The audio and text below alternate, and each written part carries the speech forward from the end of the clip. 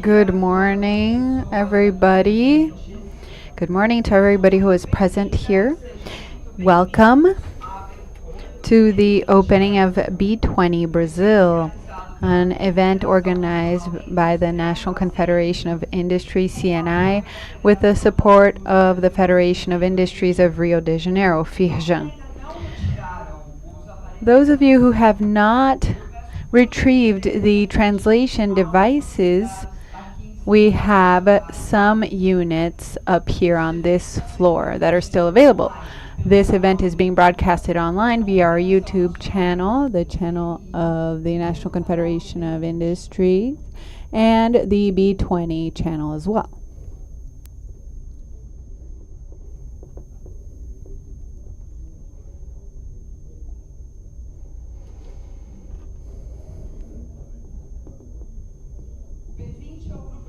B20 is an engagement group that connects the business community with the G20 governments.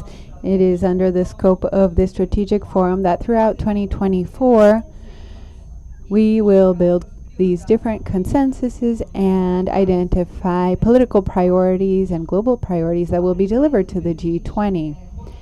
The B20's presidency is rotational, and it is always hosted by the G20 country.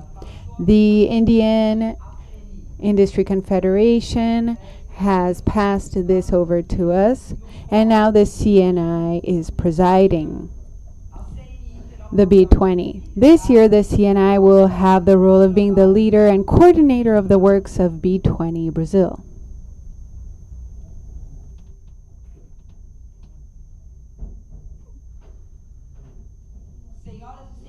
Ladies and gentlemen, the Vice President of the Federative Republic of Brazil and the Minister of Development, Industry, Trade and Services, Geraldo Alckmin, followed by the host of the B20 and President of the National Confederation of Industry, Geraldo Alckmin, the Mayor of the City of Rio de Janeiro, Eduardo Paes,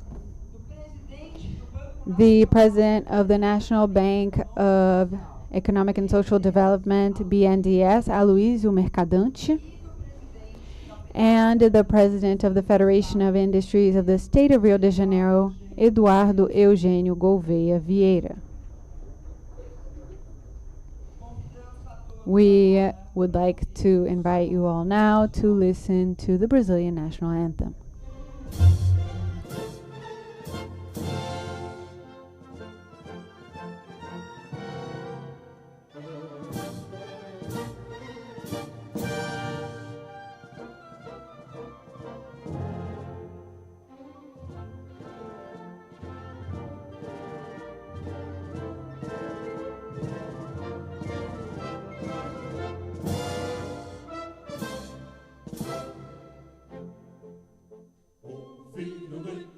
As margens plácidas de povo heróico, bravo, retumbante, e o sol da liberdade em raios fúlgidos brilhou no céu da pátria nesse instante.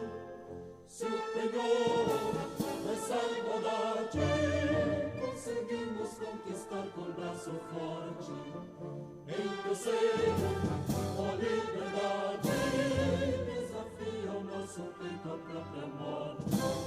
Ó pátria amada, idolatrada, salve, salve, Brasil, um sonho intenso, raio vívido, de amor e de esperança, terra desce. Sim, teu formoso céu risonho e límpido, a imagem do cruzeiro resplandece. Gigante pela própria natureza, as estrelas forte pávido colosso, e o teu futuro espelha essa grandeza.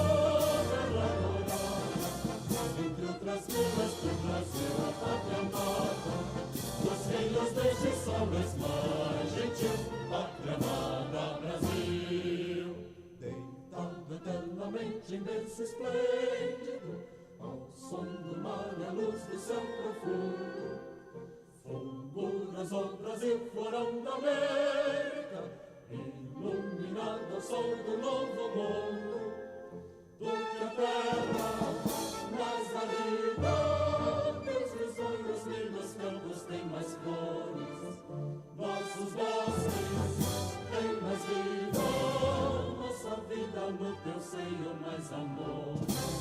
A pátria amada, idolatrada, salve, salve, Brasil de amor eterno seja símbolo, por lá para o teu sentas estrelado, e diga o verde louro desta flor, mas no futuro e glória no passado, o cerques da justiça crava forte, verás que o vinho deu na voz a luta, nem teme quem te adora a própria morte, terra morada, entre outras duas letras, a pátria amada, os filhos deste sol és mais gentil, pátria amada, Brasil.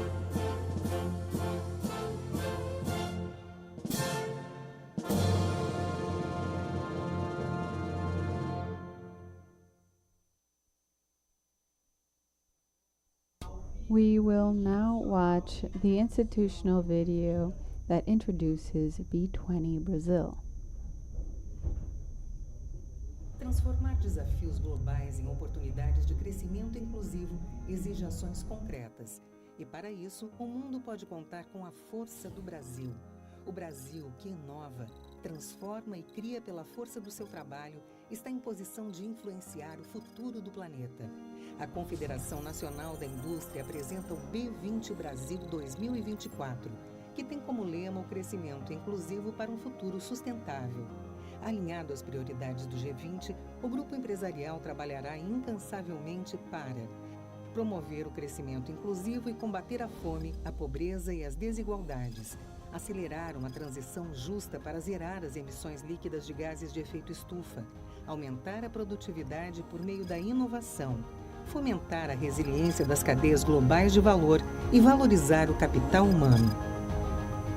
O B20 Brasil atuará por meio de 7 forças-tarefas e um conselho de ação focados em comércio e investimento, emprego e educação, transição energética e clima, transformação digital, finanças e infraestrutura, sistemas alimentares sustentáveis e agricultura, mulheres, diversidade e inclusão nos negócios.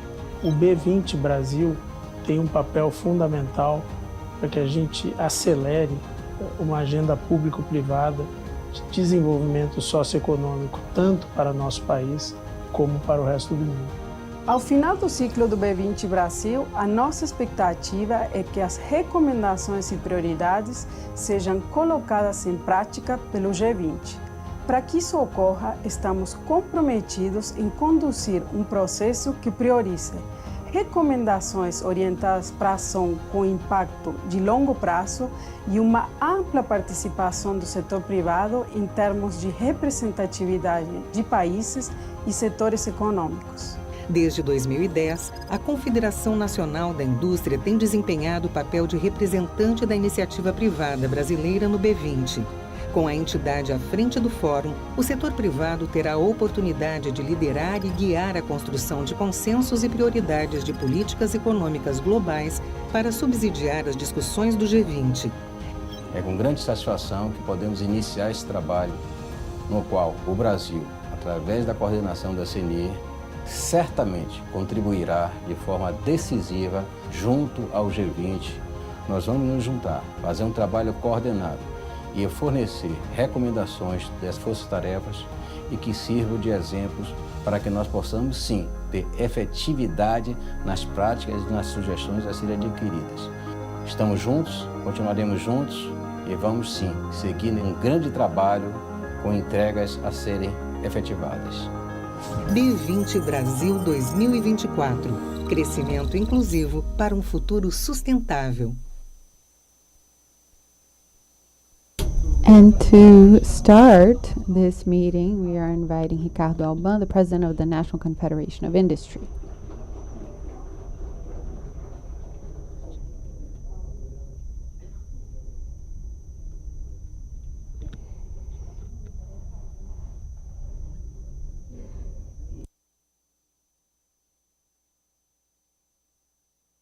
Good morning.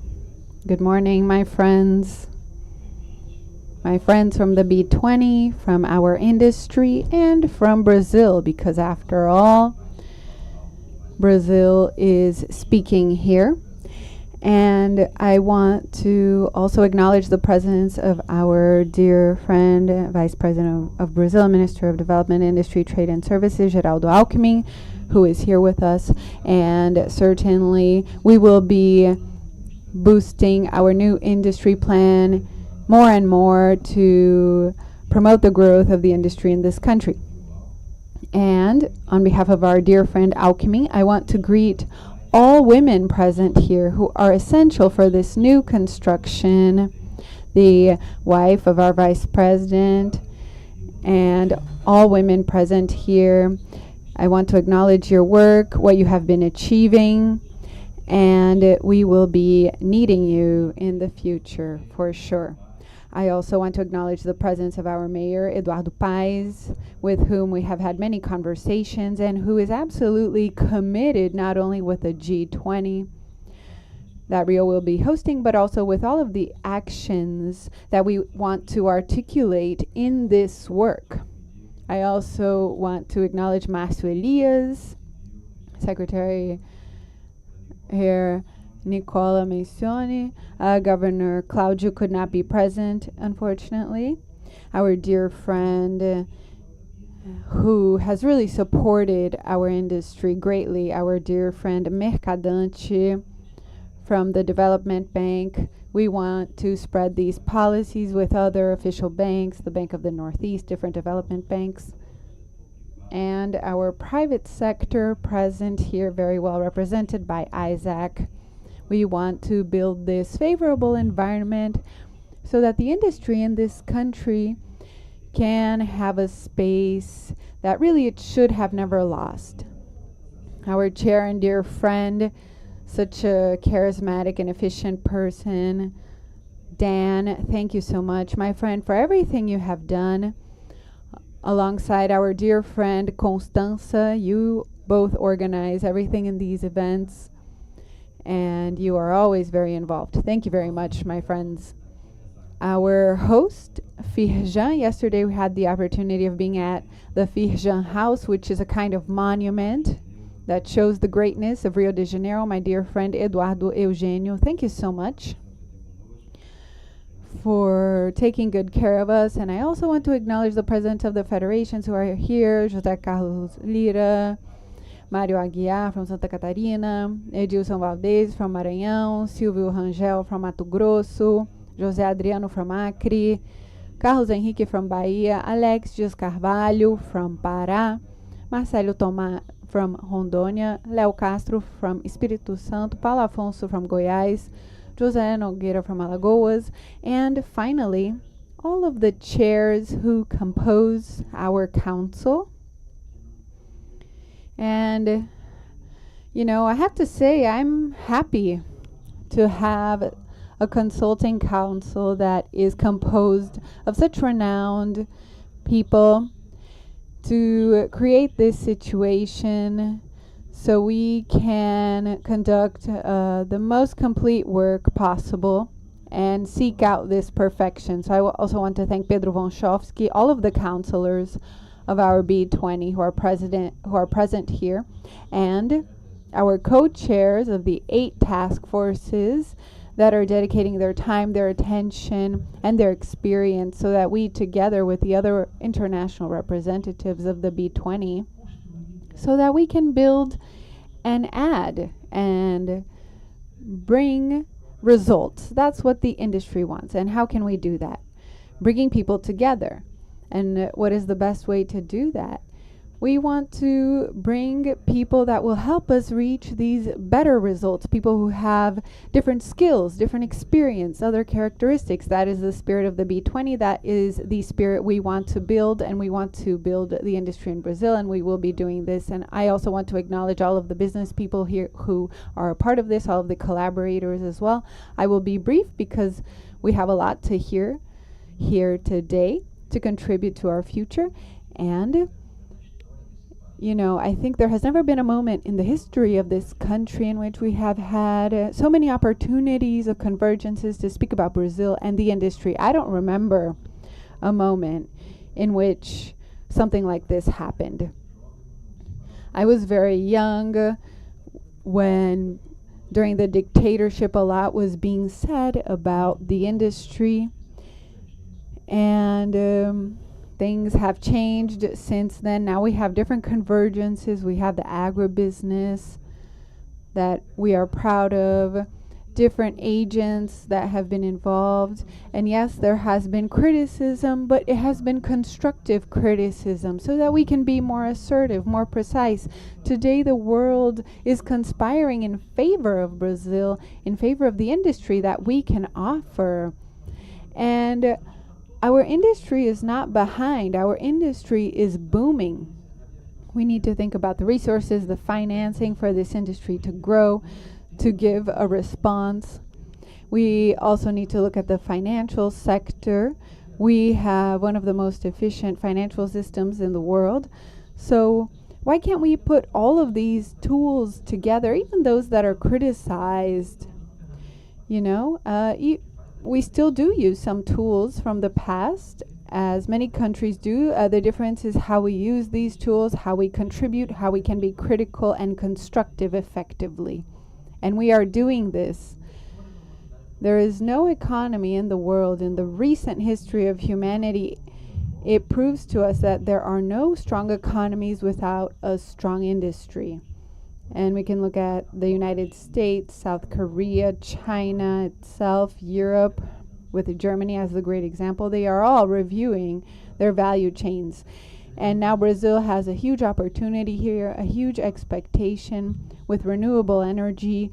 We are the hope of the world to mitigate the issues of fires, of the environment. And yes, we are not perfect, but we are not irresponsible.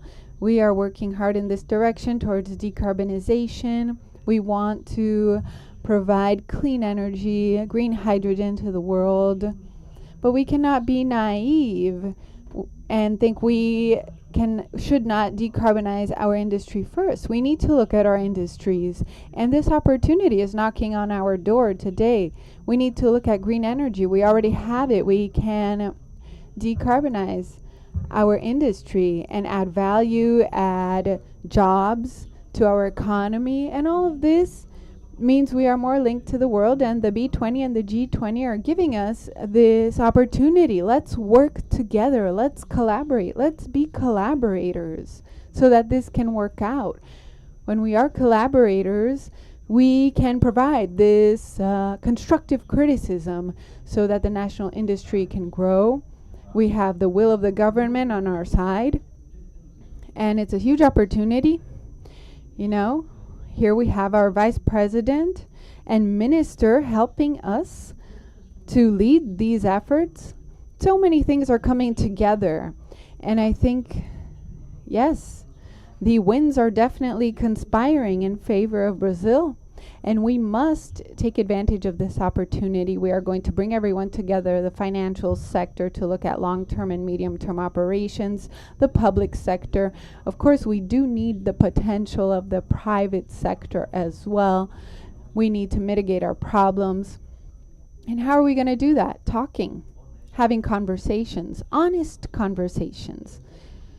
So we need to look at being sincere, being honest, because when we are honest, we never offend, and we are going to bring efforts together.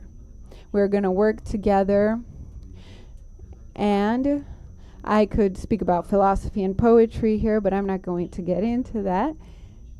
What I want to say is that this is an important moment. The B20, we have the COP30, we have the C-BRICS, so many different opportunities that we need to take advantage of. And we will. Thank you for being here. Thank you, President Alban, for your opening speech. We are now going to hear the President of the Federation of Industries of Rio de Janeiro, Eduardo Eugênio Gouveia Vieira. Good morning, everybody. I want to greet the Vice President of the Republic, Minister Alckmin. my colleague, Geraldo Alckmin. I want to greet all of the colleagues who are present here, the president of the federation, everyone who is here with us, the mayor, Eduardo Paes, Mercandante, the president of such an important bank, the president of the World Economic Forum, and secretaries Nicola Missioni and Vinicius Fará, and Dani Yospi for his work. I want to greet Dan and all of our colleagues, business people who are here with us. We are very proud to have you all here at Firjan at this event that is launching the B20. So on behalf of the industry of the state of Rio de Janeiro, I want to welcome you all here today. I'm not going to say to Rio because we have our mayor here, and I think you will do that. I want to congratulate the National Federation of Industry. This year they are taking on the leadership of the B20. So I want to congratulate you for organizing this event, and I'm sure we will have very successful discussions. Today we have a historical day ahead of us.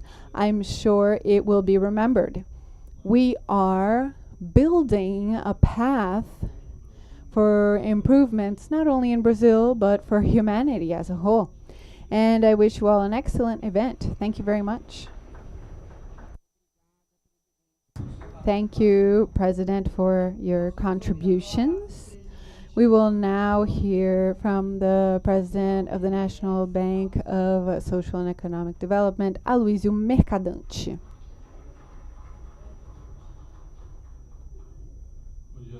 Good morning, everybody. Well, first of all, I would like to greet the Vice President of the Republic, Geraldo Alckmin, and Minister of Development, Industry, Trade and Services, who is already conducting historical initiatives and looking at strategic partnerships as well with the National Development Bank as well. I also want to greet his wife and all of the women who are here today who are so important for this debate. Speaking about the future of our planet, I also want to greet our mayor, Eduardo Paes, who has been receiving us so well here, the president of the National Confederation of Industry, Geraldo Alckmin. You have been making history with your term. We are looking at a new agenda, a new industrial policy, and I'm sure we will be taking decisive steps towards strengthening our industry. Nicola Missioni, the secretary here of the state government of Claudio Castro, the president of the World Economic Forum, who is also here in this important space for debate. Dani Yospi, who is also chairman of the B20, representing innovative industries that are looking towards new paths. Pedro Wąchowski. I think we have promising perspectives for our industry, and we need new policies for that. Isaki as well, who has been conducting very constructive work with civil society and with FEBRABAN, and has great commitment with our industry. Rafael Lucchesi, president of the Administrative Council of the Development Bank. All of this that we are discussing here is essential. José Luis Gobi, who is also from the National Development Bank, and I want to greet everybody else who is here. So we are experiencing a historical moment of geopolitical transformations. We have a huge challenge in terms of stability, and you are president in a country where this is a very big factor. We haven't seen war in 150 years. It is one of the 150 UN countries that has a relationship with all others. And this is a strategical value in this unstable world. We need peace, we need dialogue, democracy, and above all, diplomacy. And BNDES has that in its vein. President Lula is very decisive in that, in order to build this culture of peace, dialogue, and seeking partnerships among nations. The second challenge is food security. The climate extremes are becoming more present. We've seen the impact of these changes. You are in a city where we've seen 60 degrees Celsius in the thermal feeling. We've seen more floods, more extreme drought, a process of desertification that we had never seen before. So we have a huge challenge in terms of food security. faced with climate change. We are the biggest producer of sugar and the biggest exporter of sugar, as well as for coffee and orange juice, the second biggest producer of meat, of beef. It is the third biggest in maize and the first exporter. It is first in soy and grains and the biggest exporter of it. The third in soy grains. The third in cotton. The fourth in beef, and the third in exporting. My point is, Brazil is the biggest exporter of food in the world. It is essential in supplying the world with food security in a historical time with huge challenges in which we need a low carbon agriculture. And agriculture, in 70% of our emissions come from the land, 24% of the production, and half of that is deforestation. That half, Lula is on it. We are fighting deforestation in a very assertive manner, and we're going to continue to reduce these emissions. But we're going beyond it. And this is a central theme for this meeting. We need more boldness. In the rhythm that we're moving in fighting the emission of gases and fighting global warming, this was the hottest year, the hottest week. In the next 5 years, the forecast is that they will get hotter with all of this climate instability. So in this agenda of facing the climate crisis, in Brazil, there are many efforts in our new industrial policies coordinated by the Vice President Alckmin, and which has a few main axes of strategy.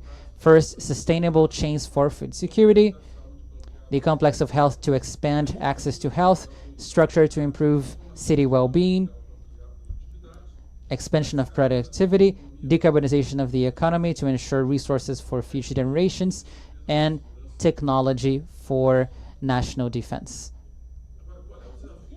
Now, what is the challenge of the global south? And here I'm speaking specifically with our guests from China, from the US, from the EU. Especially after COVID and 2008, we are reorganizing our global supply chains and value chains. There are many things that have changed. 71% of measures of industrial policies in the world, they are aggressive to multilateral commerce. 48% of these are in China, the US, and the EU, which already concentrates 71% of the industrial production of the world. And this imposes to the global south a defense of their economies, especially their industries, because we're going through a deindustrialization. We're compelled to have state policies for trade protection, which is not what we're seeing in many industrialized countries. We don't have the same capacity of subsidizing or credit subsidization like the more wealthy countries do. We are being pushed towards forcing that limit. Otherwise, we will see what we are seeing in the global south now, even more of it. Now, only 15% of our GDP comes from industry. Our industry was bigger than China and Korea put together before. So free trade, removing subsidies, minimal state, all of that has aggravated our process of deindustrialization. So now we are taking measures, and we need to continue that in a sound fiscal strategy that defends the productive sector, which is essential for attracting that international industrial complex. I'll just close by saying that Brazil, contrary to the forecasts, it didn't grow 0.7, it grew 3%. We had a commercial superávit of almost $100 billion, a historical record. Our stock exchange grew significantly. Our exchange rate is stable. We are the second country that has received the most investments. The projects that came into the development bank grew 78%, and we increased in 32% our credit approvals. So Brazil is ready to continue to grow, it will defend its industry, and it wants to sit at the table to talk about forms of cooperation, partnerships, and overall driving renewable policies. We have the cleanest energetic matrix in G20. 47% and 88% of our energy matrix is clean. And BNDES is the bank that has financed the most renewable energy in history, according to Bloomberg. So we're moving to biofuels. We have a tradition since the 70s, from methanol, wind energy, solar energy. We're going in leaps, and we're using it for that.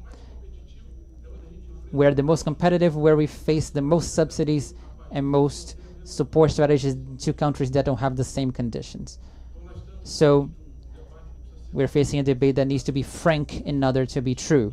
It needs to be constructive and built on partnerships. We're ready. We're going to conduct the climate transition. It is a commitment of President Lula to put Brazil in the front lines of the decarbonization agenda. And lastly, I just say that among all of our initiatives in energy, especially, we've seen extraordinary growth, 180,000 kilometers of transmission lines that are integrated, so clean energy can reach every home in this country. Through electrons, we can make solar work, despite having a lot of oil reserves through Petrobras. We need to have these discussions with a lot of frankness, and we need more economic and trade governance and more clearer rules. The rule of the strongest is not good for mutual growth. We're going to defend our interests, but we want honest dialogue. And G20, I believe, is the last instance of governability to result in a responsible, accountable strategy for reducing inequality and less weight of the economic system in its relationship with industry and agriculture. We need more factory floors, more jobs, in order to reverse the social inequality that we have seen till this day. Thank you, President, for your words. We're now moving to the mayor of the city of Rio de Janeiro, Eduardo Paes. Good morning, all. I'd just like to start by greeting our Vice President, Geraldo Alckmin. I'd like to greet Mrs. Lu Alckmin, President Aloysio Mercadante, Ricardo Alban, President Eduardo Eugênio. I see Secretary Nicola representing Claudio Castro, our Governor, Julio Lopes and Bandeira, and the remaining parliamentaries present. Well, Vice President Alckmin, I'd just like to leave you a few messages. First of all, welcome. Rio de Janeiro is very proud to self-proclaim, and the self-proclamation has a reason for it, to be the capital of G20. President Lula once again declares his support to the city and this clear vision that he sees in Rio de Janeiro, the view of Brazil from abroad, and decided to bring the G20 summit here. And as a consequence, meetings such as these will be conducted here in Rio de Janeiro. The only city that I would maybe allow to be the capital of G20 is Pindamonhangaba. But since they have not proposed it, we self-proclaimed. So anyway, welcome President Alban. Please have the certainty that here in our city, all of you, not just from G20 and from the industry, but all those who want to conduct their meetings in Rio de Janeiro will have the support of the city, of my office, in order for these meetings to be as productive as possible so that we can enact the change that we expect from G20. I'd just like to call your attention, maybe it wouldn't even be appropriate to make these remarks here, but it's simply irresistible faced with the power of this meeting. I see Luisa Trajano here, who was very close to what I'm about to tell. Brazil had about a decade in which the most important geopolitical opportunities came about. Through the leadership of President Lula, then president at the time, we were able to bring the two events that through sports were manifestations of geopolitical opportunities which were very important for Brazil, the World Cup and the Olympic Games. For various reasons, which I won't go into, because we know them, we lost these opportunities. When it seemed that Brazil was moving towards it, we took steps back.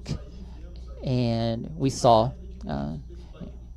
pretty much a decade of low growth, increase of poverty, increase of inequality, the return of famine, everything that we feared would return. And the appeal that we have now as Brazilians and as actors in this process is that we cannot lose sight of this geopolitical opportunity once again. All of the political, economic, social actors in the world in every sector, with no exception, be it innovation or industry or social, in pretty much every area, they will have their eyes focused on Brazil in 2024. And once again, this country, which throughout its history has repeated many mistakes, we cannot afford to make them again. We have a pungent industry. We are innovative. As with many sectors in our society, we have the capacity of using this time to grow, to bring that Brazilian trademark, which is so special, and help collaborate with the worldwide process and getting a lot from it. So I take this opportunity alongside these greetings to say this, to use a very popular expression. Let's not mess around. Brazil lost many opportunities and we cannot afford to do so again. Enjoy our city. Hopefully we will host you well. Thank you. Thank you, Mr. Mayor, for your remarks. Ladies and gentlemen, we will now hear from the Vice President of Brazil and Minister of Development, Industry, Trade and Services, Mr. Geraldo Alckmin.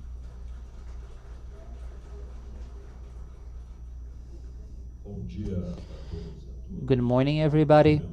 I would like to greet our dear Mayor, Eduardo Paes, Luisa Mercadante, President of the BNDES, Ricardo Aban, President of CNI, the National Confederation of Industry, Eduardo Eugênio Gouveia Vieira, our host, President of Firjan, Daniel Pichetto from B20, Borg Brandy, President of the World Economic Forum, Secretary Nicola, who's representing Governor Claudio Castro, the National Congress people, Julio Lopes, all of the women present, Luisa Trajano, dear friends and colleagues. I'm very happy to return to Rio. I've been coming here so much, I'm almost renting an apartment.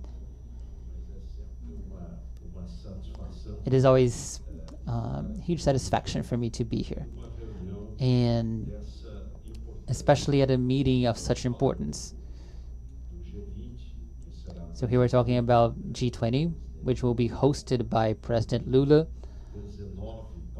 gathering 19 countries, the most important ones in the world, 2 regions, the EU and the African Union, which represent 2/3 of the worldwide population, 75% of worldwide trade, and 85% of the GDP.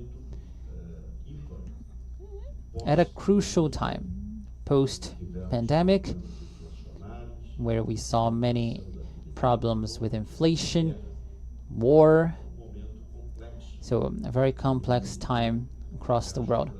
And I believe that Brazil can make all the difference right now.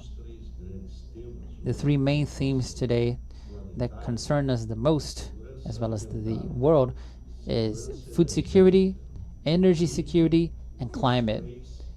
In these three, Brazil is a big protagonist, as it was very well mentioned by Dalban. In food security, we are basically a champion in producing animal and vegetable protein. In energy security, we have the cleanest energy matrix in pretty much in the world. We have a lot of contributions that we can make towards the decarbonization faced with the challenges that are coming, as well as in climate. The Amazon forest, the biggest tropical forest in the world, and the fight against deforestation, an extremely relevant topic. It has already dropped 50% in less than 1 year.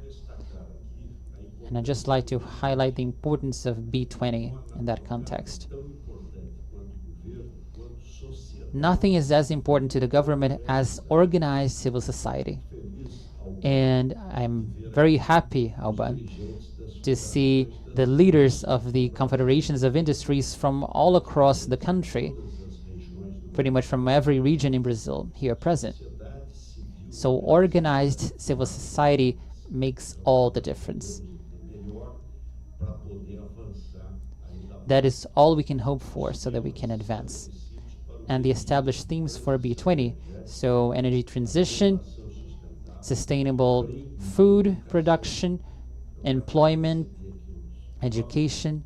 I just saw some youngsters, a boy and a girl from our municipal school here in Rio, who were asking about the relationship between B20 and the students. And I told them it has everything to do with you, because we are discussing education, employment, trade, commerce, opportunities for development, basically. So compliance, digital transformation, finance and infrastructure, trade and investment, and inclusion and diversity in commerce. I believe that Brazil is going through a time in which we are opening ourselves back to the world. After 12 years in the presidency of Mercosur, he signed the Mercosur agreement with Singapore. Many conversations have been had with the European Union, EFTA. Bolivia entered Mercosur, so the fifth country. Countless opportunities of trade agreements. The tax reform, it will lift off many burdens from investments and exporting, because it will end the credit accumulation that we've seen in the past. This will for sure boost our country. It will bring economic efficiency to our system. It makes a big difference in boosting the economy, and it will strengthen foreign trade as well. If we have a 1.8% GDP of the GDP of the world, 98.2% of the trade is outside Brazil. So foreign trade is become more and more relevant. So we need to facilitate these trade agreements. We are looking at different licenses that are more flexible. We used to have licenses that were per operation. Now we have them per period or per value of the transaction. We used to have them operation by operation. That's how the licenses worked. And the presence of the BNDES as well as the fund, the FGE, that guarantees exports. They make all the difference in this agenda of competitiveness. If we look at why we lost ground here in trade in Latin America, it has to do with a lack of credits for exports. So even though the world is globalized, trade is intra-regional. Canada, the US, and Mexico, 50% between themselves. The European Union, 60%. And We can look at different regions, and if we look at Latin America, we are 26%. So we need to reconquer trade, and the BNDES will have an essential role in this. So it's important to highlight good examples.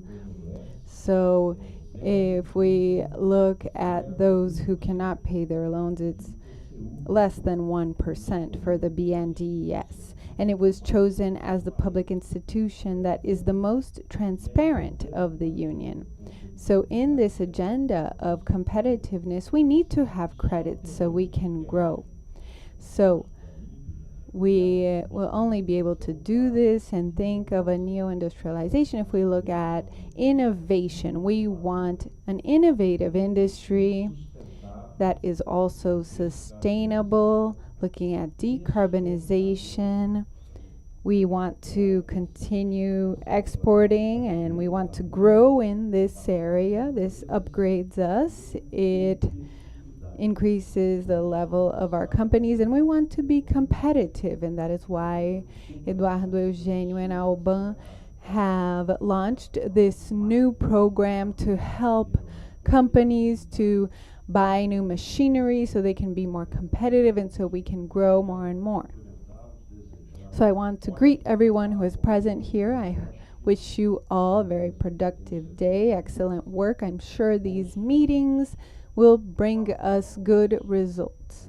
The Pope Paul VI, in a phrase he stated, he spoke about development as the new name for peace. So we're speaking about jobs, income, opportunities. That is the new definition for peace. I wish you all a very productive day. Thank you very much. Thank you, Vice President and Minister Geraldo Alckmin, for your words. We have now finished up our opening session of B20 Brazil. I would like to ask you all to please wait for the Vice President of the Republic to exit the premises. Thank you.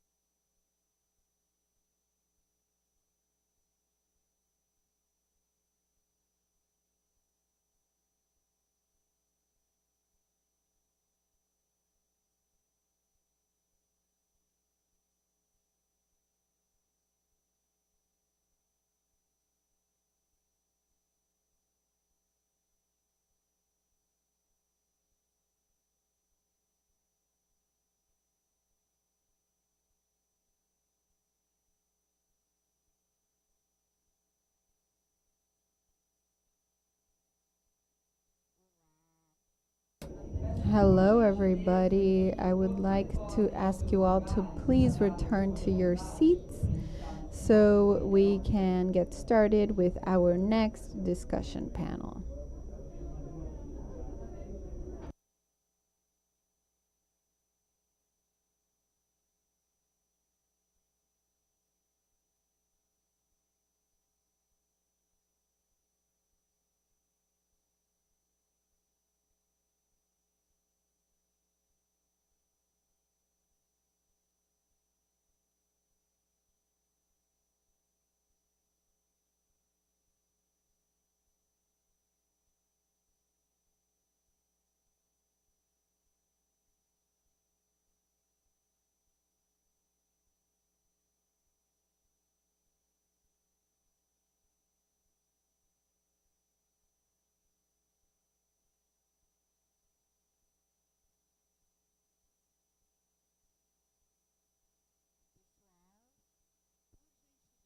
Okay, everybody, could you please return to your seats so we can continue with our event and get started with our next session?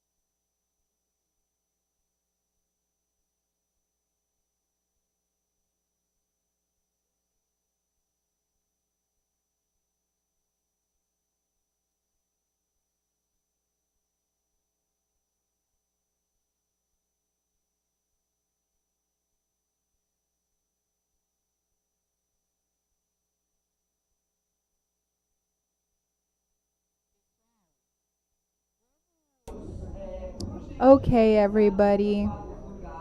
Please, I would like to ask you all to take your seats once again so that we can continue with our event.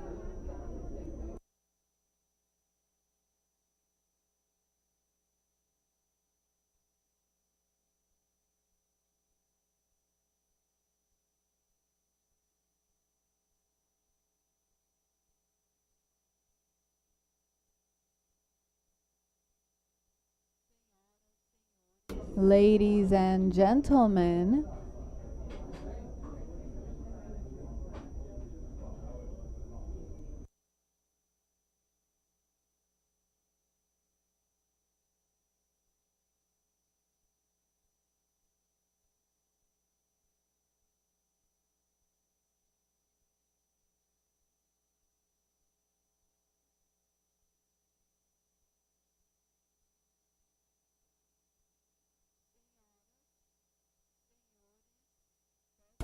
ladies and gentlemen, I would like to ask you all to please take your seats so that we can continue.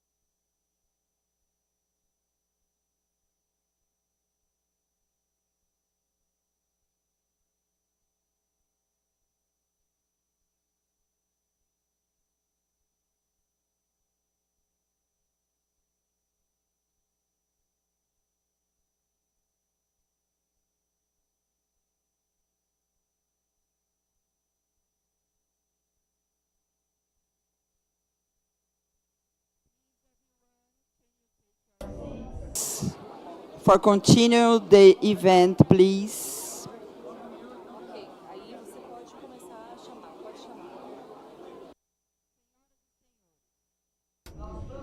Ladies and gentlemen, we will be starting our discussion about the economic and geopolitical context for the B20 2024 cycle.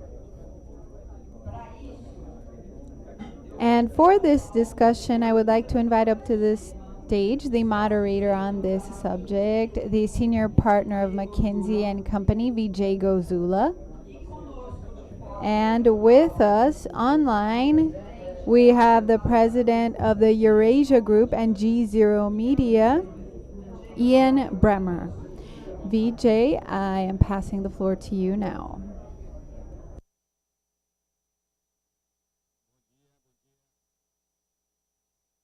Good morning.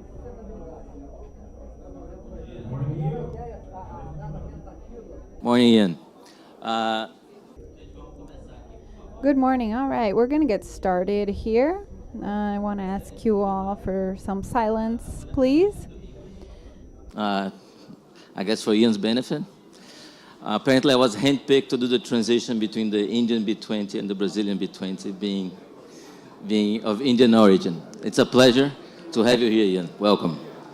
Absolutely. I wish I were there in person. It's a lot more fun than New York. We have a few important questions to use Ian's insight and knowledge in these topics. Today, we find ourselves in a world where geopolitical tensions are on the rise, impacting companies with international operations, as well as the future for inclusive and sustainable growth, from conflicts in Russia and Ukraine, the Middle East, the potential threat of Venezuela versus Guyana. The risks to businesses are significant. In addition, 2024 will be marked by over 70 national elections, collectively representing more than half of the world's population. Energy transition and Gen AI can be accelerated and impact the business, global economy, and societies in an unstable world. Let's use now Ian's great insight and knowledge. As many of you know, he's the president of the Eurasia Group and G0 Media Company, to explain to us what are the challenges and opportunities that face businesses today. Ian, sorry for the long question, but let's get to it. As we look forward, how do you envision the primary risks and challenges for 2024, specifically focusing on their business impact and implications for G20 countries? How can companies effectively develop geopolitical resilience to navigate these conditions? Thank you very much. And first of all, let me say hello to all of you there. And I'm so happy to be part of kicking off what I think is going to be a very important for Brazil and important for the world B20 and G20 year. We saw how successful India was with their chairmanship. And I expect great things this year from Brazil as well, and we need it. We need it. It is a country of stability. It's a country of dynamism. It's a country of reform, and it's a country of the future. It's certainly why we at Eurasia Group has made such a significant bet on Brazil, first and foremost, in the global south. So I'm delighted to be a part of this. And in that sense, let me start with the opportunities. You mentioned all of these elections that we're going to be having this year, but most of these elections are not about democracies in crisis. Most of them are not going to be contested. Most of them are going to be smooth and stabilizing.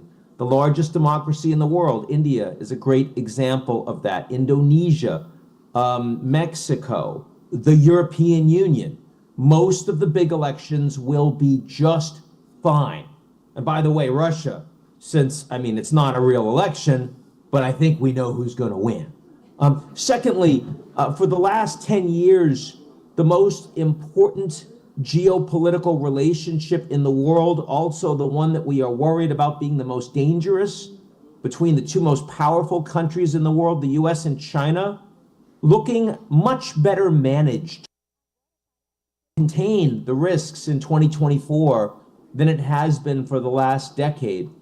And part of that is because President Biden has enough on his plate and doesn't want a big fight with the Chinese.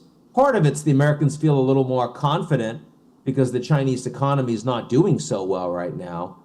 Big part of it is that China recognizes that they need more engagement and therefore a softer approach in their region and the rest of the world. The massive underperformance coming out of zero COVID and the decoupling and the de-risking and the foreign direct investment that has been leaving China, they don't want to see that. They want to turn it around. And that means more and better engagement with the US and its allies around the world. Also, in Asia, China has increasingly seen its relationships get frosty because of their overconfidence in being able to determine outcomes. And we've seen that with the creation of the Quad.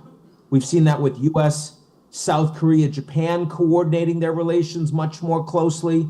We've seen it with Indonesia reaching out to the US and Japan. We've seen it with the Philippines offering the US 8 military bases, and on and on and on. So some really good news that the United States and China today, much more engaged and trying to help ensure that the conflicts that exist in their relations on technology, on de-risking, on Taiwan are contained and do not explode into unintended conflict.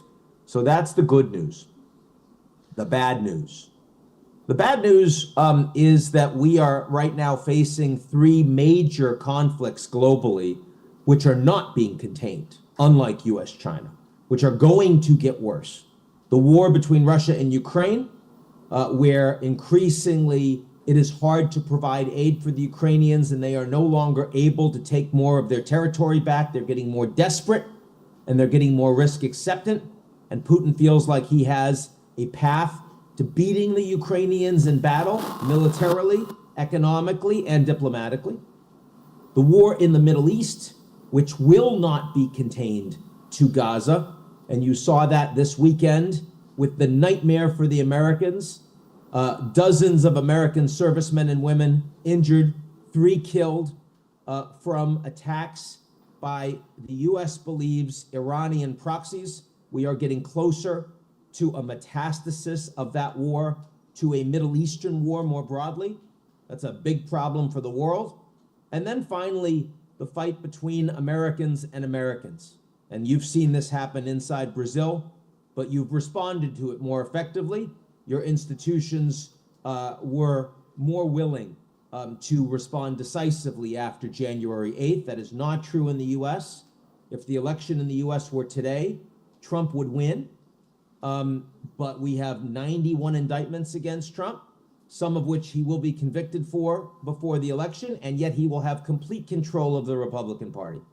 And this US democracy, unlike India, unlike Brazil, unlike Canada or Germany or Japan, US democracy is in crisis. And this is a particularly dangerous time for the world, for the US to be experiencing an election that will not be perceived as legitimate by many of its citizens. So that's a little tour around the world in 5 minutes for me, and I'm very much looking forward to your questions. Well, you started out making me more calm, and then you ended up making me more nervous. In this turbulent scenario, Ian, we still saw over the last 15 years an increase in global collaboration, right? And in the pandemic, maybe it went down a little bit for obvious reasons. But how do you see that scenario moving forward? Because collaboration is obviously something we want. How do you see that moving forward in this context that we are seeing now? Well, I believe that in the context of global challenges, there is global collaboration. We're not seeing the end of globalization. I mean, goods and services and people and ideas and capital are still moving faster and faster around the world. But that globalization used to be driven by the United States, and it is not anymore. So what we have now is a process of globalization that is leaderless. It's not over, but it's not being led, it's not being driven, and that creates more uncertainty. Now, on climate, we have seen from the COP process, and we will see from Brazil's leadership in the next year, in 2025, we will see more global collaboration. That collaboration is multi-stakeholder. It's the private sector and the public sector. It's the scientists and the NGOs. It's the young people, all orienting towards solutions for challenges that we should have recognized generations ago, but refused to. So we're late, and it's going to cost us, but we are getting it right eventually. That is global collaboration. And I see a level of global collaboration in technology, in artificial intelligence. I see all sorts of private sector and public sector actors wanting to ensure that artificial intelligence is used for the collective good of humanity and trying to regulate to ensure that we don't blow ourselves up as this technology moves a lot faster than the governance can. So I do see a lot of global collaboration, but we're here at the B20, and yet 10 years ago, I wrote that we were heading towards a G0, not a G20, not a G7, but a G0. And that means that the one place that we're not seeing global collaboration is in the geopolitical space. That's where the United States, the most powerful country in the world, is no longer willing to be the global policeman or the architect of global trade or the promoter of global values. Heck, the United States doesn't even know what its own values are today. They're fighting over it. But no other country or group of countries is willing and capable of stepping into America's shoes. So plenty of global collaboration on climate, some on technology, some on trade, but on geopolitics, zero. And that is why we have these big fights geopolitically happening in the world today. In this context, any advice for us as the country kind of hosting the B20 now? Of course. First of all, the fact that the Western Hemisphere is mercifully absent of so many of these geopolitical conflicts roiling the world today. Yes, lots of issues with migration. Yes, serious governance challenges in Venezuela, some other countries, Central America, of course. But the reality is the Western Hemisphere is very politically stable. The reality is that the Western Hemisphere is also anchored to the most powerful economy and military in the world. Everywhere else in the world, you have countries that are trying to figure out, how do we balance between a necessary military relationship with the US and all the hedging we need to do economically and technologically? That's really much less of it's a huge problem for Europe. It's a huge problem for the Middle East. It's a huge problem for Asia. And it should be a huge problem in Africa, except nobody cares enough about it. In the Western Hemisphere, it's not. And we've seen, of course, the USMCA help turbocharge Mexican growth through higher standard agreements. And I think more of that can be done with new technologies across Latin America, certainly in terms of moving to sustainability and post-carbon energy, certainly in terms of biodiversity, where several of the world's superpowers in biodiversity are in South America, Brazil, Colombia, others. That is an enormous repository of strength that will become increasingly evident and appreciated by those around the world. And the G20, the B20, and the COP30 are an incredible, a unique opportunity to put that on display. The place that I think we need to see much more focus and much more effort, including by Brazil, is in new technologies, especially around artificial intelligence. This is moving faster than anyone could imagine, and it will affect every sector of the economy. And in an environment where leaders and presidents especially have very enormous constraints, fiscal constraints, popular constraints, social constraints, very hard for them to move the needle in one administration and say, here's what I did, here's the difference I made.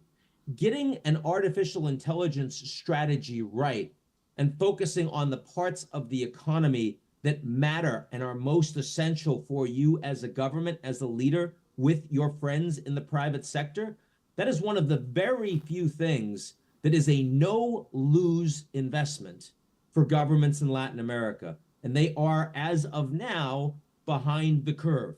To be fair, 6 months ago, most American CEOs were behind the curve too. So this is something that you can get right quickly.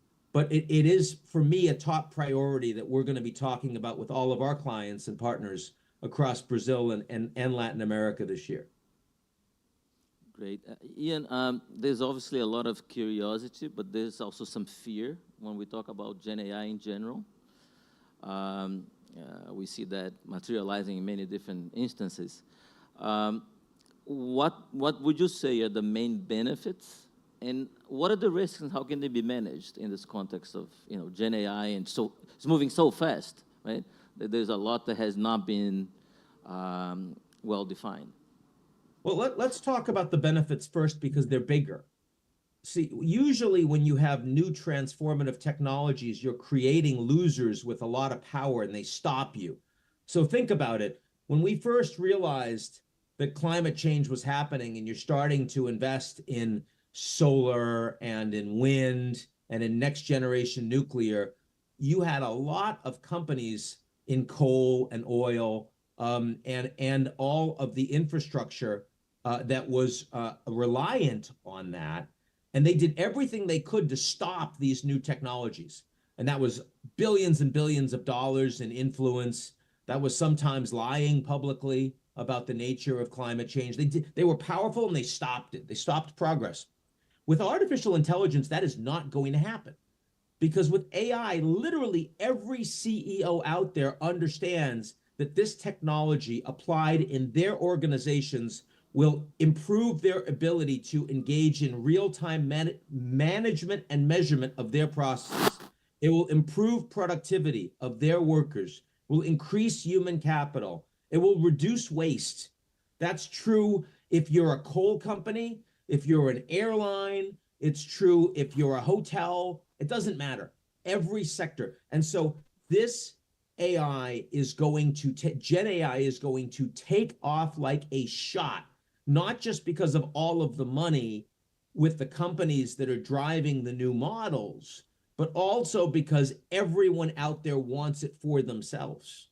That's very exciting. I've never seen a transformative technology that has had such broad implications across every powerful player. That's the upside. That's the opportunity. Now, the risks, I would say there are a couple. One risk is that this technology is going to proliferate massively in terms of the instability that comes from it, the disruptive nature of it. And that means that the people that want to use AI against our institutions to promote disinformation, like we saw the deep fake with the robocall from President Biden before the New Hampshire primary last week, except it wasn't really Biden, it was actually AI generated. We're going to see that across all our elections. We're going to see that affecting markets real soon, and corporations and governments are going to have to find ways to respond, just like with cyber attacks. And then you created a new cyber security industry. There's going to be an AI security industry that is going to pop up real soon to ensure that these risks and crises can be managed. And it's not just about disinformation. It's about the creation of new weapons with AI, new viruses with AI, new malware with AI. If you can use it to code, you can use it to hack. And that's going to happen. The other major risk is that we see that there were going to be all sorts of employees whose jobs will be disrupted. This is less of a risk for the global south. It is less of a risk for the poorest. It is a greater risk for white-collar workers and professionals in the developed world. The good news is they have access to money and power, which means that you're likely to see a stronger and faster regulatory response to address social safety nets that fail. The bad news is that these are precisely the groups that, if they are not satisfied, usually lead revolutions. It's not the working classes themselves. Very interesting. Let's move from the spectacular and new to the basic, to energy, right? Brazil is obviously a powerhouse in green energy and green hydrogen, but is also quite dependent and you know, a good producer of fossil fuels. I'm curious to how you see the evolution of the market dynamics between these two types of energy, because for us it's obviously imperative to understand how this will evolve and how can we benefit from the changes that we're seeing coming. Well, it's a lot easier for Brazil, whose rainforest is utterly and structurally essential for the world, than it is for the UAE or for Azerbaijan hosting the COP last year and this coming year. So first of all, recognizing that and recognizing that Brazil now has a leader that is not, and an administration that is not a climate skeptic, but rather wants Brazil to be a sustainability powerhouse, a green superpower. It is essential that Brazil acts in that way. But we all know that, especially for the developing world, that this represents a transition.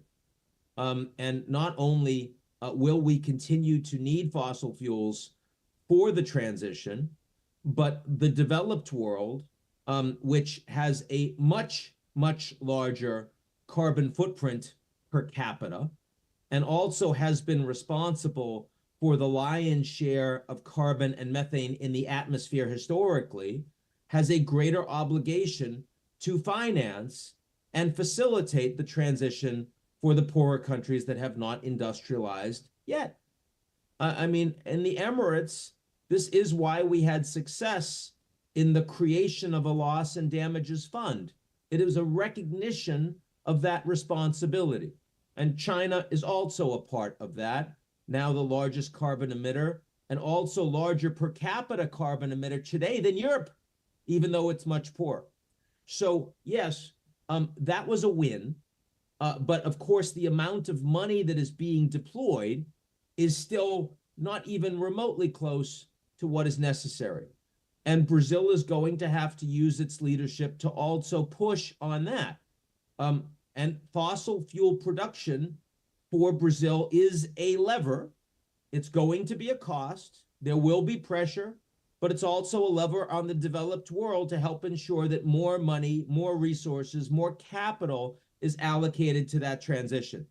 But clearly, I mean, for me, the core issues are on the positive side of the agenda. It's, will Brazil succeed in creating a carbon credit market, legislation to regulate green hydrogen and biofuels and offshore wind, and of course, along with progress on deforestation. I've already mentioned how critical it is for Brazil to sustain its biodiversity, which for me should be issue number one. These are not all about carbon in the atmosphere, but these all are about a sustainable planet, and that is the conversation that Brazil needs to drive. It's great to hear people from outside complimenting Brazil, I guess, on the opportunities we have. Maybe moving that a little bit further, what is your optimistic view of Brazil? What's the optimistic scenario for Brazil in 10 years? Oh, I mean, look, I already mentioned that Brazil is in a part of the world that is geopolitically stable at a time that other parts of the world are absolutely not. That is a bigger deal over time. Brazil is a biodiversity superpower at a time that countries are losing their biodiversity very fast. That is an enormous harbor of strength for Brazil. It is not only a diverse country, but it is also a demographically robust country. at a time that much of the world, China, for example, is facing demographic catastrophe, and most of Europe is experiencing challenges too. Brazil also is incredibly resource rich at a time that more countries are going to need those resources, at a time that resource nationalism is making those resources more expensive and harder to obtain. The supply chain challenges as well. These are all really big advantages for Brazil. And again, I mentioned the biggest negative I see right now, also the political stability of Brazil, which, I mean, there's a lot of disinformation. There are dangers in social media, algorithmic learning. The Brazilian government has not been able to get a handle on that yet. That is a risk, that is a vulnerability that frankly has been exported from the United States to a degree, but many countries are dealing with it, and Brazil is going to need to. And then finally, I mentioned again the technology. I think that Brazil has to appreciate its human capital, and that means investing and making sure that Brazil has the tools available, because within 3 to 5 years, many human beings will no longer be fully Homo sapiens. Instead, as these new AI models, and Apple just talked about rolling out AI on their iPhone, we're going to see that AI models are going to be trained on our own data individually. And when that happens, this will no longer just be a tool. It will rather be a partner, an assistant, a friend, a therapist, everything. And people will keep that on all the time, and it will become a part of them much more than anything that we've ever carried with us, any device we've ever used. That will create inequality. People that have it will be different than people that don't. They will not engage in the same way with people that don't. It is essential that Brazil does not fall behind in that race. It is happening very fast. And I talk to very few leaders in Brazil that really understand the state of play of AI as a technology today. You definitely have my head spinning here with this conversation.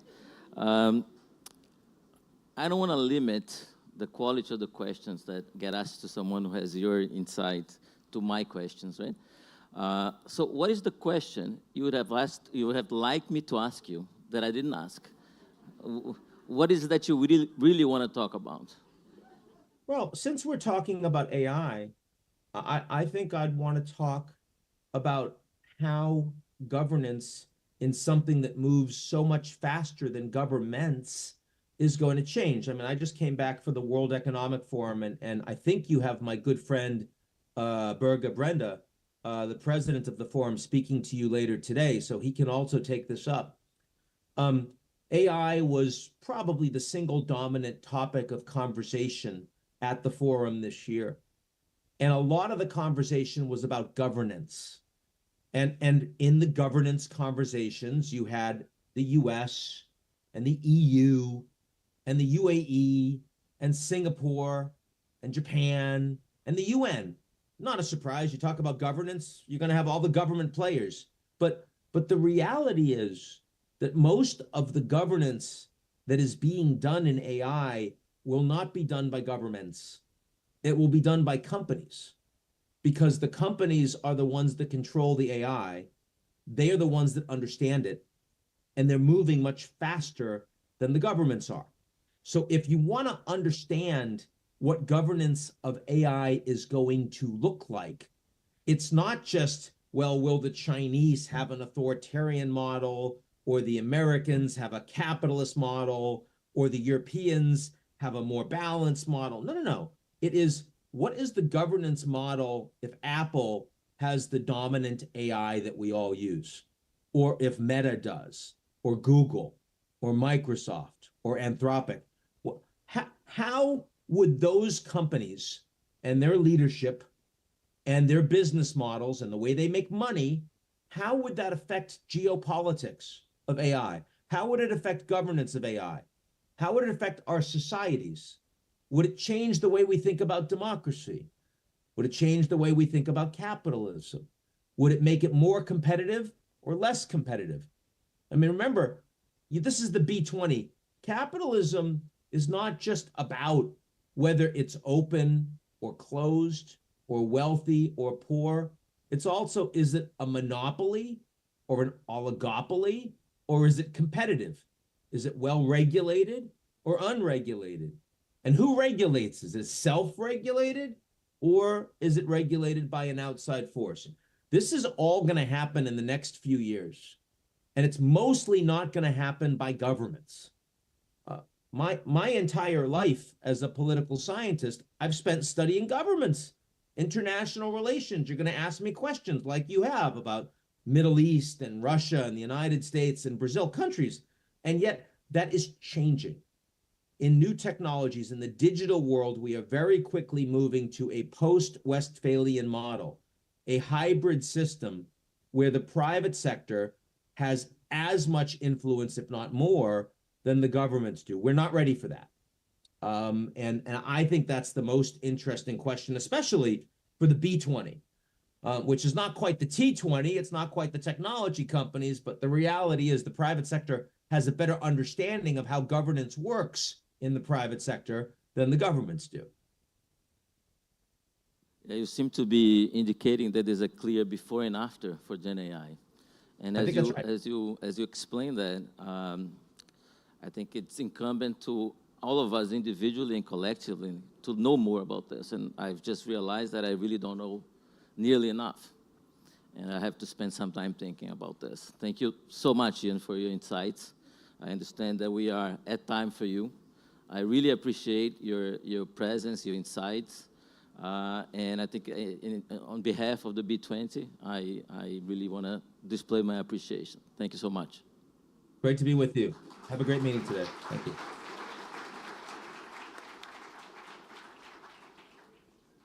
Obrigada, Vijay. Obrigada. Thank you so much, Vijay.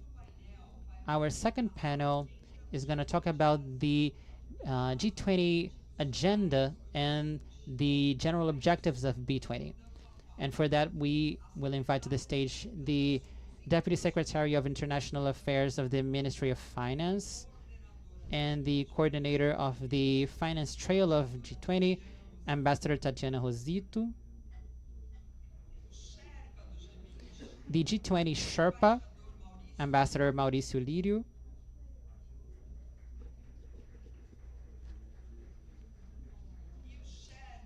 and the chair of B20 and moderator for this panel, Dan Yoshp.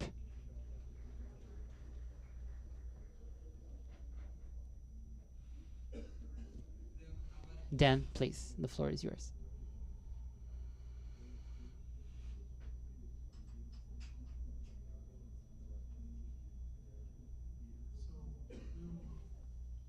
This section in English, so the one who need to get the translation, please do so.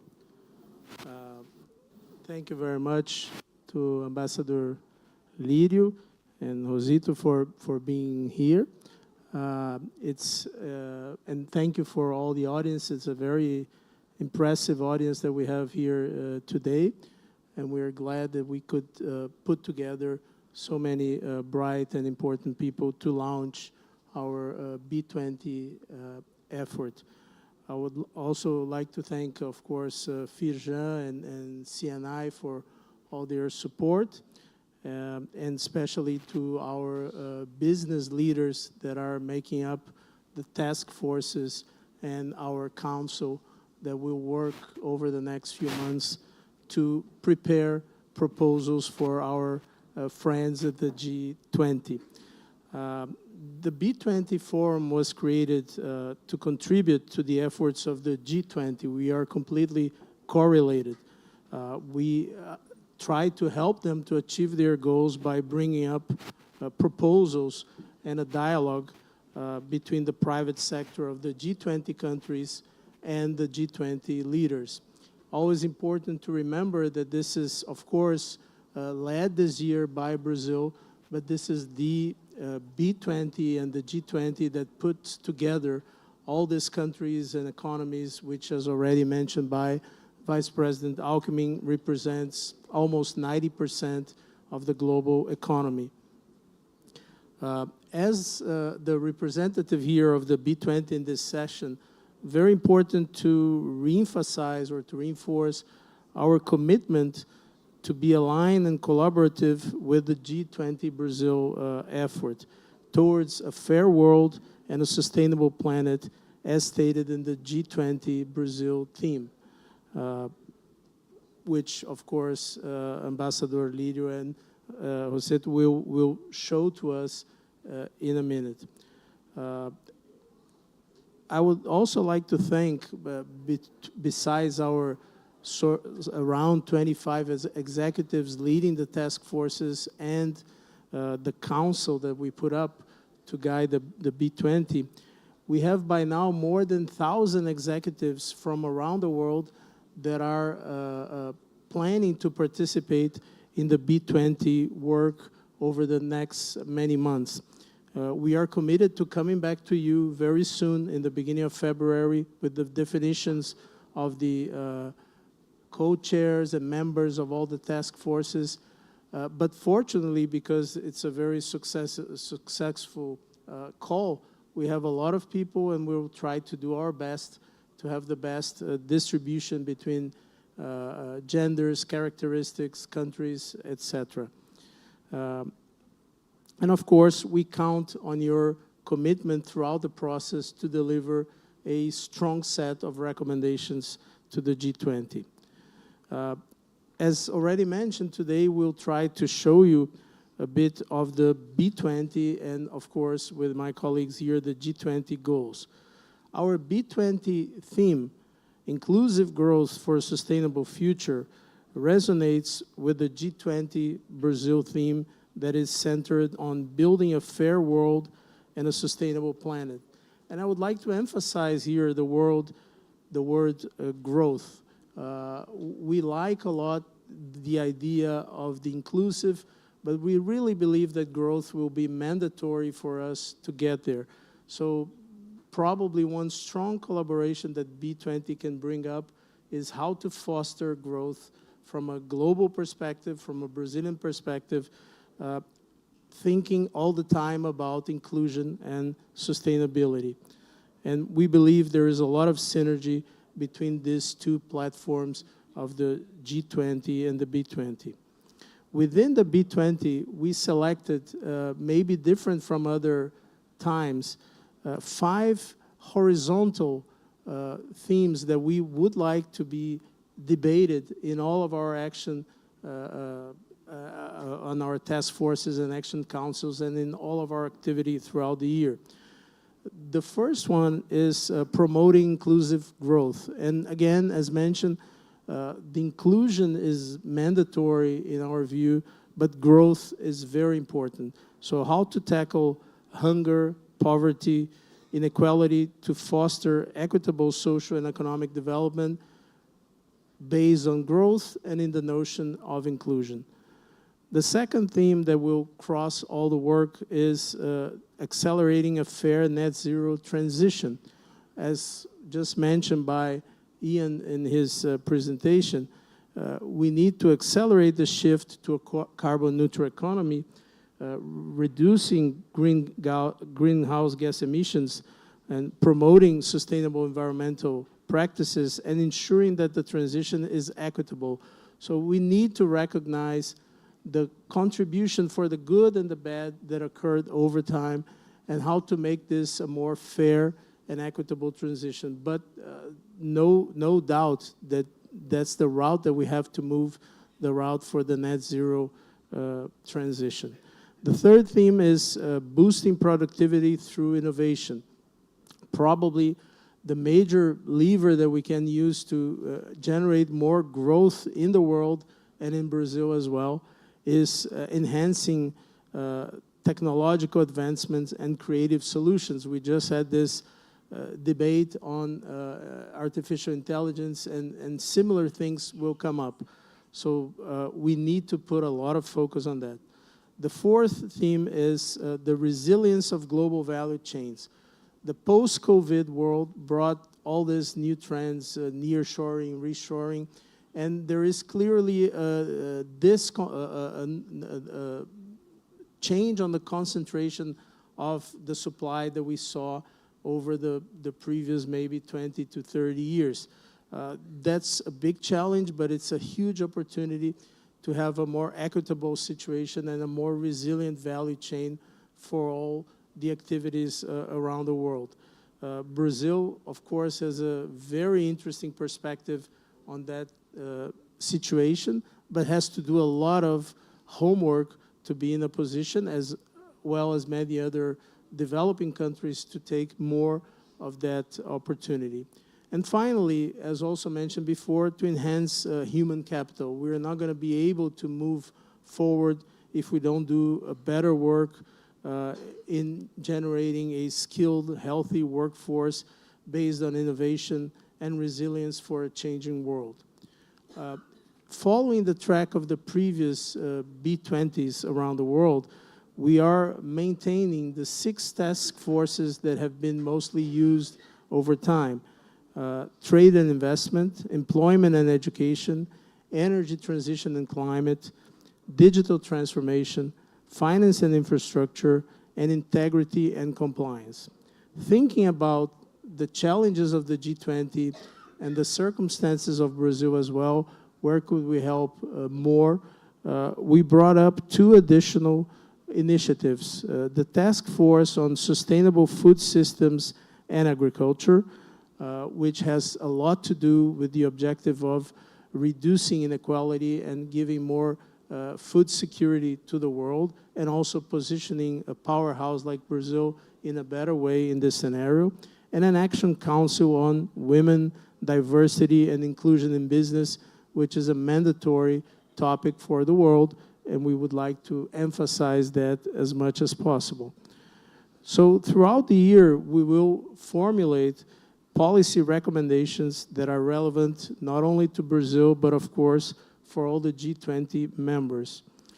As a bridge between the global business community and the G20 policymakers, our task is to ensure that the voices and insights from diverse business sectors are heard and integrated into the broader G20 agenda. For this to happen, we believe that it is very important to focus on concrete and actionable recommendations that must be timely handed for the G20. So to be clear, we have those 5 horizontal guidelines that I commented before. We want to have a more concise set of recommendations so that it can be more relevant to the G20 leaders and more scalable by them as they accept to implement, if so. And we want to have the time to do the correct advocacy with the G20 leadership. So we will put a lot of emphasis in trying to get our work as B20 done in the beginning of the second half of the year, so that we have around 3 months to share those ideas with the leaders of the G20 and try to positively convince them to move forward, if possible, with those ideas. This collaboration is crucial, and if we do it in the right way, and if we bring up those good propositions that can be used by the G20 leaders, then of course we came up with a positive conclusion for all this efforts that we are putting up. So given that, I would like to pass here the word to Ambassador Lírio, which will share with us the G20 perspectives, and if possible, Ambassador, how can we support your work and of your whole team? Thank you very much.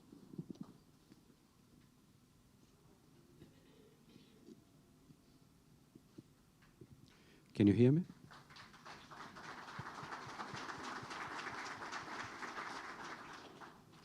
Well, thank you very much, Dan. I'd like, first of all, to thank CNE and Firjan for the invitation. For me, it's a pleasure to be here among so many friends. And of course, to congratulate your work at the head of the B20. I wish you all the best here in this starting moment of B20. Well, we have a good start in terms of, I would say, convergence and integration between all of us who are trying to deal with these complex animal, which is G20 and B20 in particular. It's good to be here with you, Dan, because we had already had some conversations on, I would say, the goals that Brazil is establishing for G20.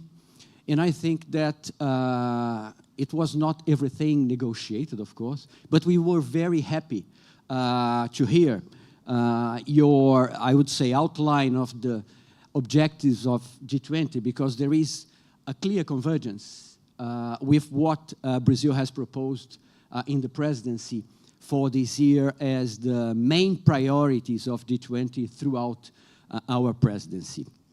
Well, in that respect, I would say that when I start to speak about the objectives, the main objectives of the Brazilian presidency, you are going to see a strong coincidence between what the government has established as the goals and what B20 in the chair of Brazil has established as priorities too.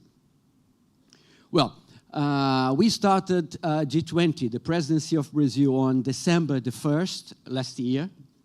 We had already a meeting of the Sherpa track and the finance track, and you see how coordinated we are in the two tracks. The fact that, well, we are always, I would say, speaking in the most coordinated way, because this is one of the priorities, I would say institutional priorities of Brazil for G20, which is the better articulation and integration between the Sherpa track, that I am the Sherpa of Brazil, and the finance track, and Ambassador Tatiana Rosito is the one coordinating. From the beginning, President Lula has told us that in order to have a successful G20, it would be crucial to have, I would say, a clear convergence on what we are thinking about in terms of public policies, in advancements in all the working groups that we have, ranging from education to agriculture, from investment to health, for example. It would be very important to have, well, a very close coordination between the two tracks, because one is dealing with policies, the other one is dealing with policies too, but is dealing also with access to resources in order to implement policies that could be the result of G20. So we are happy to have this close coordination because this is crucial. But besides this close coordination between two tracks, another objective of the Brazilian presidency is a close relation with the inputs from civil society. This was something that President Lula and the government of Brazil from the beginning have established as priorities too. So for that purpose, your work here and Dan has spoken about, well, the need to find very specific targets and goals and objectives for B20. What I can tell you is that we are going to have the two tracks welcoming the contributions that all engagement groups could provide us in order to make a better G20. And for that purpose, I can anticipate that we are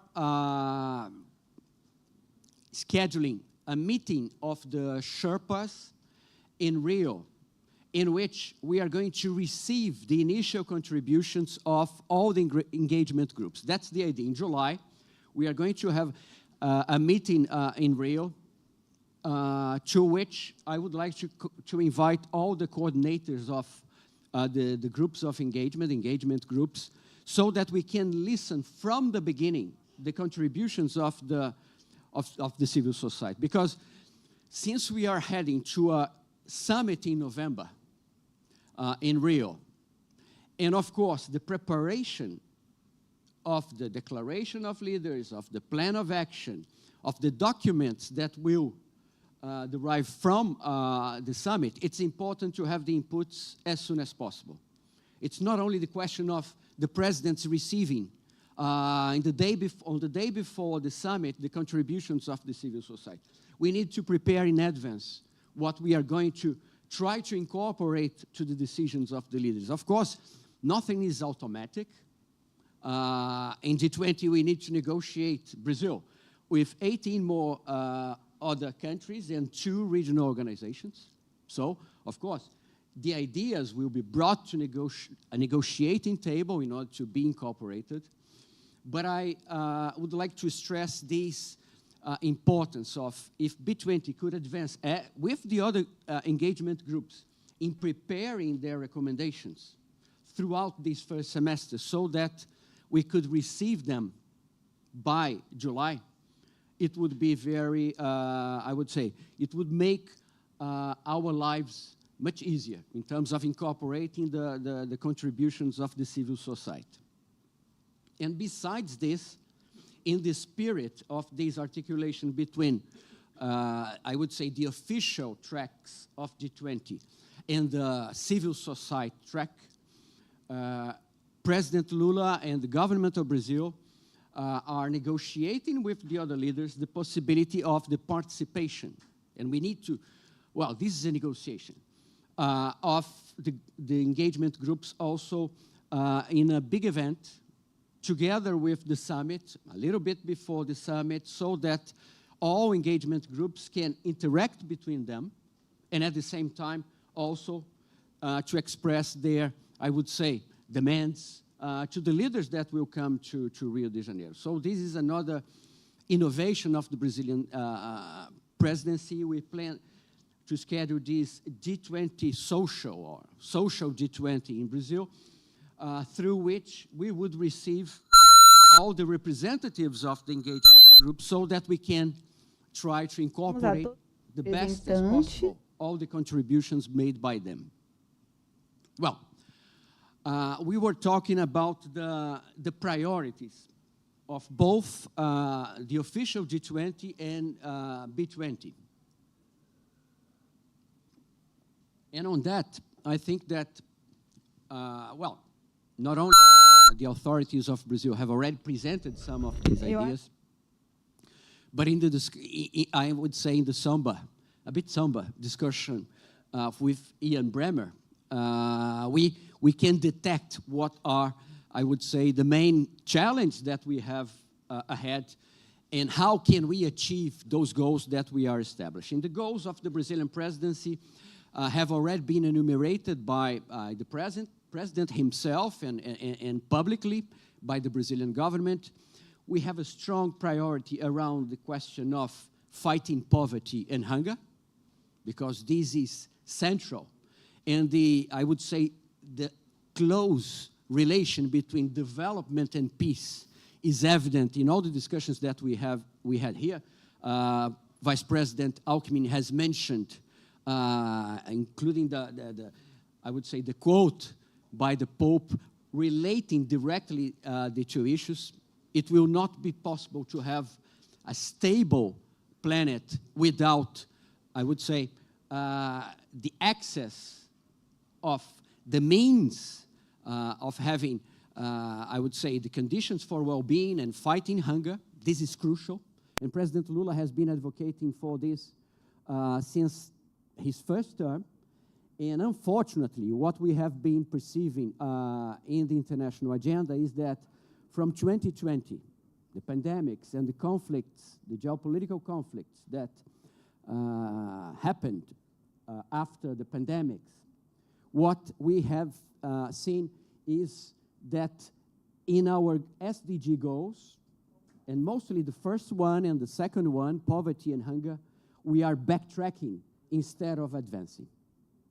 Hunger has increased in the world.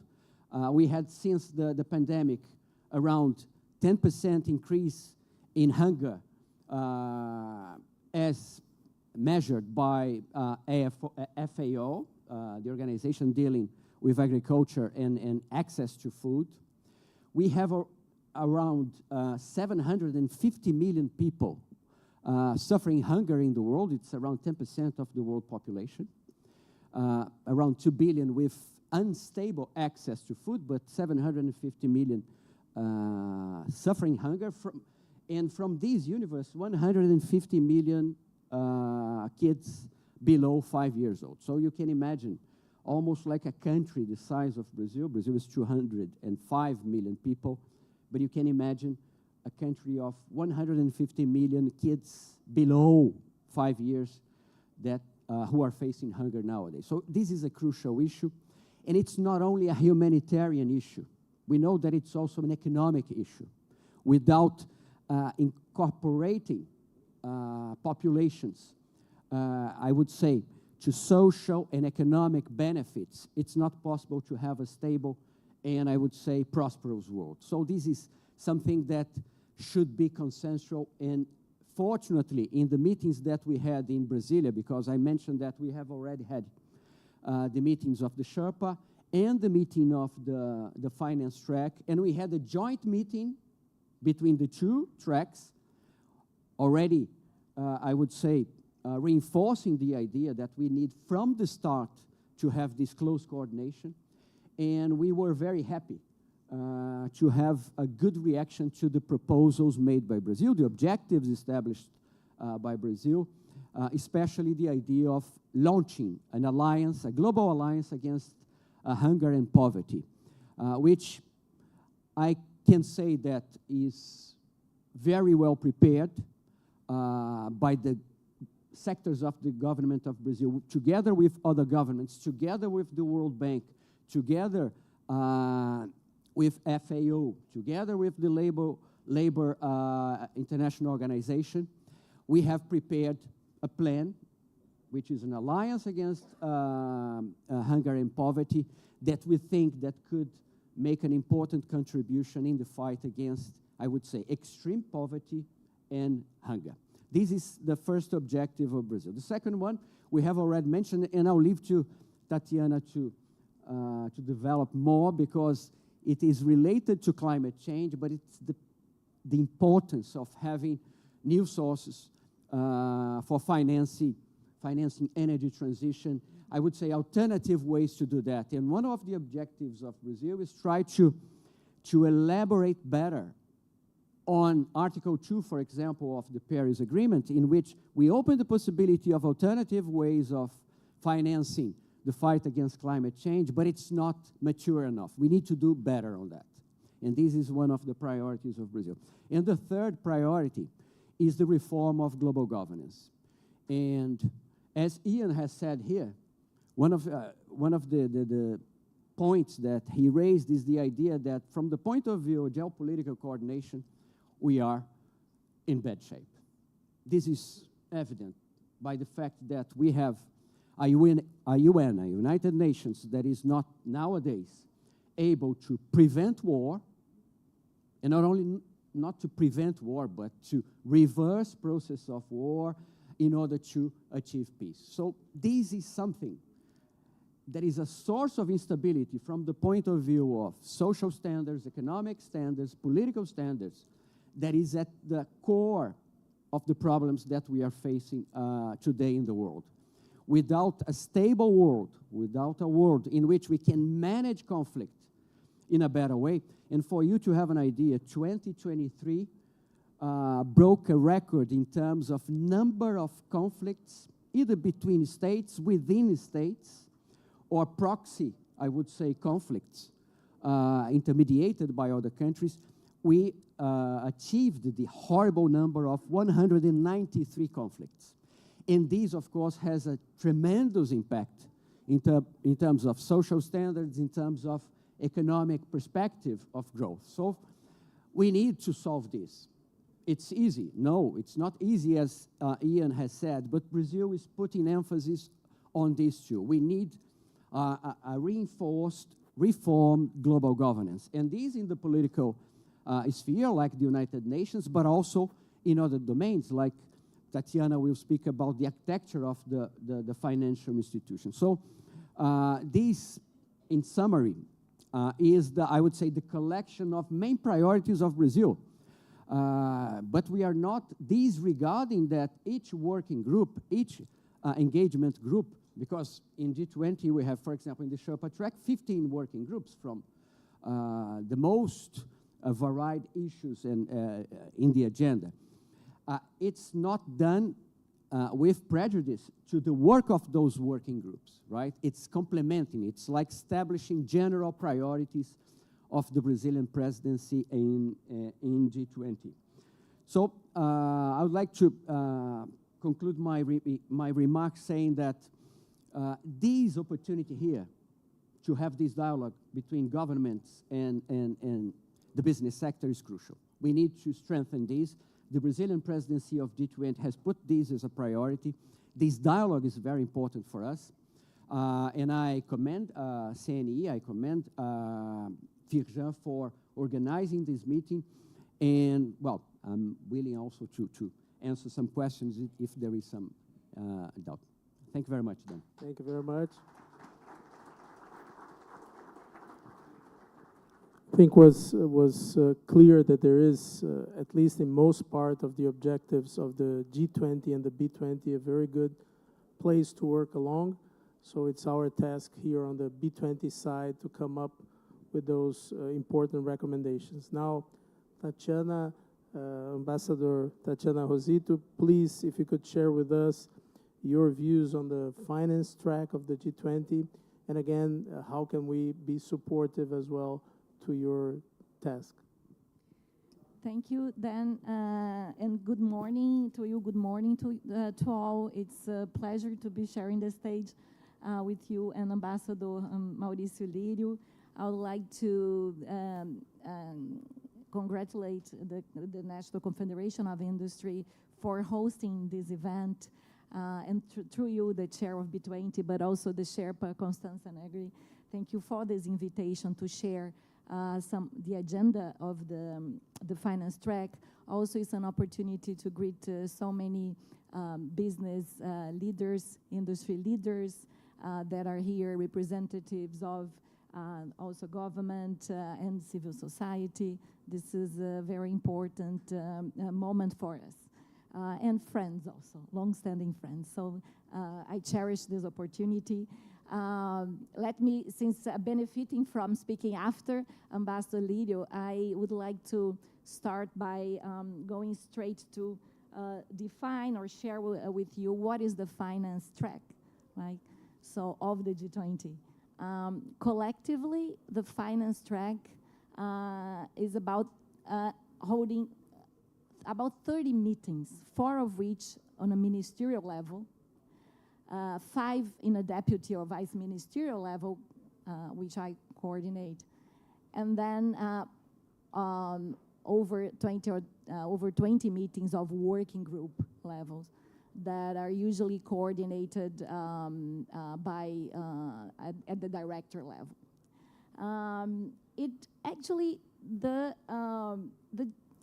The G20, the finance track, has started much before the current structure that we see for G20, which has this summits, right, every year. So the G20 finance track started in 1999 as a reaction to at that time, the Asian financial crisis and so many other crises we had in emerging markets, not only at that time.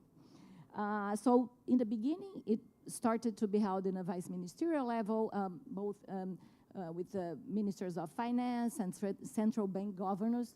So the first things to be considered were always financial stability, the international financial architecture, how to prevent crisis, and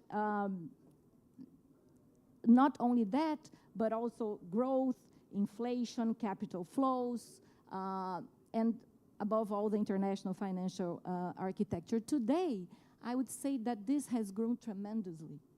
So besides those issues that pertain usually to the realm of global economy, that are discussed mostly in meetings, for example, of the International Monetary Fund, the World Bank, the Bretton Woods institutions, the agenda of the finance track encompasses sustainable finance, infrastructure, debt, climate and energy transition, financial inclusion, financial sector regulation, and the nexus between also finance and health issues. Those are all part and some of the themes in the agenda, which is very broad. The finance track is then an integral part of the G20 and will contribute to the final declaration to be adopted in Rio in November by leaders. And I'll make sure to coordinate always very well with Ambassador Leo towards this major objective, and given this also general guidance for us and the importance of having the two tracks together. I think notwithstanding the evolution of the G20 finance track to encompass more and more themes, a major underlying factor, and it has been highlighted today by Ambassador Mauricio, but also by previous speakers, Ian Bremmer, also President of BNDES, Mercadante, is the recognition that multilateral institutions in its current form have not been able to forge all the answers and the consensus to deal with humanity's growing challenges, be it sustainable development, poverty and inequality, the climate transition, political conflicts, so on and so forth. So it's imperative for the G20, which represents 85% of the global economy, to help push and shape the necessary answers for those challenges. In the finance track, the Ministry of Finance and the Central Bank, as coordinators, have been immersed in this context, and we have set up priorities for the Brazilian presidency that are in alignment with the general theme of building a just world and a sustainable planet, and also the three main priorities that have been mentioned by Ambassador Maurílio, namely social inclusion and combating hunger and poverty, promoting energy transitions and sustainable development in a balanced way, considering the three pillars: economic, social, and environmental, and also reforming the international governance institutions. Moreover, steered by Minister of Finance Fernando Haddad, we are aiming to help build concrete answers and policies to some of the major problems affecting the global economy. I'd like to highlight, I think, two major issues stand out. The first is building international consensus around a new globalization, which must be socially and environmentally sustainable, dealing with inequalities and the challenge of climate and energy transitions are at the center of the Brazilian finance track G20. Second, not shying away to use this opportunity to convey to the world and to our partners a new vision for Brazil, focusing around ecological transformation, new industrialization, increases in productivity, clean energy, quality jobs, and so many of the issues that you have mentioned before. Not least, we should say also AI, right, and our response to the technological challenges. Going back to the organization of the G20 finance track, we work around 8 working groups. We haven't created a new working group. They already are very many, I would say. But let me see, the first one to mention, the framework working group is the one dealing with the global economy. Just mention briefly that one of our main priorities for this working group, and have in mind those groups, they meet around 4 times a year, and they will make recommendations to the deputies, and then this will flow into also part of what we have in the final declaration. We would like really to mainstream inequality in economic policies. And this may seem maybe too vague, but the truth is that we don't even have such a sound track record of measures. And you are, so many leaders and CEOs, you know that what we don't measure, we don't manage, right? So how can we manage inequality if we are not devoted more and more to track it and to understand what it means? Together with that, also just transition and the challenges. It's part of also B20, the issue of the resilience, creating space for resilient supply chains, and also creating fiscal space for both public and private, and crowding in more private investments. So this in general. Then we have the Sustainable Finance Working Group that deals with leveraging especially private sector capital to sustainable finance goals, including reform of the multilateral green funds, the promotion of nature-based solutions and blended finance. This is an agenda that goes hand in hand with the private sector. We have the International Financial Architecture Working Group, which is one of the also essential groups of the G20, where we'll discuss issues pertaining to the reform of the international financial architecture, including multilateral development banks, also debt issues, mobilization of capital. We see an enormous breach of resources, right? So this is one of the major topics for our work along the year. Then the infrastructure working group, where we are tackling issues, for example, of focusing on adaptation.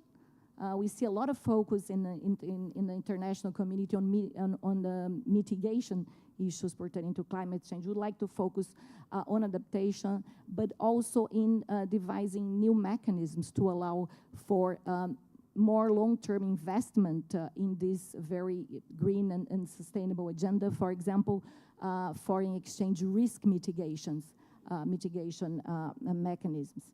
Then we have other areas that are not necessarily working groups, but they are initiatives, dialogues like international taxation.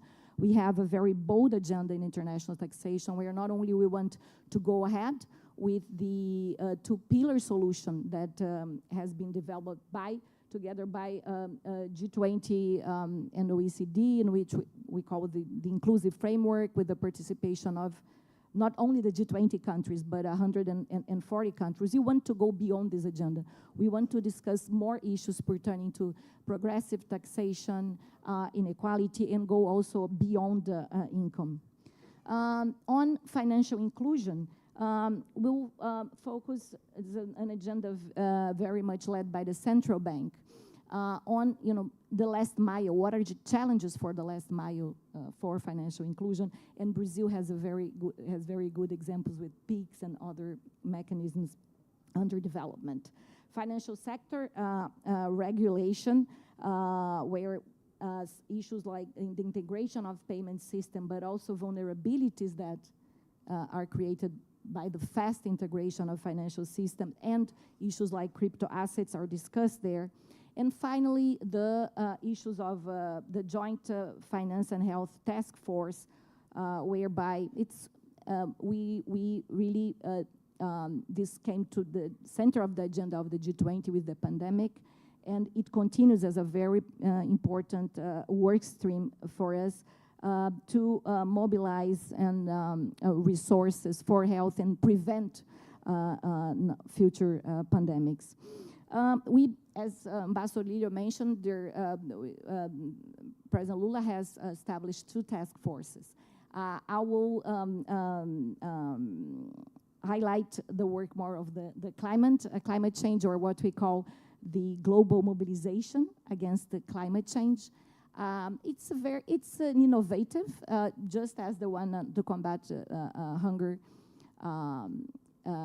poverty and hunger, because it brings the two tracks together. And as much as it seems normal, it's not.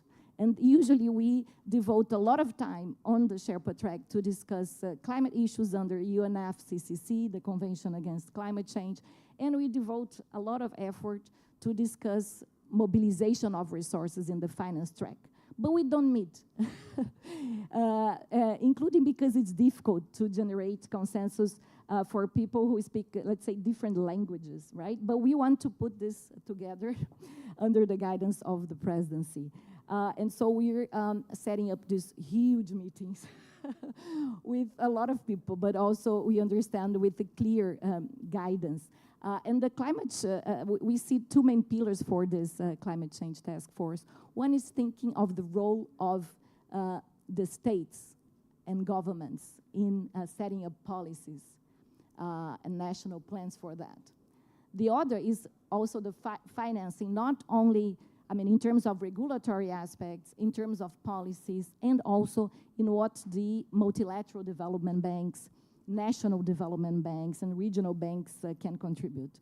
So it is one of our major challenges, and we hope to deliver on that. We are working together with the ministry also, not only with Ministry of Foreign Affairs, but with the Ministry of Environment on this task force. I would briefly mention some of the main deliverables that we expect to have for the finance track. So the recommendations to mainstream inequality in setting up macroeconomic policies and ensure fiscal space to promote the necessary public investment to crowd in private flows. We also are going to conduct a review of the green multilateral funds and improve access to resources. Adopt a roadmap for better, bigger, and more effective multilateral development banks, aligned with the bolder vision for the role of the international financial architecture. And we want also to shed new light on the global debt issues, especially on debt distressed and low-income countries from Africa. And we have the African Union for the first time joining G20, so it's also a very good and timely opportunity for that.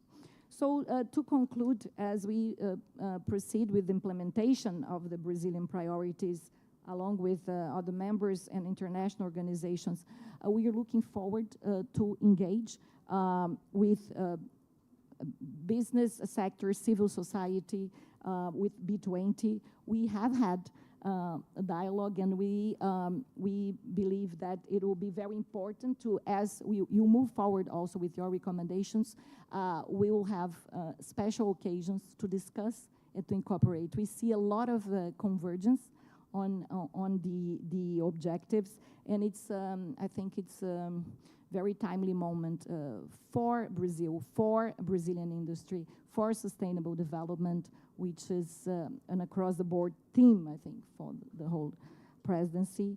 So we are eager to continue this dialogue, and thank you.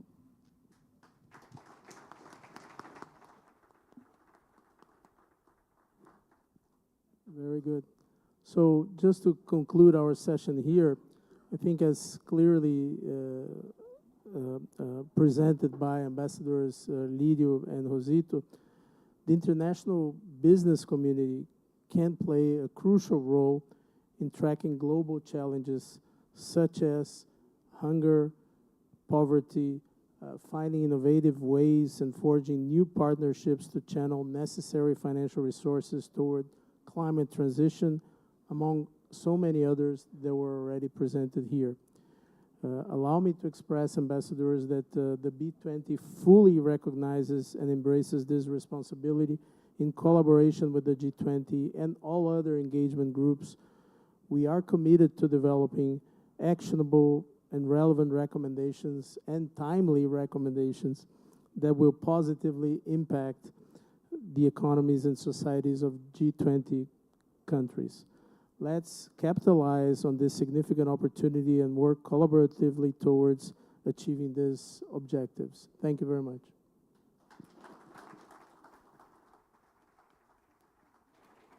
Agradeço ao Thank you to our speakers. And we would like to invite you all now to our lunch. We will come back at 2 p.m. And please, those of you who have the translation headsets, if you are not going to return them to the reception, please do not leave them here in this room. Thank you. Have a great lunch.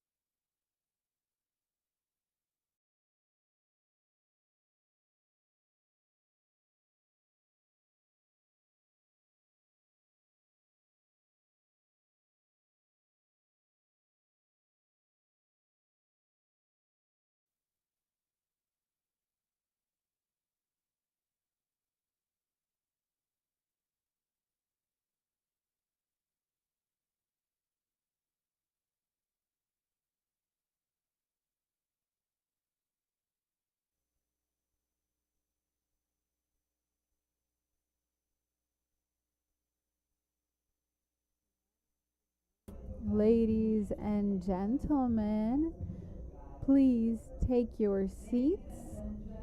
Please take your seats.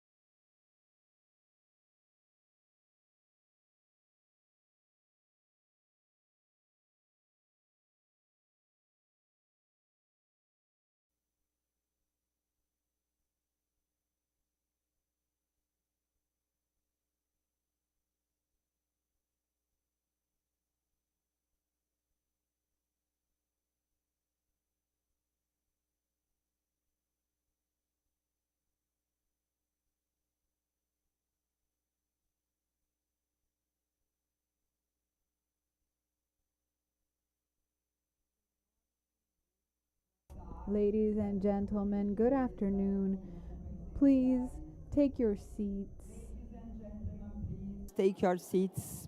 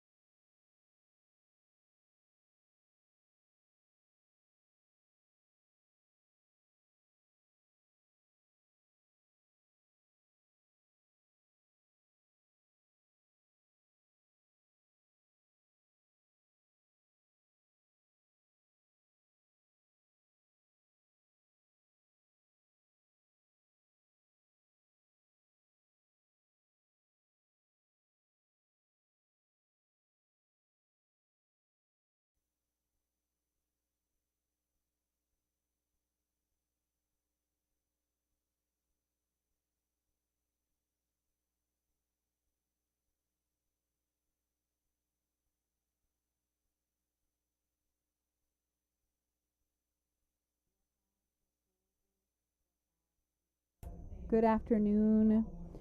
I hope you had an excellent lunch.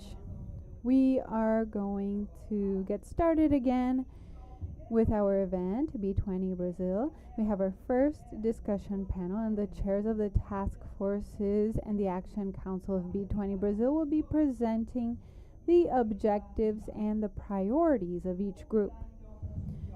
So, I would like to call up here to the stage the CEO of Embraer, Francisco Gomes Neto, the CEO of Suzano, Walter Schalka, the CEO of Raizen, Ricardo Mussa, the CEO of Tupi, Fernando de Riso, the founder of EB Capital, Luciana Ribeiro, the board member, Cláudia Sender, the CEO of JBS, Gilberto Tomazoni, the president of Global Payments eBanks, Paula Belizia, and Sherpa of B20 and moderator of this panel, Constanza Negri. Constanza, the floor is yours.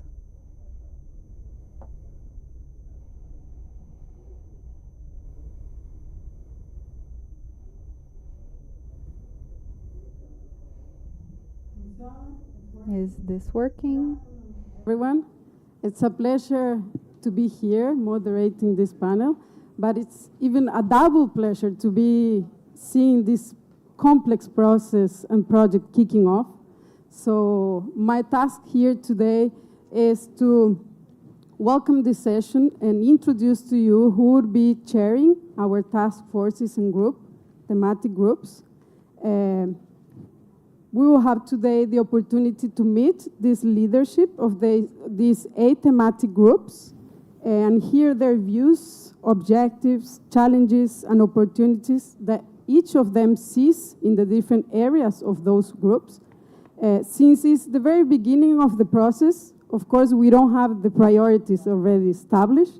This process will start, but we have already some views, and they have a lot of knowledge, let's say, on those different areas, and they will be sharing with us.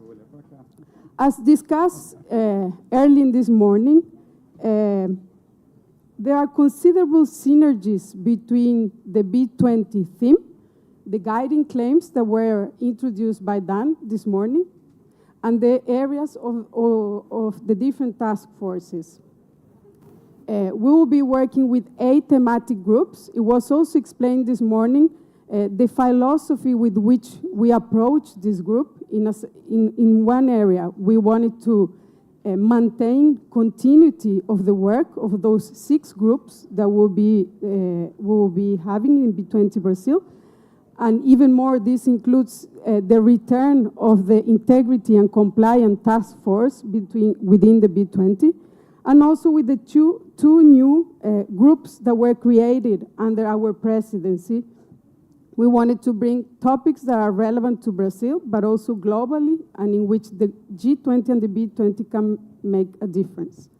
As in the previous editions, the task forces, they will count with the technical support of already appointed knowledge partners like McKinsey, Bain & Company, Boston Consulting Group, Accenture, and Deloitte.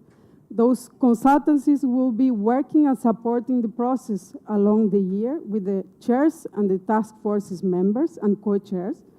B20 Brasil will also have an advisory board, an international advisory caucus. We are in the process of defining the members. In the case of our national advisory council, it has already been established. And they will provide strategic guidance and global perspectives to ensure the relevance and impact of our task forces recommendations. In terms of the process, as it was explained this morning very quickly by Dan, I think we can divide our year in 2 big blocks. The first block is the more high-intensive work, and as our chairs, they already know it, is the period in which the task forces will work on the recommendations, building consensus. Our idea is that this work reduces the number of policy recommendations. This is a very important element for the Brazilian presidency. Small is beautiful. And in terms of the philosophy in which we approach those recommendations, they need to be actionable. They need to focus more on actions and less on diagnostics. We need to be working on concrete and actionable recommendations. And during the second semester, our main job will be to raise awareness with governments and different stakeholders of those recommendations. So as you can see, and they already know, we have an exceptional assembly of Brazilian CEOs and business leaders, some of whom have previously served as Brazilian co-chairs in past editions, and which not only represent important Brazilian companies, but also a diversity of strategic economic sectors. Their experience and proven leadership will play a crucial role in guiding the work of our task forces and Action Council. We know that sometimes it's not easy to build consensus among very different groups, sectors, countries within the task forces. So with no further delay, let me quickly pass the floor to them. They will share their views, general views and thoughts on the different areas. And the first to do that will be Francisco Gomez Neto, CEO of Embraer, who will be chairing the Trade and Investment Task Force. Francisco, the floor is yours. Thank you, Constanza, and good afternoon, everyone. It is a great honor for me to be here today as chair of the Trade and Investment Task Force of the B20 Brasil. Embraer has served as co-chair of this task force over the past 3 editions. And now with greater responsibility, we are looking forward to working with you to define objective and pragmatic policy recommendations. Our mission is to enhance global trade and investment by presenting to the heads of state the expertise and insights from all G20 business sectors. And to achieve that goal, our task force has 3 main objectives. Number 1, to advance open, equitable, and efficient international trade. Number 2, to strengthen the resilience of global value chains. And number 3, to create a positive environment to foster more investments and growth. In terms of challenges, I would like to point out 5 topics that will impact our recommendations. Trade relations. Trade relations are being affected by countries' efforts to reduce economic dependencies on other countries and build a more autonomous economy. Geopolitical challenges and regional conflicts have significantly affected critical sectors, such as agriculture, hydrocarbons, and technology.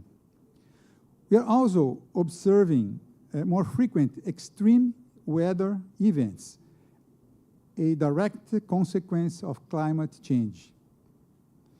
New industrial policies, backed by considerable resources, and reshaping global trading in a context of diminishing relevance of the WTO, given the crisis the multilateral trading system is going through. Lastly, the implementation of carbon border adjustment mechanisms can impact exports from emerging markets and prompt companies to review their sourcing decisions across their value chains. As opportunities, in terms of trade, global trade has shown a strong recovery post-pandemic. In 2022, we can highlight a growth of 20% in value for goods and 15% for services, according to the WTO. Key trade hubs like China, Europe, and the US maintain their significance. On the other hand, the global South is gaining relevance. As an example, by 2032, a stronger growth in trade flows in the global South is expected, while key South and North trade will grow slower than world average. Also, the global economy is estimated to have grown around 3% in 2023, with a forecasted growth of 2.9% in 2024. This according to IMF.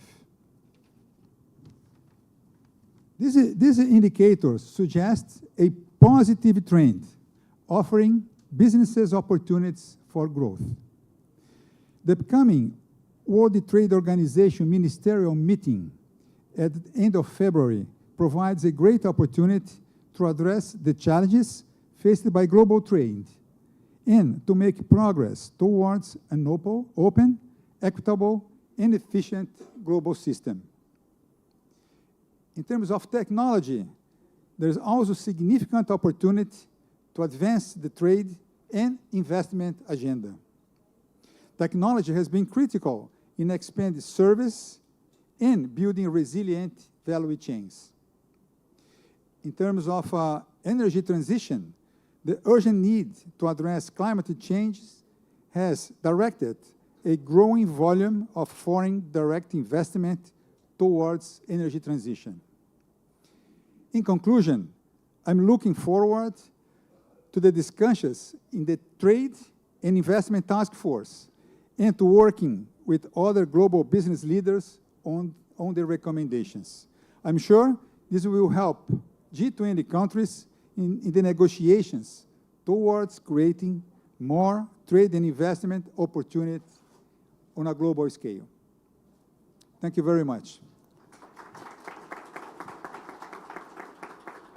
Thank you very much, Francisco. We now go to the second task force that will be working on employment and education, and which will be chaired by Walter Schalka, CEO of Susano. Thank you very much, Constanza. First of all, I'd like to thank you, Dan, for the invitation to be here. It's a great honor to be representing our industry, our sector in the B20. Thank you very much for that. I'd like to, as well, to thank you the support that I'm getting, extremely good support from Constanza, from Miguel, and from Accenture on this process through Olivia. Thank you very much for that. Ladies and gentlemen, it's a pleasure and honor to be here at the launch event of the B20 2024. As the chair of the Employment and Education Task Force this year in Brazil, we gather with a shared commitment to drive transformative change under the theme Inclusive Growth for a Sustainable Future.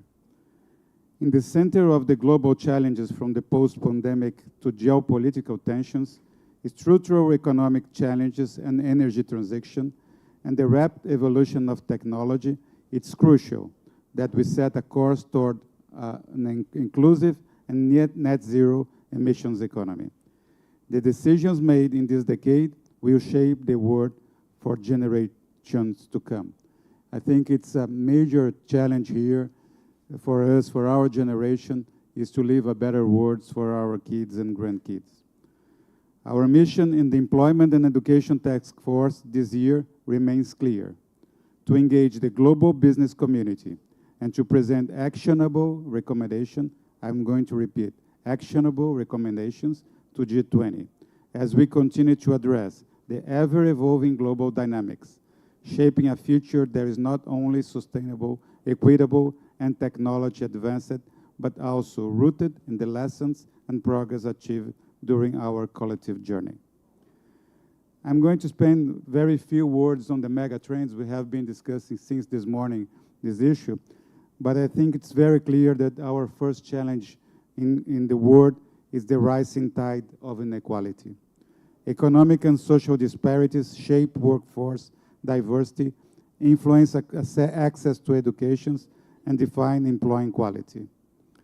I think this trend is likely to worsen, including based on the pandemic aftermath on education, affecting low and mid-income countries. However, within these challenges lies the opportunity to champion policies that ensure equal opportunities for all, fostering an inclusive future where diversity is celebrated and opportunities are not bound by socioeconomic status. I think the second challenge that is very important is the recent geopolitical and economic shifts. I think we don't need to expand a little bit more on that, but it's very clear that the situations that we are facing right now is getting worse and worse every single day, and we need to address that as a global community. The third challenge is invite us to confront the climate crisis. Environmental challenges are shifting job sectors, demanding new skills, and reshaping educational priorities towards sustainability and climate resilience. I think everybody is aware about the 1.5 degrees limit that we have. We are right now at 1.4 degrees. We are very close to the edge in the world. Lastly, and the fourth one, is the technological advancements and automations, including the advances of AI. Recently, we witnessed the rise of generative AI, and some studies have already projected that this will drive hundreds of billions of dollars of business in the next year.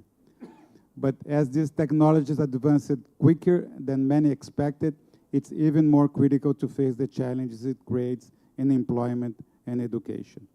Our opportunity here lies in suggesting policies that address the challenges posed by technology and ensure that its benefits are accessible to all, leaving no one behind in this digital area. Well, this is the mega trend. I think everybody will agree with that. Huge convergence on that. Let's discuss about our main objectives now in this group. First, foster inclusive growth.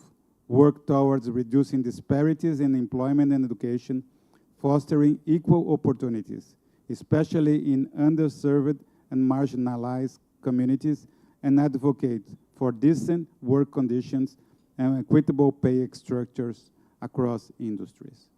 Second, and very important, drive sustainability economic growth. Ensure that all initiatives and policies contribute to sustainable economic growth and do not leave any group behind. 3, promote workforce development. Propose and advocate for policies that enhance workforce skills and productivity through comprehensive reskilling, upskilling, and continuous learning programs. And fourth, align for education and employment. Facilitate collaboration between public and private sectors to improve basic education, focusing on future workforce needs, emphasizing the importance of accessible and quality education for all, particularly for young people. Well, last but not least, we like to incorporate 3 principles over hierarchy to guide us through these challenges. Equity, diversity, and inclusion will be the foundation of our discussions and policies, ensuring that no one is left behind in the pursuit of opportunities. Sustainability will guide our actions, emphasizing environmentally conscious practices and in both industry operations and educational curricula. Finally, adaptability and resiliency will be our compass navigating the uncertainties of rapid change and ensuring our employment and education system are robust in the face of evolving challenges. I invite you to actively participate in shaping our path forward. Our insights, experiences, and commitment will be the key. I would like to thank you, the CNE team, our partners and collaborators. Together, we can create a future where employment and education are not just responsive, but transformative, and that leaves no one behind. Thank you.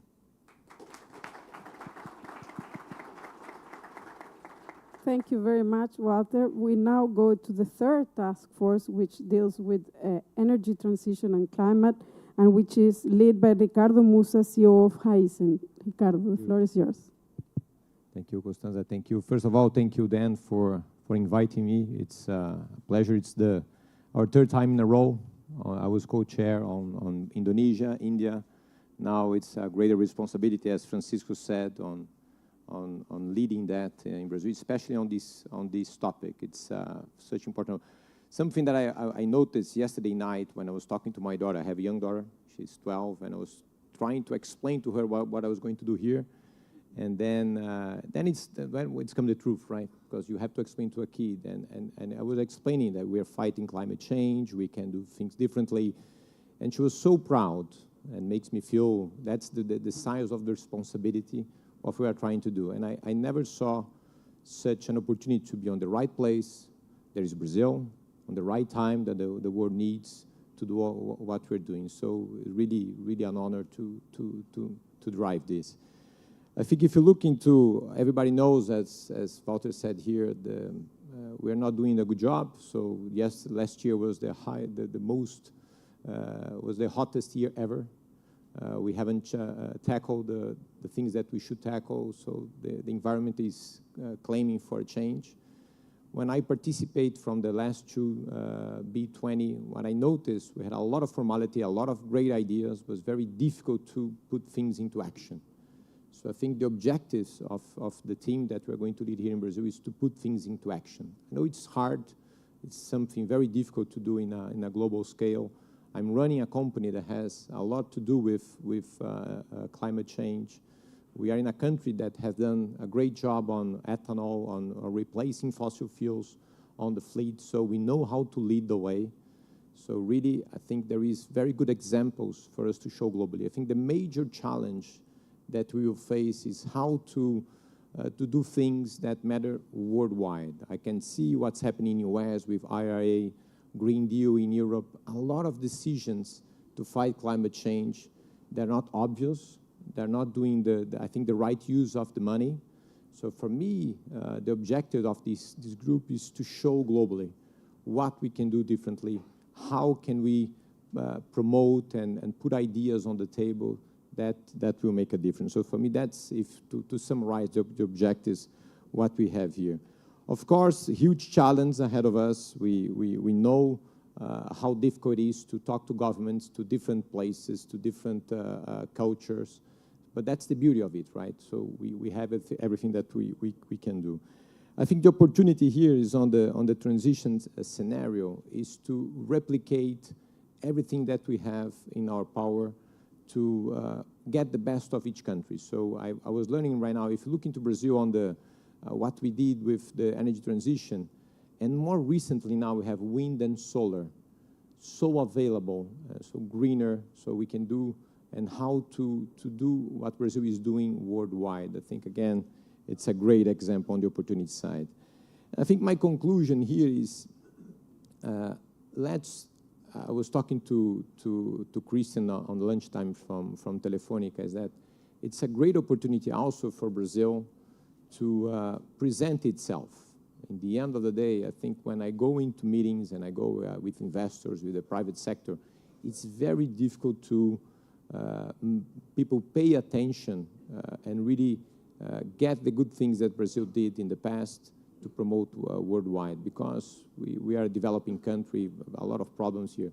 But I think it's a great opportunity also to show what Brazil is doing on the right moment, and to really help. I think in the end of the day, I want to end this year and going back to my daughter, as I said in the beginning, and explaining to her that we made a difference. And I really, really believe on that. So for me, I'm doing that from my heart. I think the company Raisin, it's also a great company to work for, but I'm really doing that to my daughter in the end of the year, look at me and say, Dad, you really make a difference. So thank you.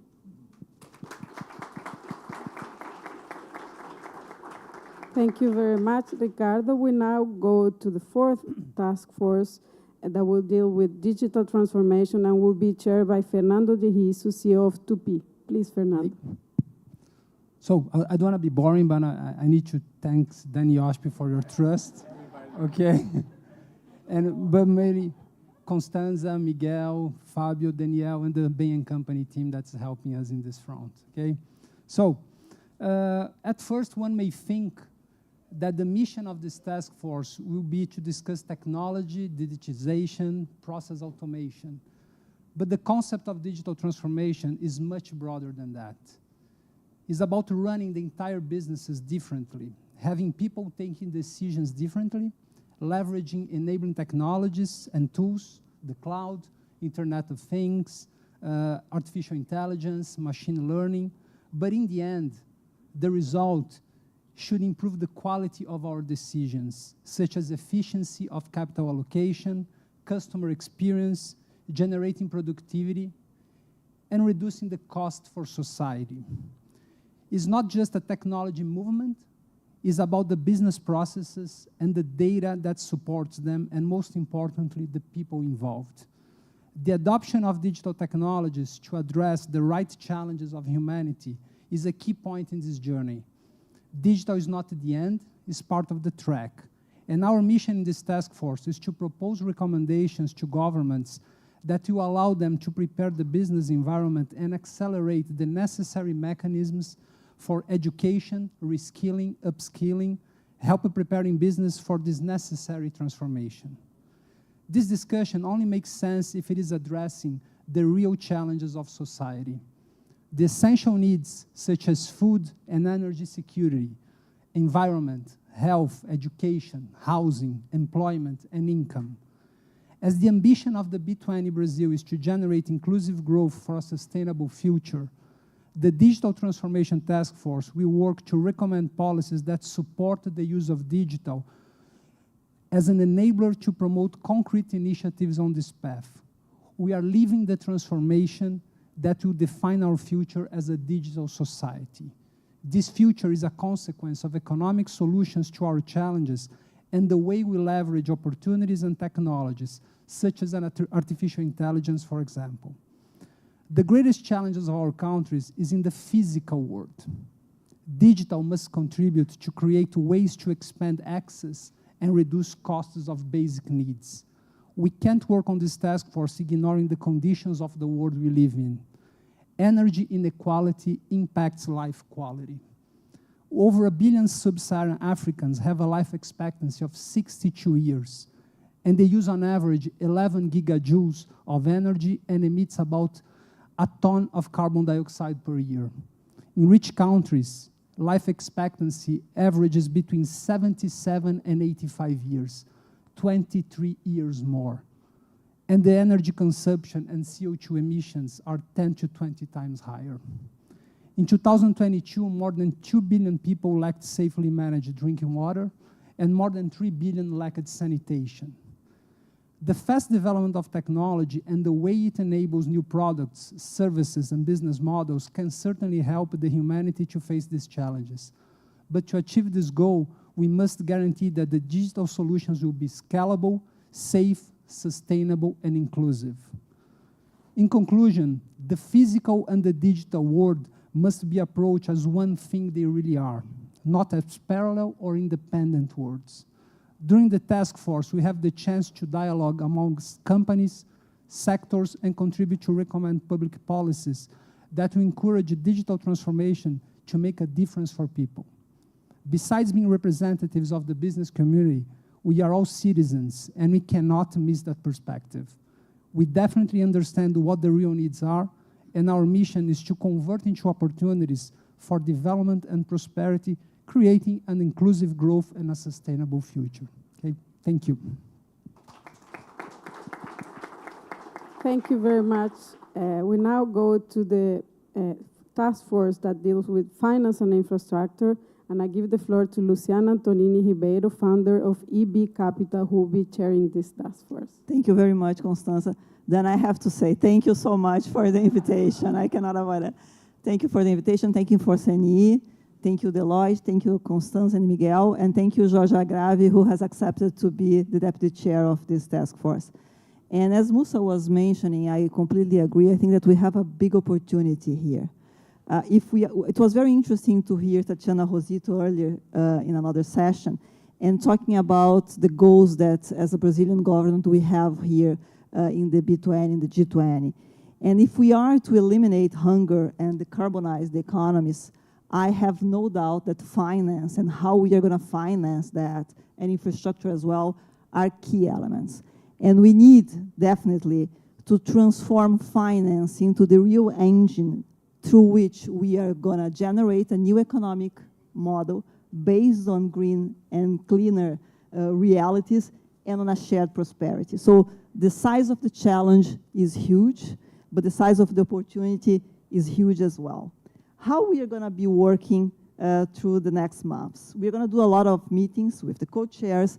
I think that there's an important point that is for us, the chairs of the different task forces, to work together so that we have clear and very objective recommendations that at the end of the day, they are kind of cross through all the sectors. And in our task force, the real objective here is to leverage finance infrastructure to support the net zero transition and to support social development. Those are our main goals. We want to do that in a very pragmatic way so that we leave at the end of the day with clear and actionable recommendations. There's no time to waste here. On the finance side, our initial idea is to tackle climate finance. So we'll talk about finance to mitigate climate impact and also finance to adaptation to current environmental shifts. We will also talk, of course, about financial inclusion. We are going to investigate how alternative financial mechanisms can be created so we can leverage the public and private partnership. There is no doubt that public capital won't be enough to solve our problems. So we need to create mechanisms that are going to turn together private and public capital. Funneling investments into emerging economies using public, private, blended, and innovative financing mechanisms is fundamental. But even that is not enough. We need to create financing mechanisms that foster ecosystems in the developing and emerging economies. A decarbonized and green economy can and should be the engine to transform the social conditions and create shared wealth. Emerging and developing economies have an opportunity to leapfrog current challenges through climate agenda, but finance is key. We also see tremendous opportunities in robust risk mitigation and cross-border collaboration. The importance of strong risk management strategies and international cooperation cannot be overstated. By developing risk mitigation frameworks and fostering collaboration across borders, we enhance the stability and resilience of our financial systems. On infrastructures, our challenges are not minor. We believe it's essential to channel efforts to construct and revamp physical structures, but also to catalyze a shift towards more resilient and future-ready infrastructure. This endeavor is just not filling gaps. It is a strategic move to propel global progress, ensuring that every community, especially in emerging economies, has the robust foundation it needs to thrive in an ever-evolving world. By integrating sustainable and innovative solutions in the very fabric of infrastructure development, we are setting the stage for a new era of growth. The world of finance and infrastructure is deeply connected with multiple and complex regulatory frameworks across different regions. While essential for ensuring stability and fairness, these regulations often pose significant challenges in compliance, operational flexibility, and innovation. We need to question ourselves, what is the best model? Last but not least, we have to reimagine the infrastructure of how our cities and populations are organized today, so that we can have a more resilient and sustainable place to live. The application of AI is relevant in this field, as well as other technologies. For Brazil, I'm sure this is a great opportunity, as well it's a great responsibility. Brazil could not be better suited for the job. With our natural resources, and I'm very proud to say almost 90% of our renewable energy matrix, Brazil can and will discuss the hard topics of how to create a sustainable future. But we need to take focus on a green and clean economy that generates an inclusive growth. For global problems, we need global efforts. So my call to action is that we collaborate and we have everybody in the table. Thank you very much. Thank you very much, Luciana. We now switch to integrity and compliance, the return of the task force, and I give the floor to Claudia Sender, board member of different companies. Claudia, the floor is yours. Thank you, Constanza. As requested, I'm not going to thank Dan. It's a pleasure to be here, especially because this task force didn't exist last year, and the inclusion of the task force in the B20 discussions, I think, reflect the recognition of the importance of integrity and compliance in shaping a resilient, productive, and responsible global business environment that works for all, which I think was a theme that went through all the task forces.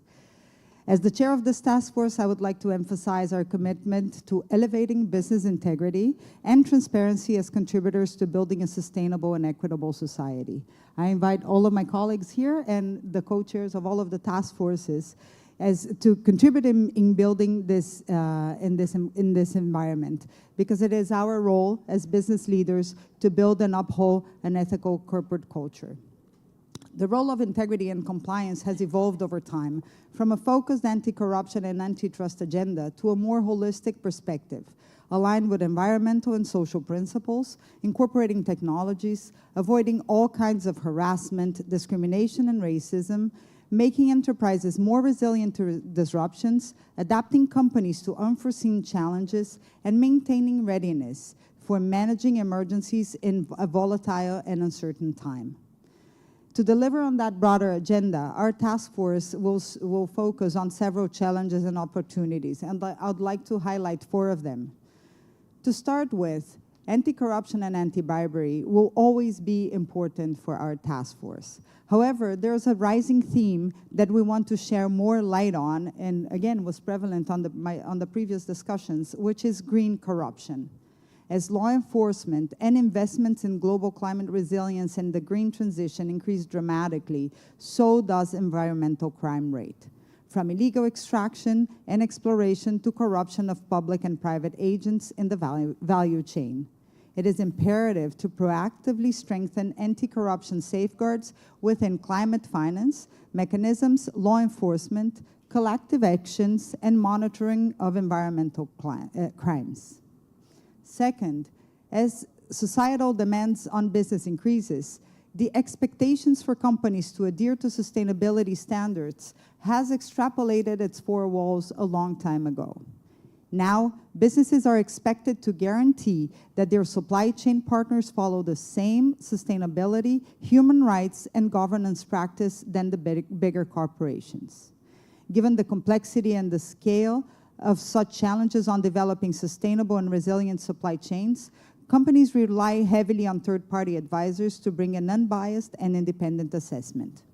However, the challenge many organizations have for ensuring the product traceability and alignment to regulations is the scarcity of reliable ESG data along its supply chain. For many customers and investors, there's an additional challenge when comparing different metrics and disclosures. The lack of reporting standardization and disclosure validation only adds to the green and social washing concerns. Third, and repeating all of my colleagues, it will be impossible for our task force to ignore the impact, the profound impact of technology developments, especially the wide adoption of AI, which gained so much traction in 23 and will continue shaping our society in the future. Recognizing that AI is a tool that can bring great benefits for humanity, from the acceleration of drug development to the increase in agricultural and industrial productivity, its advancement can also lead to greater social disparity and polarization without proper controls. We should promote ethical and responsible development and use of AI and other emerging technologies while making sure that people are prepared and reskilled to use and take advantage of the benefits technology can deliver while minimizing the risks of disinformation and increased polarization. And last but not least, there's another aspect that our task force wants to work on, which is the emergence of a mental health crisis that has severely impacted people in business. The World Health Organization estimates that 12 billion working days are lost due to depression and anxiety, resulting in a staggering $1 trillion per year in lost productivity. And the work environment has an important contribution to this. According to the International Labor Organization, nearly a quarter of all employees have faced workplace harassment and/or discrimination. Ethical leadership is key to ensure a safe work environment. Fostering a fair and just workplace isn't just ethical, it's essential for productivity and inclusivity. Aligned with the overall goals of B20 Brazil, it is important to remember that there is no inclusive growth for a sustainable future without integrity and compliance. The compliance agenda is not a legal effort, nor it's a marketing slogan. The fight for integrity is a fight for justice. It is a continuous effort to reduce inequalities, to promote inclusive growth, and to avoid the deviations that increase hunger, poverty, and inequality. Therefore, we welcome the contributions from all of the task force leaders, considering that integrity is a common goal to all of us. In alignment with the G20 is also one of our key priorities, and we will work in close cooperation with the Brazilian General Controller, the CGU, in the upcoming months. In our pursuit of our goals, we are fortunate to have the support of a deeply engaged and committed group of co-chairs. Diversity is not a concept for us, it is a cornerstone principle of our task force. And we're really happy to have set up a leadership structure that reflects our regional and gender diversity, bringing together representatives from both the global north and south. Additionally, we emphasize continuity by including representatives from nations hosting previous and upcoming B20 summits, ensuring a continuous and inclusive dialogue across diverse economies. To close my statements, I would like to use a quote from a very strong and inspiring leader that I love, Oprah Winfrey, to say that challenges are gifts that force us to search for a new center of gravity. Don't fight them. Find a new way to stand. Thank you, CNE, through Mr. Alban, and thank you, Dan, for giving me this challenge, and thank you so much for the co-chairs and Deloitte, our knowledge partner. Thank you very much, Claudia. We now, last but not least, we go to the two new groups. There are groups that have existed previously, like, for instance, Food Sustainable System in the Argentinian presidency, but we have created them with a broader scope. So I now give the floor to Gilberto Tomassoni, CEO at JBS, who will be chairing the Sustainable Food System Agriculture Task Force. The floor is yours. Good afternoon. Good afternoon.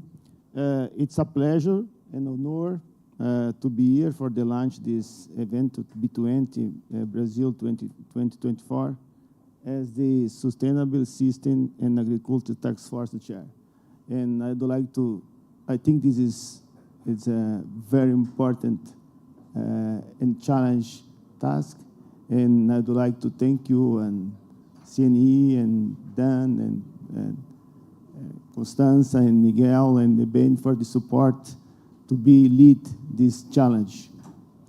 I think it is a reestablishment of this task force, which was the last active in 2018, mark a significant milestones that B20's commitment to addressing some of the most pressing challenge in our times.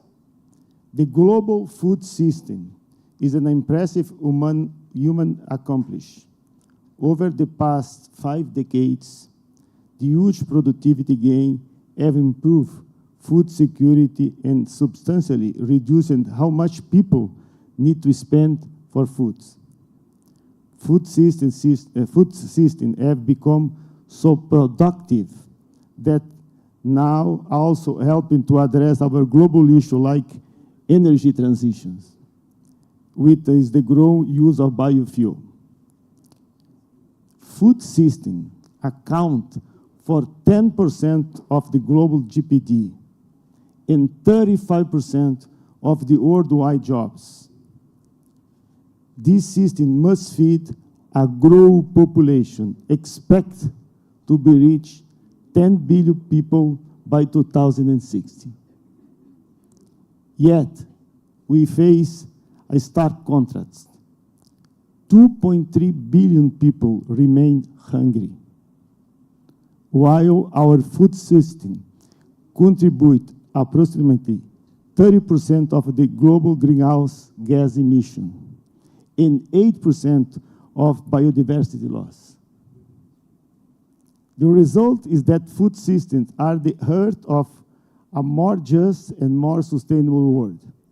Food and agriculture companies have an urgent need to raise their ambitions on sustainability to health, to ensure global food security, as well fighting inequality and climate change, as to build more resilient business and value chains.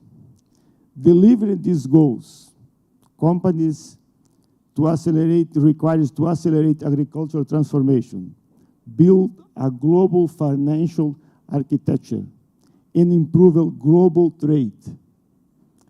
Food system challenge and impacts vary by geography during different stages of development. Addressing this challenge, we require joint, coordinated, but tailored approaches. We have two main goals as the task force. The first, identify the most critical action for companies and governments to transform a global food system in agriculture. The second, recommend policy that support our global business community to accelerate the change. But we have change ahead. The primary objective of this task force is to address the global challenge of hunger. This will require increased productivity and efficiency, fairer trade practices that focus on achieving global food security, more sustainable production methods, and more public-private global sector framework to coordinate financial effort for this transformation. I'm very happy to see today that the fight against hunger as top priority of Brazil G20. And President, and would like to state a full support for creation of the global alliance around this subject. Regarding production, our effort should be, first, increase productivity, and second, improve the life of those who form the backbone of our food system. It is essential to bring to a small producer to this stage. They need technical and financial support. Enhancing production and productivity is very important. As we anticipate a global population, reducing the productivity gap between countries with diverse food systems becomes critical to reduce poverty and food insecurity, which currently impact 2.3 billion people worldwide. Encourage sustainable and efficient production practices is essential because approximately 30% of the total food is lost or wasted from production to the retail or consumption.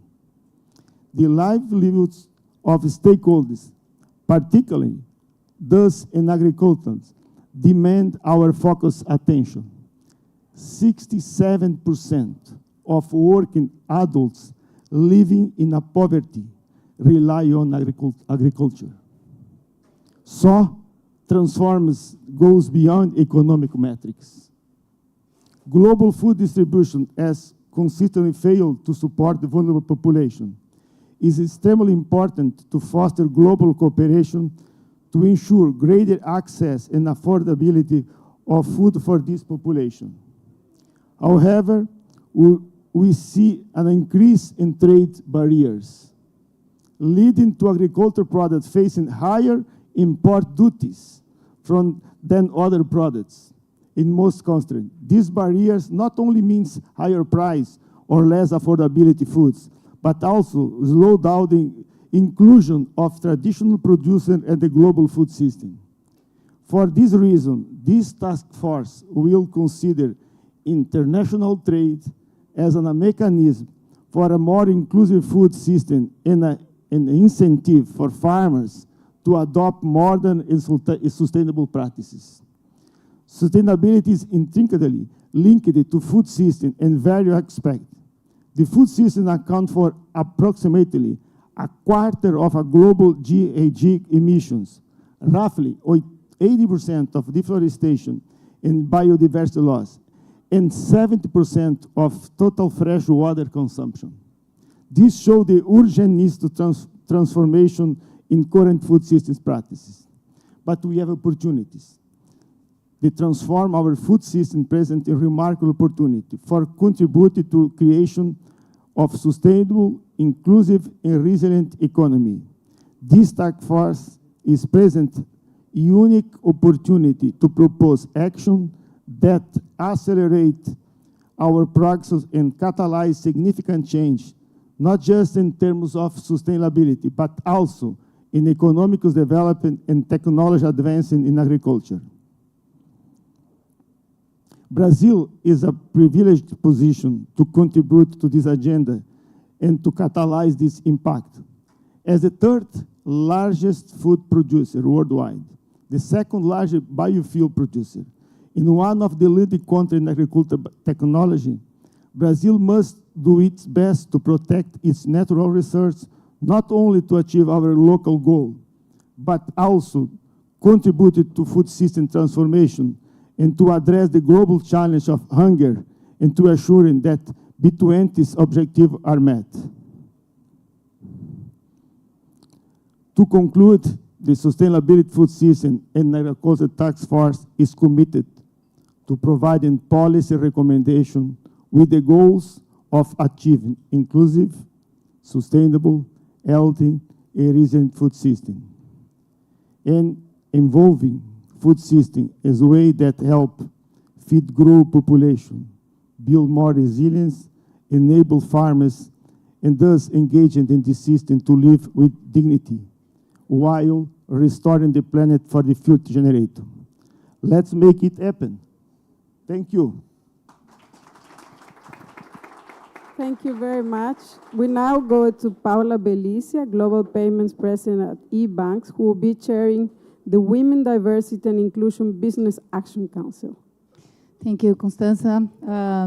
It's a pleasure to be here. Good afternoon, everyone.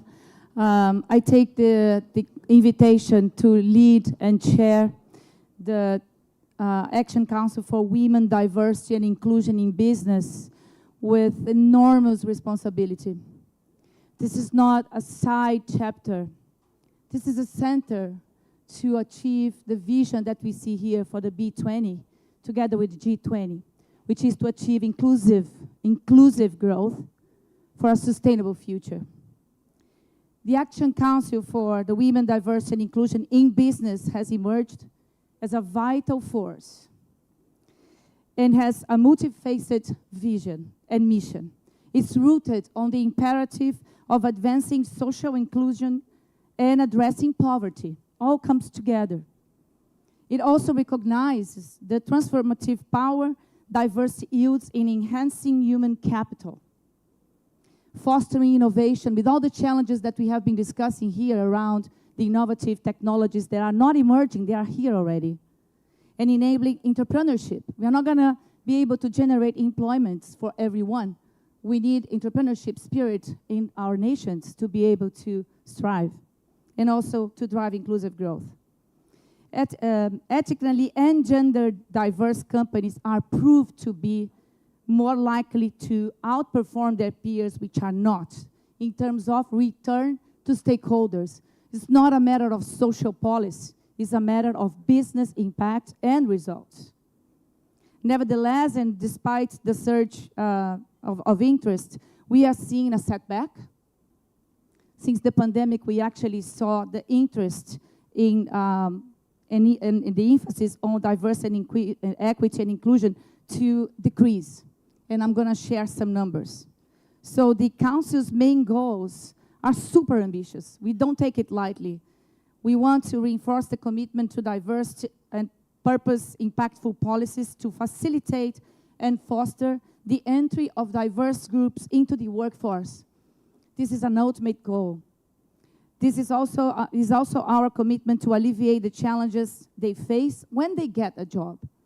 They also face that challenges. And also to engage, once again, the entrepreneurship of diverse groups.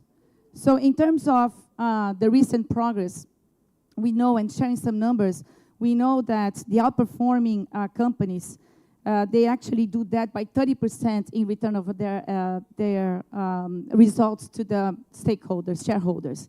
And then a result of that, in 2020, there was a substantial global investment of more than $7.5 billion in DEI-related efforts.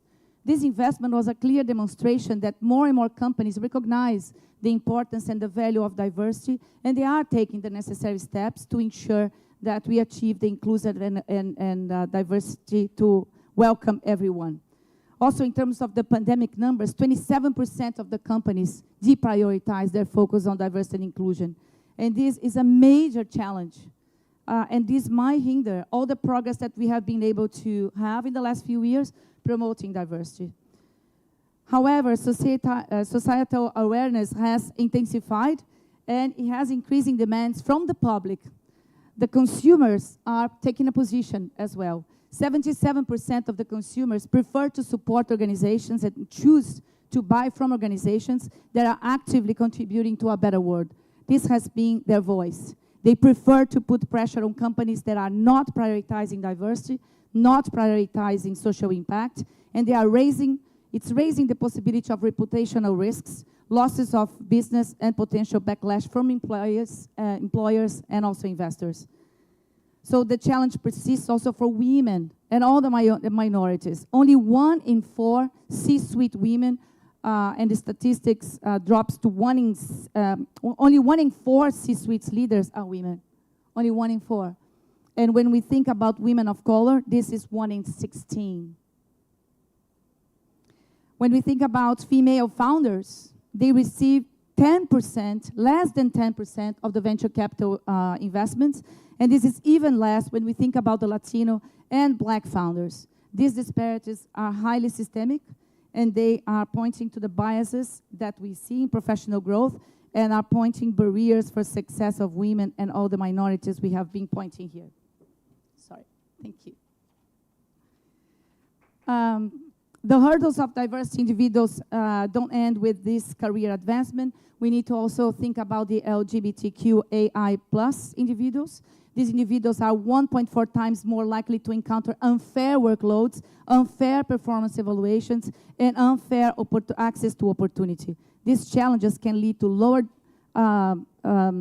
security, decrease of productivity, and limited opportunities. So what we want here is an invitation as well, that we work together on the transversal topics to make sure that we have collaborative efforts. We want to propose policy advocacy and steadfast commitment, a real and practical commitments to change this scenario, and fostering a truly inclusive landscape that we aspire to propel not only individual careers, but also collective successes of organizations and countries and the world. Together, we will embark on a journey towards a future where diversity is celebrated, inclusion is the norm, it's not something exceptional, and business becomes a driving force for positive social impact. Thank you so much.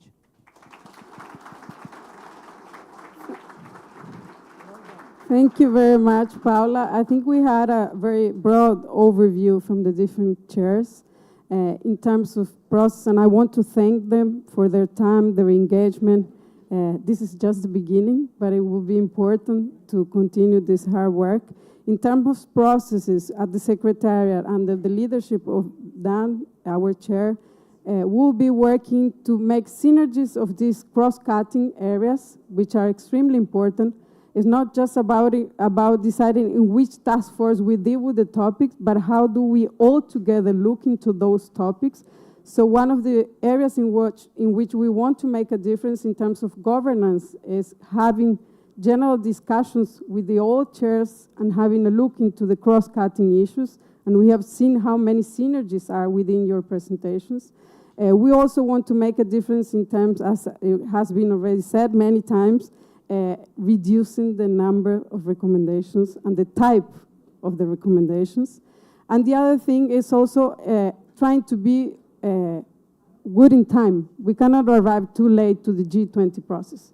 This creates more pressure to us. We need to work harder, but it will be everything concentrated in the first period of the year. So we'll be really making sure, as it was shared and invited by the government this morning, by July we will have to already give priorities from the B20 to the G20 Sherpa meetings. In terms of calendar, just to let you know, by the end of next week, beginning of next week, we'll be confirming the application process of the task forces. We have received 1,500 candidates, so this is a very complex process because you need to make sure that there's criteria in terms of gender balance, geographic, sectoral balance. But bear with us, you'll be receiving your confirmations. We are finalizing the co-chairs for each of those task forces. We have already part of them appointed. And we'll be focusing in the next 2 weeks in preparations for the inception meetings, in which part of the views that have been shared there will be discussed. And after that, our 4 to 5 virtual meetings of the task force will start as from March. So I want to thank you, everyone. I want to encourage you to help us make a B20 Brasil different this year. Thank you very much.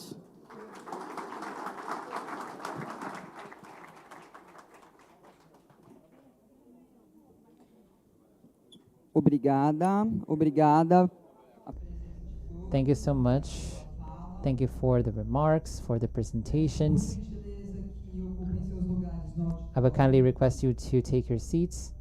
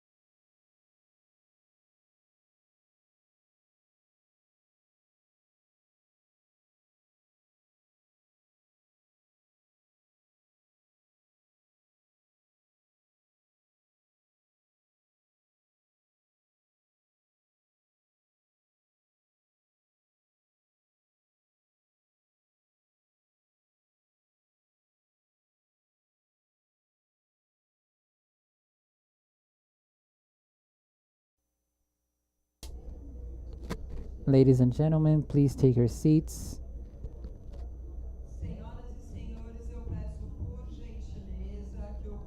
I kindly request you to go back to your seats.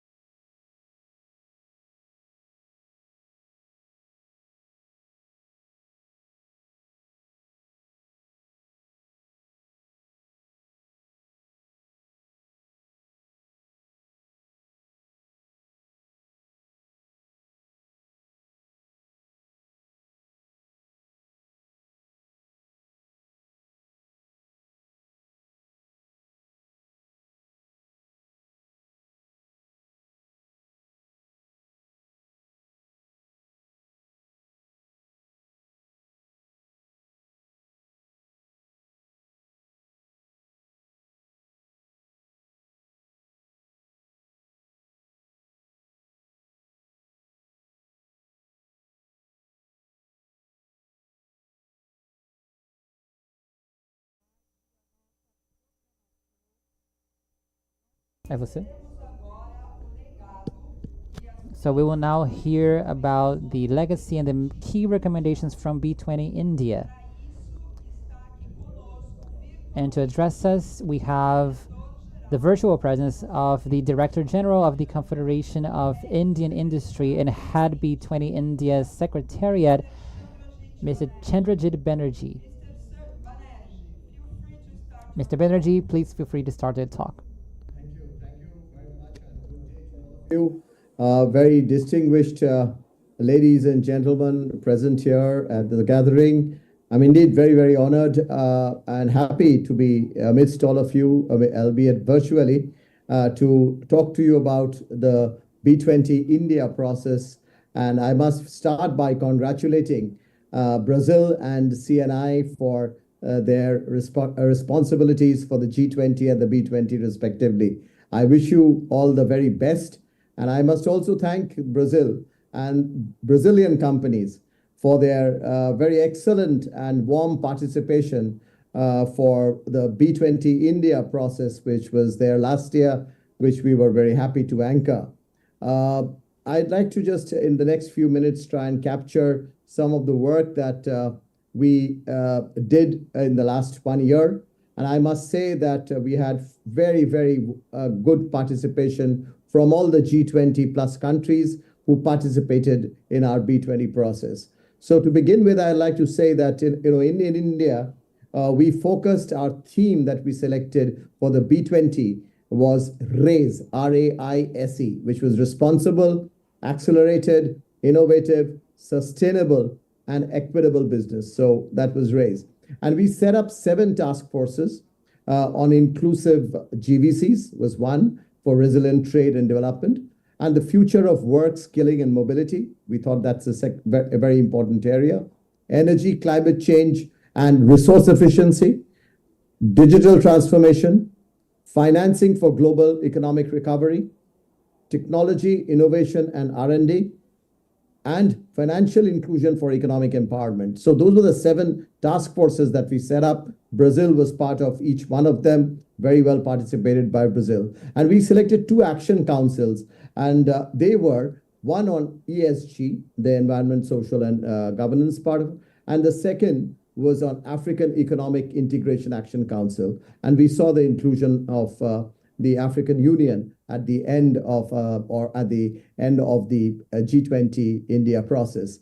So with the participation of all of them, we had a very, very good discussion on all of this. And over the year, we had, through these action councils, 54 recommendations with close to about 170 plus policy enablers. And our process also included 110 policy advocacy events held throughout the year, including in other countries, and some of you were very, very happily participating in it. And we also, I'm quite happy to share that out of the recommendations that we made from the B20 India deliberations, we think about 80% of them have been incorporated into the G20 New Delhi Leaders Declaration, while many more have been resonated very well with all the other G20 documents. So let me mention very quickly some of the key recommendations. So one was the B20 initiative of setting up an Action Council on Africa, which was validated, as I mentioned, by the inclusion of the African Union. And recommendations on Africa's industrial growth, agricultural vibrancy, and trade that give B20 a real head start in working with Africa as this will keep taking shape. The second part of it was the Task Force on Financial Inclusion, which made a very important recommendation, and which was such like developing digital public infrastructure and promoting digital skills. The G20 had a very significant emphasis on financial inclusion with a document prepared by the World Bank and pretty much lauded the transformative impact of India's DPI, which is the digital public infrastructure. The third, the strong needs to leverage the combined capabilities in technology, innovation, and R&D to promote the SDGs through technology-led affordable solutions.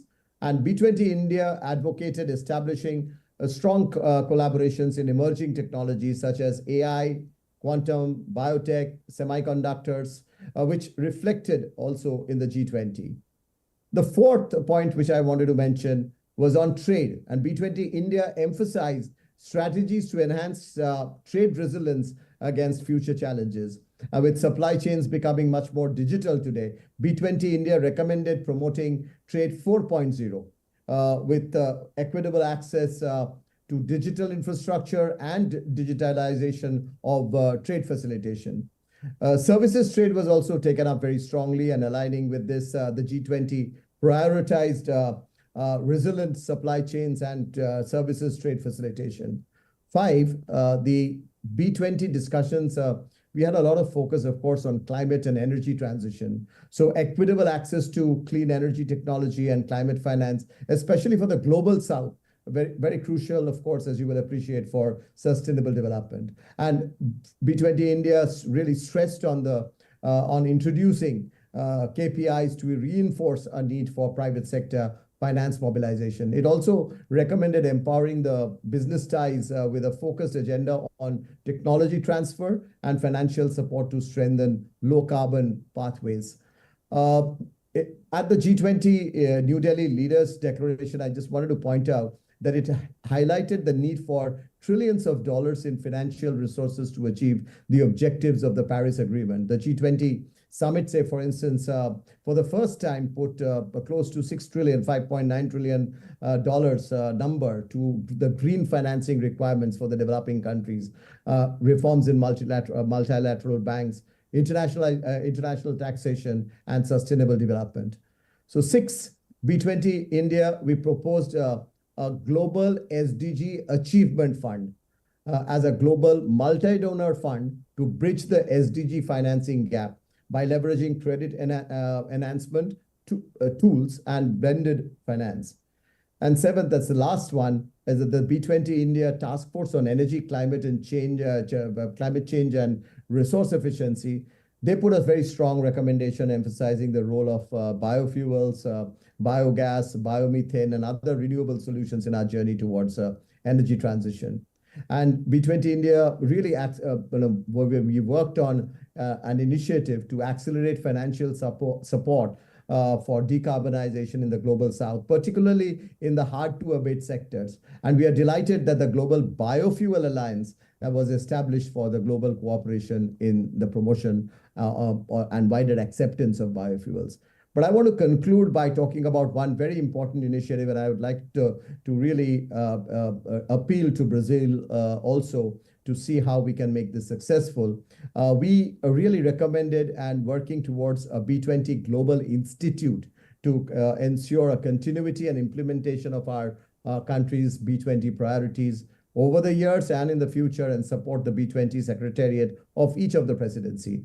And this is going to be a global institute, and we would initially house it in India, of course, and we would have the chairman of the year of the B20 and one chairman for so 2 co-chairs to also support this very important initiative. Already many global companies across the world, including Brazil, have shown interest. And as business more than ever today play a significant role in addressing the very complex challenges that our world's facing, the B20 Global Institute, we feel, will serve a repository of knowledge, capacity building, and research for businesses across the world.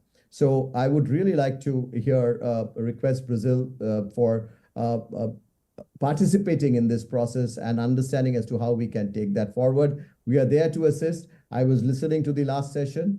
Great points which Brazil has taken as their priorities. And I really want to wish CNI and Brazil B20 all the very best. My institution, CII, and Indian industry would be available, very deeply engaging with the Brazil's B20 process, and really look forward to a great, grand success for the Brazil B20. Thank you very much.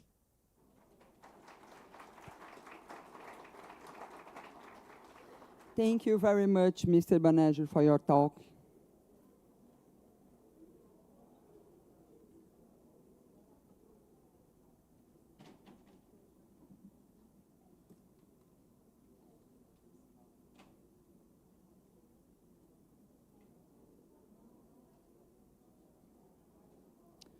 como moldar uma economia. How can we shape a resilient and sustainable global economy, and what is the role of the B20 in this context?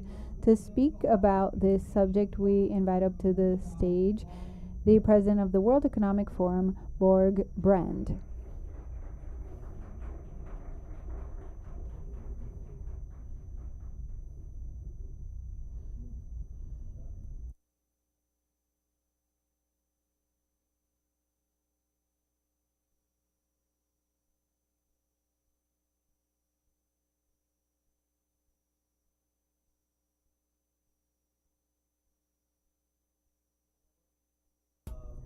Thank you. Thank you for the invitation. It's a great honor to be here at the opening of Brazil's B20 presidency. It's an incredible, important event, and I know Brazil's leadership is really needed in such a global situation that we are currently in. If you look at the backdrop that your presidency is happening geopolitically and also geopolitically, it's the most complex backdrop in decades. So the importance of the presidency is incredibly important. If you look at the global economy at this moment, it could have been worse. If we met a year ago, I think there was a lot of predictions that we would see a mild recession in the largest economy in the world, the US. 25% of the global GDP still comes from the US. 5% of the global population, 25% of the global economy. So still matters, if there was any doubt about that. But anyway, we did expect a possible recession, but it's more likely now with the soft landing. We see that inflation is hopefully partly on its way down, both in the US, but also in Europe and globally. But there are changes that moves us into a more permanent, higher inflationary territory that we cannot ignore. I'm then thinking about the energy transition that is necessary, that we're moving from industry revolution started more than 200 years ago that was based on fossil fuel into a new reality that will have to be decarbonized. But that's not done overnight. Even if we know that the cost of inaction far exceeds the cost of action, there are incredibly complicated processes that have to take place. And Brazil can play an important role here. We know that global GDP of Brazil is around 2% of the global GDP. But when it comes to, for example, biofuels and this kind of fuel, Brazil almost accounts for 10% of the global production. And there is a huge potential also moving forward. So Brazil is in many ways a superpower in this area and can have also a lot of influence during its G20 presidency, how these new kind of fuels can play a more important role in the decarbonization of the economies that will have to happen. But coming back to the inflation, this transition from an economy that is based on fossil fuels, still 40% of the global electricity comes from coal. Let's not fool ourselves. And there are still tens of new coal-fired power plants being built every month. So that's the global reality, even if we see that renewables are more competitive. But this decarbonization moves us into permanently higher prices for electricity and fuel. And secondly, and this is another thing that Brazil and the B20 also is addressing in one of its task forces, is trade and investments. The global value chains did change during COVID, but I think they have permanently changed, at least permanently for medium term. That's probably the most permanent we can speak about these days. But why am I saying that? Yes, we realized during COVID that just in time wasn't sufficient. You also have to think about just in case. It was like you ordered something and 10 days later it came either from India, China, or Brazil, and it arrived. That's not the case anymore. We know the challenges with the Panama Canal. We also know the situation also in the Red Sea that is not getting any better these days. And you have the whole concept of nearshoring and friendshoring. And this has increased the prices for the input factors, and it has permanently done so. Of course, it didn't make sense to always pay by the cheapest without thinking about resilience. But of course, if you don't buy where it's cheapest and most competitive, you also have to pay more. And that adds a premium to it. So we will have a bit higher inflation in the years to come, but it is stabilizing. The challenge now, in my view, when we look at the economic prediction for the year where Brazil is in charge of the G20, is that global growth is back. It's not terrible, but it's not great either. We at the World Economic Forum, we expect like 2.8% economic growth this year. The trend growth the last 2.5 decades has been 3.8. So we're 1 percentage point below what the trend growth has been. And we know that trade has been the engine for that growth. So trade brought the global growth. It was leading that. And now, last year we had 0.8% growth in global trade and around 3% growth in the global economy.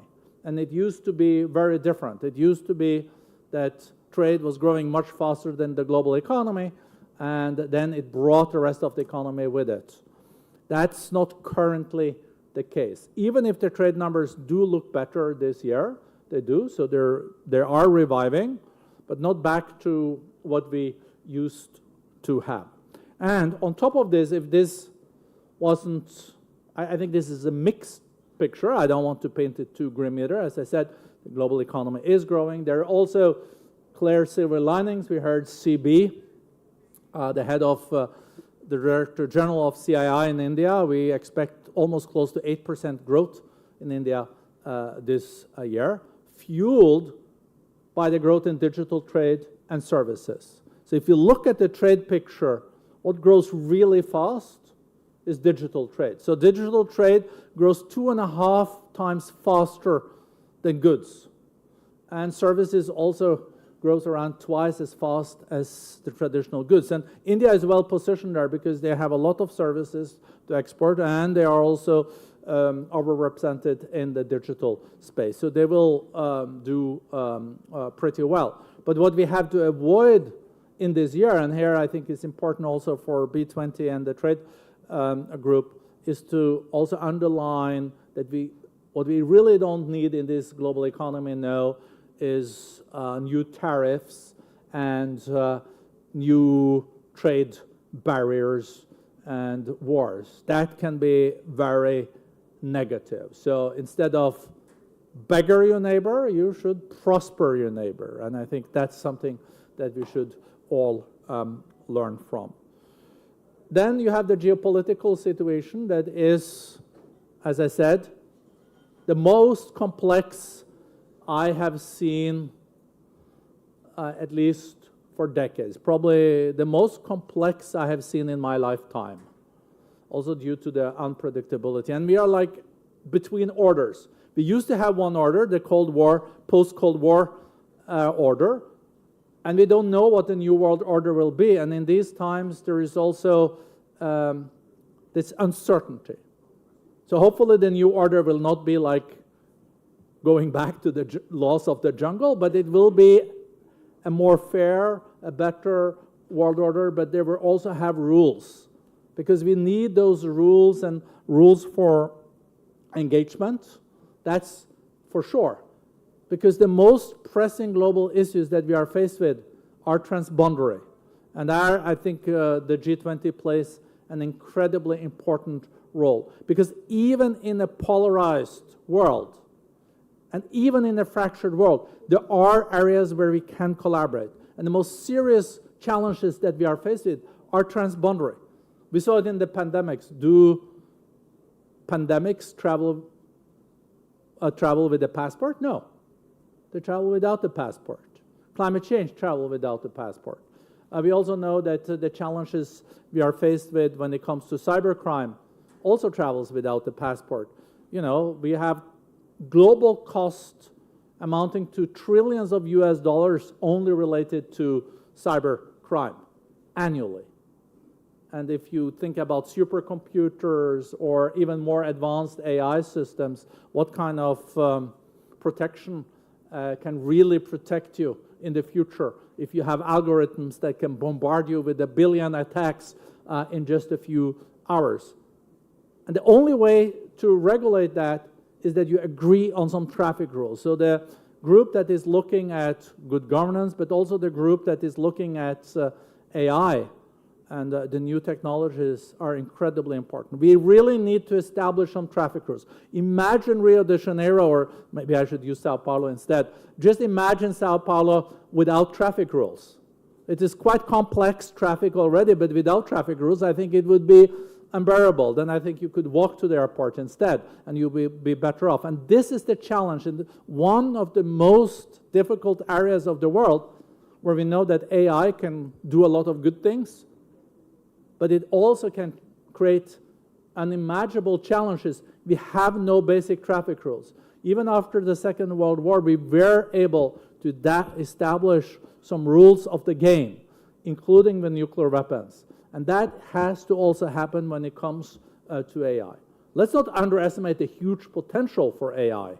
We think at the World Economic Forum that in the coming decade, we can see efficiency gains, productivity gains of 30% just coming out of AI. That is productivity gains we haven't seen for decades. And what is productivity? Productivity is basically prosperity. If you produce with less resources, of course you can increase salaries, you can be more effective as a society, and you can develop. Of course there are a lot of worries with the existing jobs and all this, you know, but look at my country, Norway. 100 years ago, 95% of the population worked in the agriculture sector. Now it's 3%. And we produce more food than we did 95 years ago. And if you said, and where are all those workers going to go? They are today working in more productive jobs that are better paid. And this is, of course, also going to be the development moving forward if we use the technologies in a smart way. But I think on the technology side, I think Brazil can be instrumental in also getting consensus on some rules of the game. So on AI, on trade and investments, also facilitating investments, FDIs in digital economy, in the service economy. Maybe there can be some breakthroughs there. We also have to have follow-up of the COP28 in UAE, because we need a lot of financing in this area. And we are in a situation where there hasn't been more global debt than since the Napoleonic Wars. So the global debt is now 320% of the global GDP. And at the same time, we need to invest more in the green transition. And there's no alternative than building on the private sector.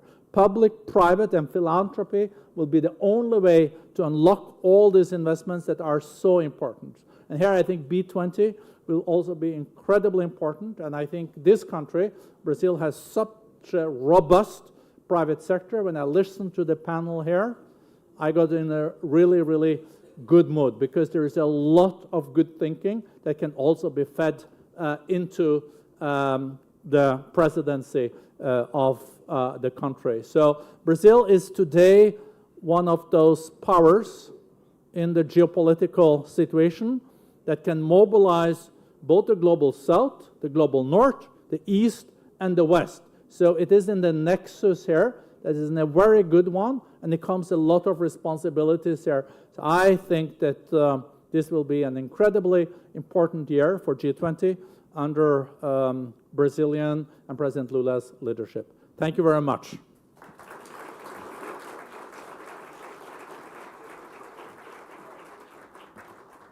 Obrigada, presidente, por... Thank you, President, for your words.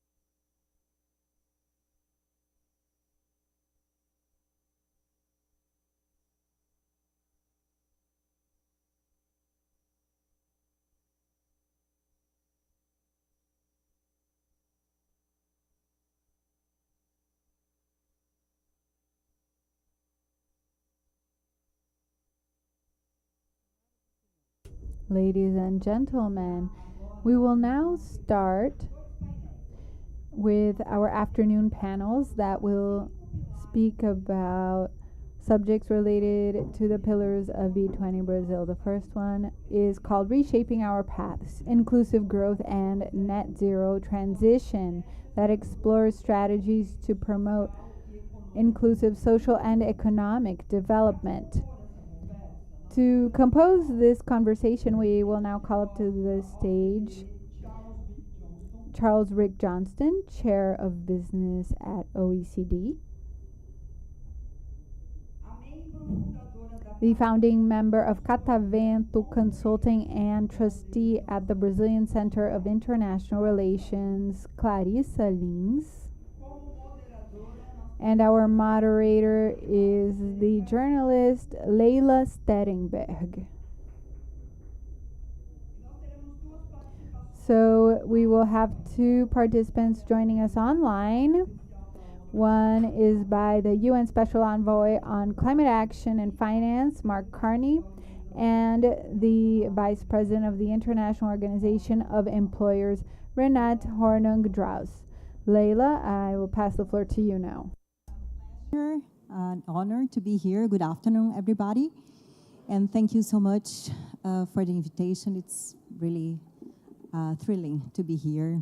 Such an important discussion. As we all know, at the dawn of the 21st century, humanity stands at a pivotal crossroads, facing challenges that demand innovative and inclusive solutions. The intertwined crises of climate change and economic inequality have compelled societies across the globe to reassess their trajectories.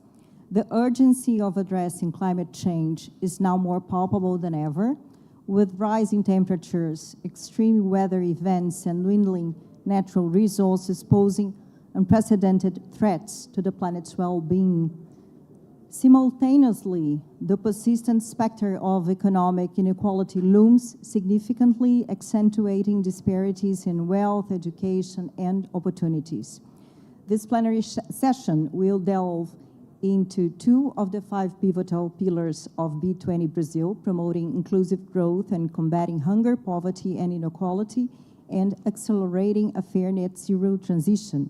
The debate will center around identifying strategies that can drive inclusive social and economic development while addressing the challenge of climate change. This panel will examine the results achieved thus far and initiatives for successful inclusive growth and net zero transition, alongside discussing the necessary policy frameworks. The discussion is crucial, as we know, in setting the strategic direction for the B20 Brasil cycle, aligning with the evolving global economic and environmental landscape. We're going to go now to a Q&A session, and I'd like to begin with Mark Carney. Good afternoon, or good morning, Mark, and good afternoon, Renata. Soon after, I'll be addressing you a question. So, Mark, how do we mobilize and accelerate the investment needed to achieve a just net zero transition in emerging markets and developing economies? And what role can multilateral development banks play to increase private investment? Okay, well, it is afternoon here, and good afternoon there, Leila, and thank you for having me. I'm sorry I'm not there. I'm looking forward to being in Brazil in a few weeks' time. Let me also start by commending the Indian B20. We just heard a summary of that a moment ago, and I think a lot of the opportunity here with respect to your question is really to bring to life and make tangible some of the progress that has been made over the last year. And let me be more specific.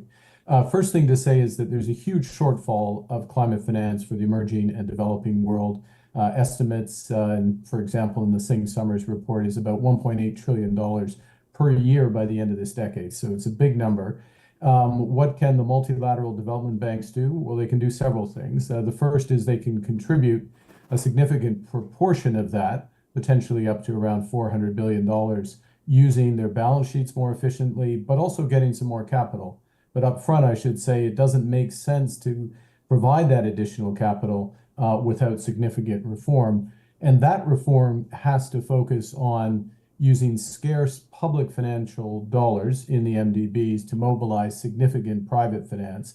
So the question is, how do they do that? How do they catalyze and leverage private capital? And let's admit up front that the track record has not been great, less than $1. In fact, around 60 cents on the dollar of private capital has been catalyzed in the past for every dollar of public that's been committed.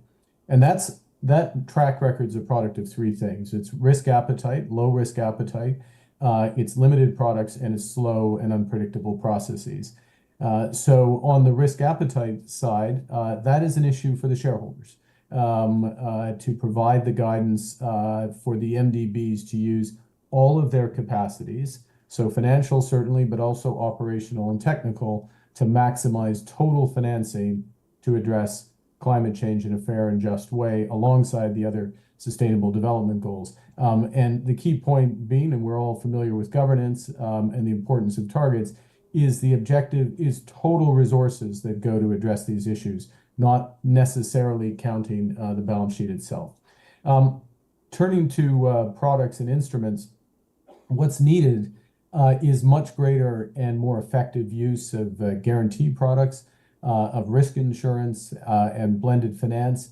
And I'll come to this in a moment, greater coordination between MDBs and other sources of capital so that the capital stack, the entire financing mechanism, works for the scale of investment that's needed. And this is the focus. This was catalyzed by last year's G20. It's the focus of the private sector investment lab of the World Bank that's been set up under Ajay Banga's leadership. It's looking to tackle this head on, bringing together 15 CEOs from diverse institutions to identify specific ways of meeting this challenge around guarantee products, around developing foreign exchange risk management solutions. And I will point, for example, with respect to those, the innovation that the Brazilian government is showing with the IADB, the Inter-American Development Bank, on FX risk management.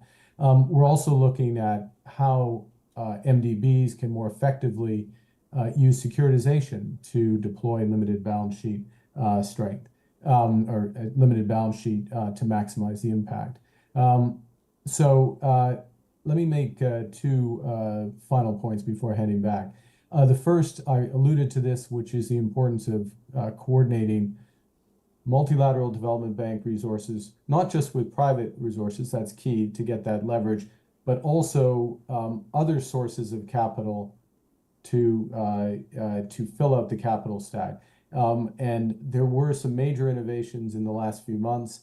The UAE's Catalytic Transition Fund, Altera, $30 billion, has the potential to support up to over 250 billion in transition investments these decades. And it's an innovative structure that has a capped return. In addition to that, there's a number of DFI and philanthropic initiatives that could move in alongside MDB financing or beneath MDB financing.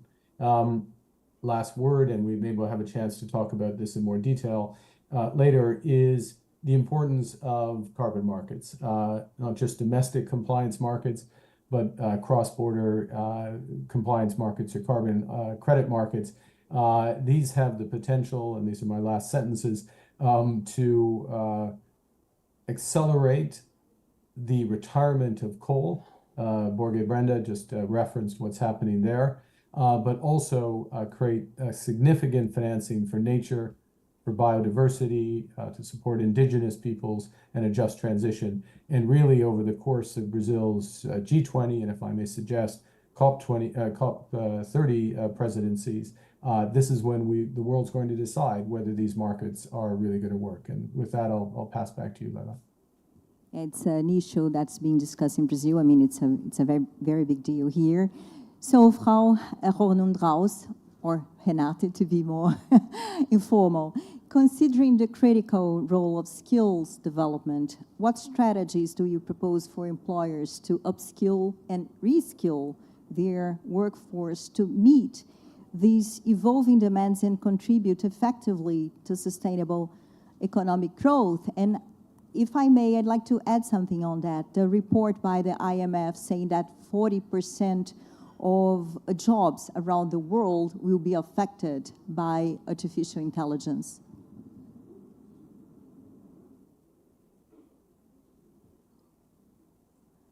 Just a second, we've got no sound. Okay. Can you hear me? Yes, perfectly now. Yeah. Oh, wonderful. Thank you very much for this introduction and also for this invitation. And let me first of all congratulate CNI on organizing the Brazilian B20. And I would like to greet particularly the CNI Vice President, Alexander Furlan, who is also my fellow Vice President at the International Organization of Employers. So it's a great pleasure to be here with you and to speak about this challenge. Now, I would like to just make a preliminary remark before coming to the skills issue and what employers can do. But I would like to make a remark. We have spoken a lot at the global level about financing, about COP, about global objectives. But as governments are beginning to implement climate policies and implement the SDGs, we see a lot of social problems and economic problems, especially on my side of the Atlantic in Europe. We have huge protests by farmers. We see many SMEs declaring bankruptcy. We see people no longer able to pay their energy bills and not being able to comply with legislation which obliges them to change their heatings, for instance, for renewable heatings and things like that. So what we do see at the moment is that sometimes governments are in great zeal and very zealous to save the planet, but at the detriment of the people. And this cannot happen. We have to make sure that the transition and the green policy actually takes into account the real economy, the needs of people, and the need of social cohesion and employment. And we know that there is no political stability and no social cohesion without employment, without people being able to have a livelihood, to look after themselves. And I think this is an aspect which has been somewhat ignored and neglected in the climate debate. And we are now facing the very adverse effects of such, I would say, short-sighted policies. And one of the issues for this is actually that the policies have been so quick, based on a theory that you push a button and then things will just work. But the problem is, precisely as you said, we need the workforce to change. We need companies to change their orientations. We need the new technologies to be able to spread and to become affordable. And all these issues need to be taken into account by governments to provide the framework so that companies can then embark on changing their orientation and moving towards greener sector, towards products in the green economy. But if there is no adequate framework for this, this will not happen properly, and we will have huge social problems. We will have huge unemployment. We will have a lot of bankruptcy, and we will destroy wealth rather than creating wealth. Now, you're absolutely right that the digitization, of course, requires absolutely different skills, which many people don't have now. So obviously, all companies are already now following policies of lifelong learning, of reskilling the existing workforce. We have very different situations. We have the industrialized countries in Europe and in the US with a demography of an aging working population or an aging population altogether. But then we have other countries, the emerging countries, with a very young population. And India and Brazil are such examples, also African countries. And of course, here we have to somehow find the right balance and the right policy mix for all of these countries. And we have to make sure that, for instance, the mobility of workers is facilitated into labor market migration so that companies can hire the people across the borders they actually need and they want to have. And rather than getting people into humanitarian migration with it, which is the wrong basis for it, when it is in reality economic migration.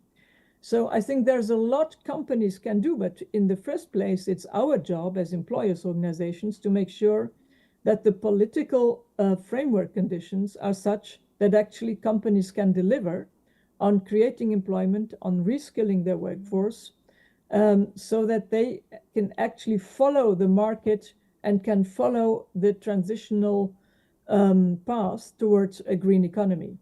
Thank you. Thank you. Danke. So do you prefer Charles or Rick? Rick, okay. So a question to Rick Johnston.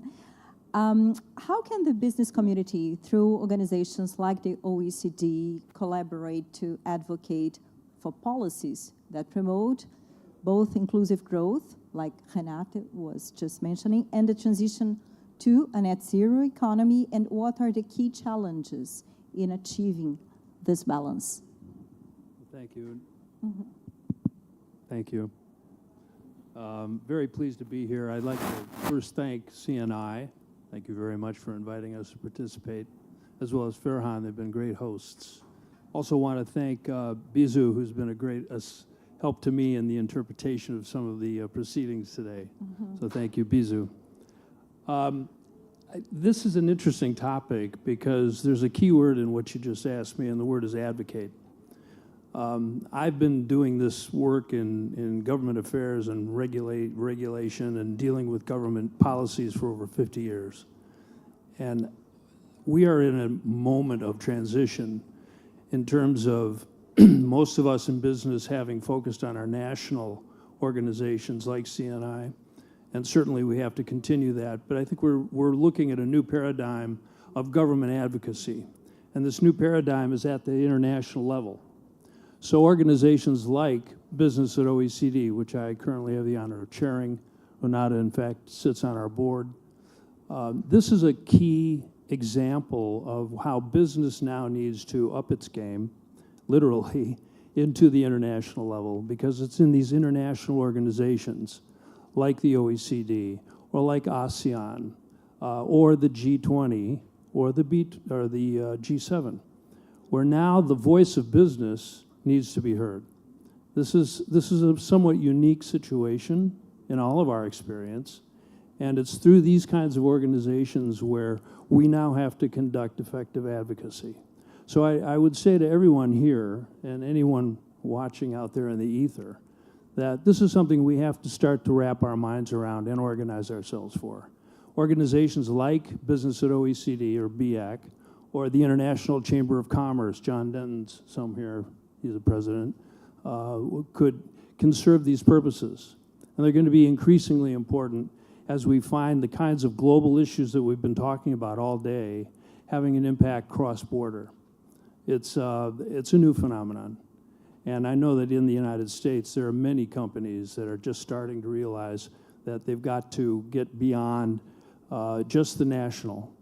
Of course, convince your national associations that there are priorities, but help your national associations also, like CNI or the U.S. Chamber of Commerce, start to bring a lot of the issues that all of us share, whether it's digital economy, climate change, regulatory fragmentation. These are the kinds of topics now that are very cross-border and have a huge impact on our business, particularly for B20 businesses where we're all interested in cross-border trade and investment.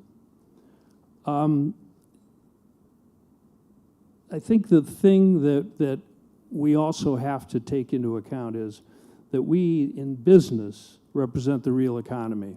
And this is something I'm finding necessary to remind our friends in government more and more, that we, the people here in this room who own and run businesses, we're the ones that create the jobs.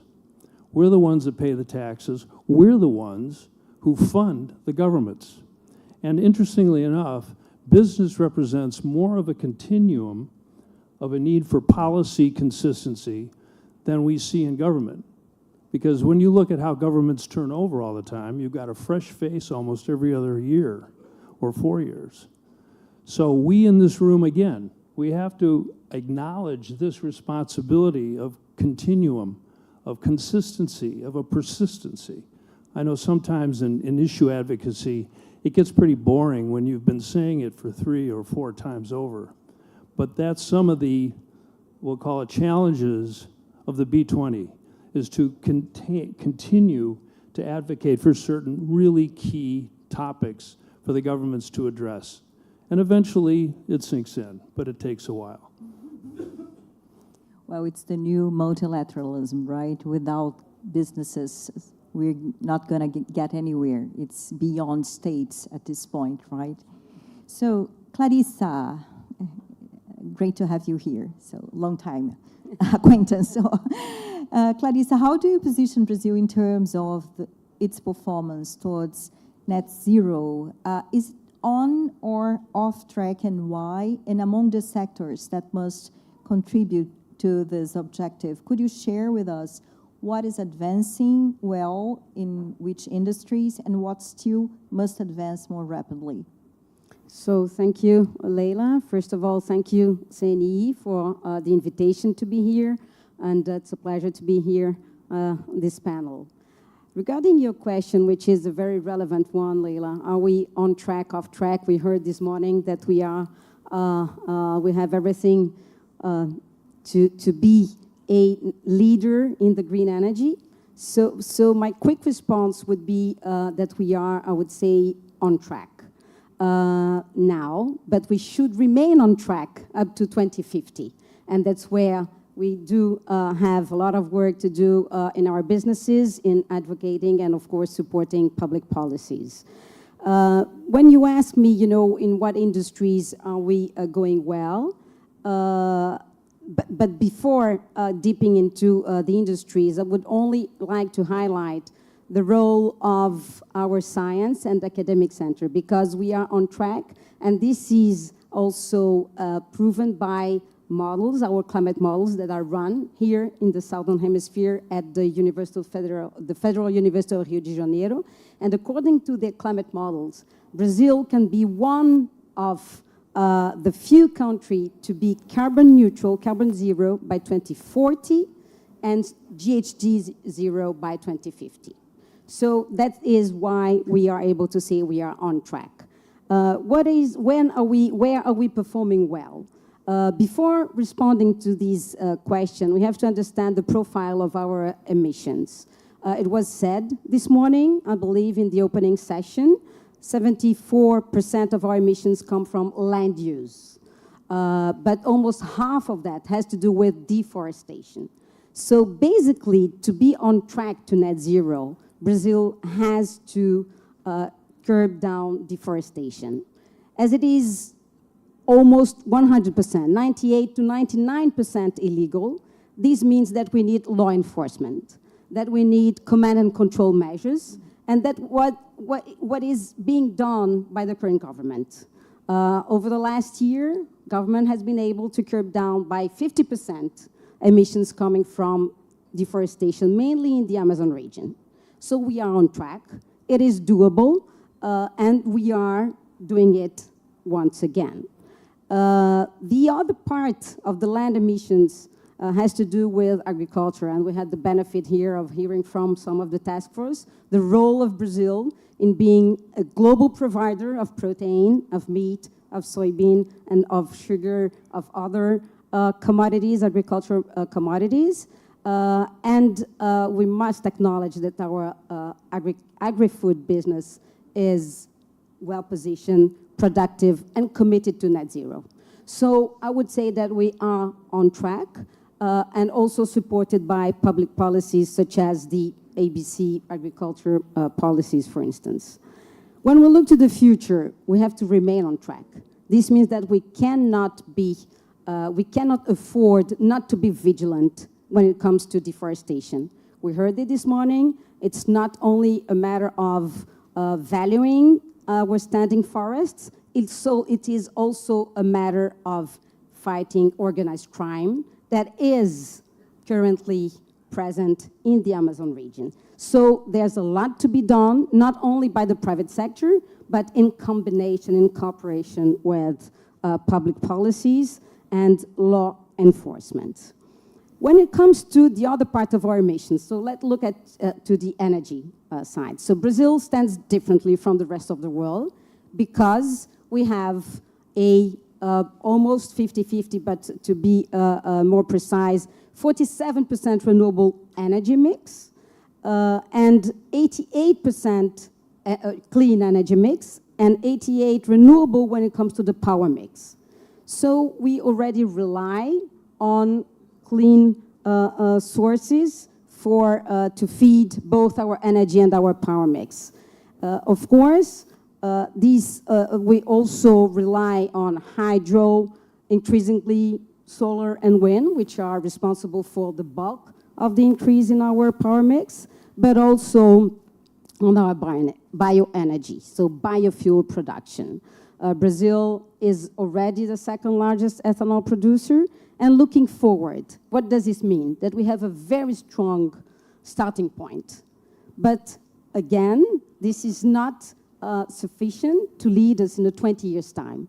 So we have to build on these resource-rich energy sources and to be able to implement public policy that will attract investments in new technologies, not only the current one, where we are already well positioned in terms of cost, in terms of volume, in terms of increased prospect, but the new ones, which are offshore wind, green hydrogen, sustainable aviation fuels, advanced biofuels in general, carbon capture and storage, because we have also to acknowledge that we are a very important oil and gas producer with a low carbon footprint. And we will still need CCS as well. So to come back to your question, we have very good prospects in the energy landscape as well, but we have to retain these projects and turn them into competitive advantage.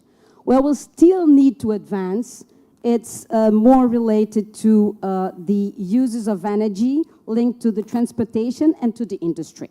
So this speaks very well to the audience. Transportation will still it's responsible for 44% of energy used emissions because we still rely on diesel for heavy road transportation. We have long distances in Brazil to be performed.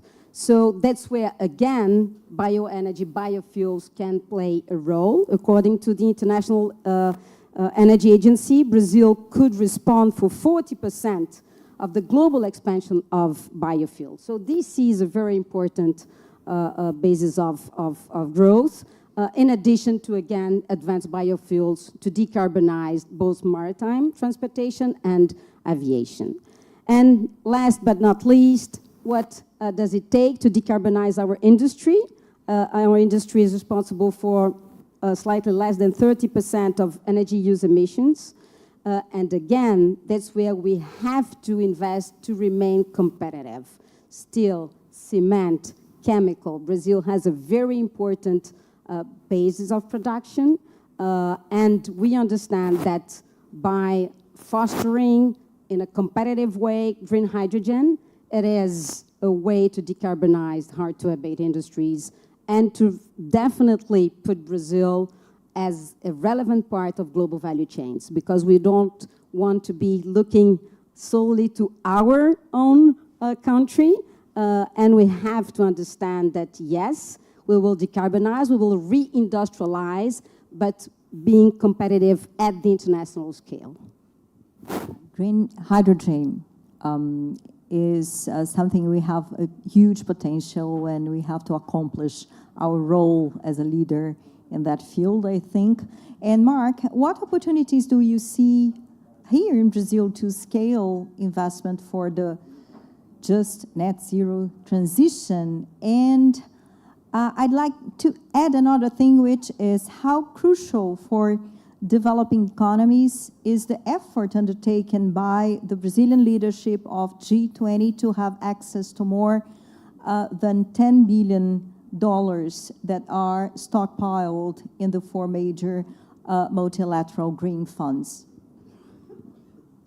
Well, the short answer to the second question is we should collectively get those funds deployed as quickly as possible, not least in that they will need to be replenished even once they are deployed, because as we've been talking about and it's been discussed during the course of the day, the scale of the financing need very much dwarfs that. So catalyzing and utilizing those is important. I want to pick up, if I may, on the exchange you just had with Clarissa, because I think it goes a ways to, I want to try to build on it a bit in terms of the opportunities for investment in Brazil.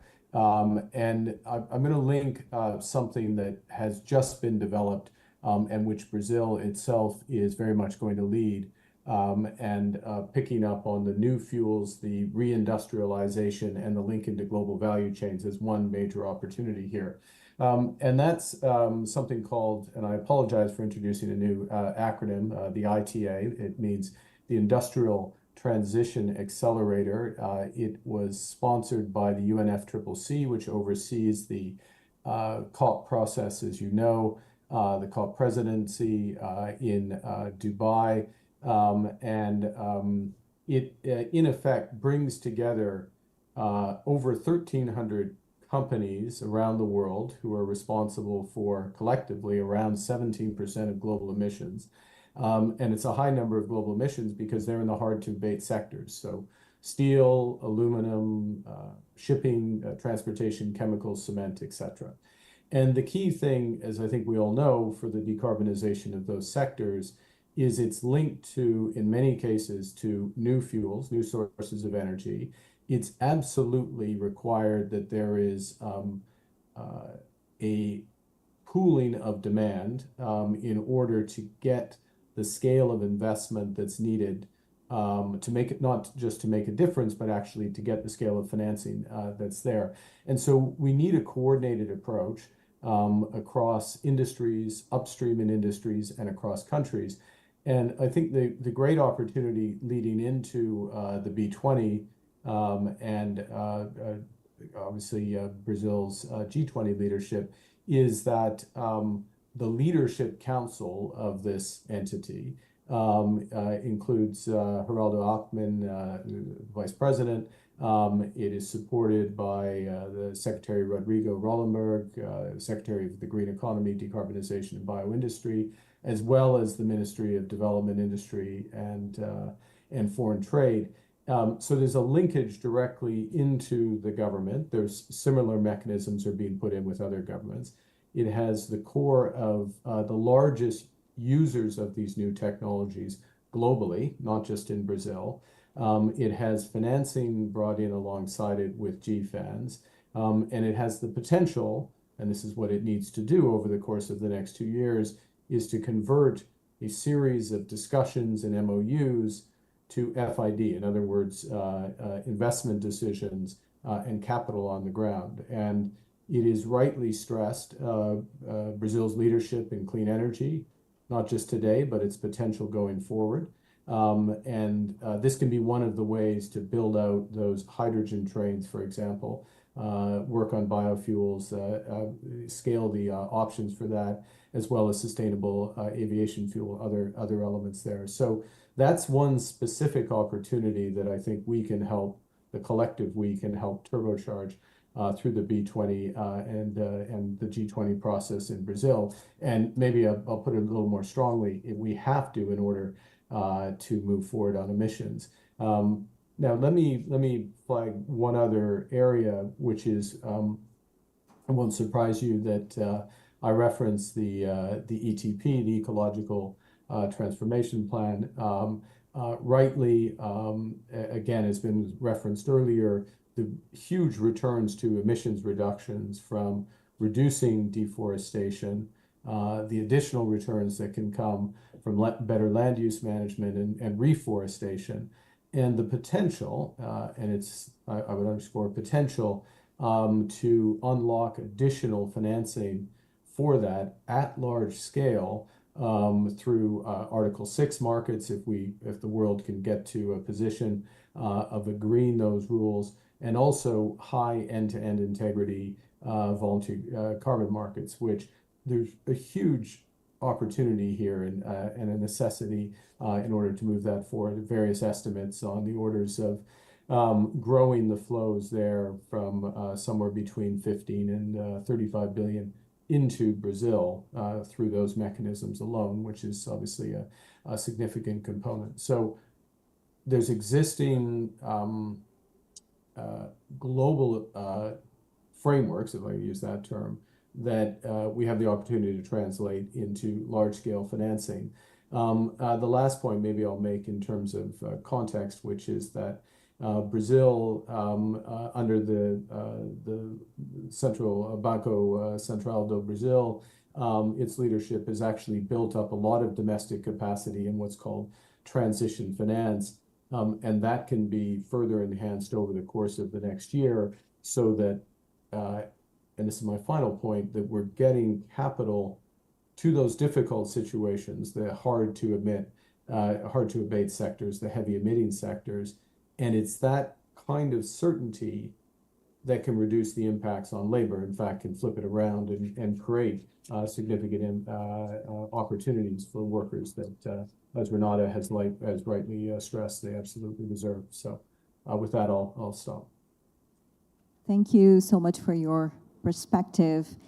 Renata, in the backdrop of the B20's engagement with the G20, how can employer organizations like the IOA facilitate a dialogue between businesses and governments to ensure that policies are conducive to both economic growth and environmental sustainability? Thank you, Leila. Absolutely. I think we need to get this coordination between the different actors properly done and at the different levels. And I think here employer organizations and in particular the IOE have a very important role to play. Let me just say a couple of points which we deliver as employer organizations. First of all, we bring together the employers from different sectors, from different countries, and companies of different sizes, and try to discuss and to develop a consolidated, coordinated positioning, which we then deliver to policymakers as the position of employers. And this is a very important job in transmitting the needs of employers to the political level so that it can then be implemented via regulation or via policies or governance. The other very important point the IOE can deliver also in the B20 process, and that will then feed into the G20, is a very high level of expertise. Because our company members who are sitting on our different committees, this applies both to IOE but also to BIAC, and Rick was rightly mentioning that we work very, very closely together, IOE and BIAC.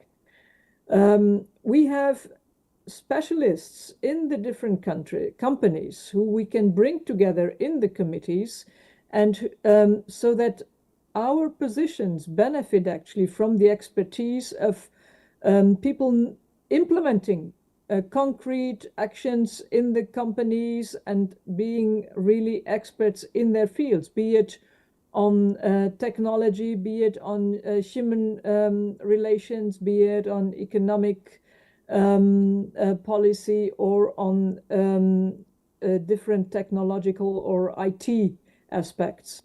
And I think this element of bringing expertise, and secondly, bringing a coordinated view to the political debate at the global level, is a very, very important element in global decision-making and in global governance. And let me finally just raise one issue. I remember some 20 years ago, we used to speak a lot about subsidiarity in the European Union, but also in the global context. And this subsidiarity element has been lost a little bit in the debate, because what we see is that our governments tend to be tempted by top-down regulation.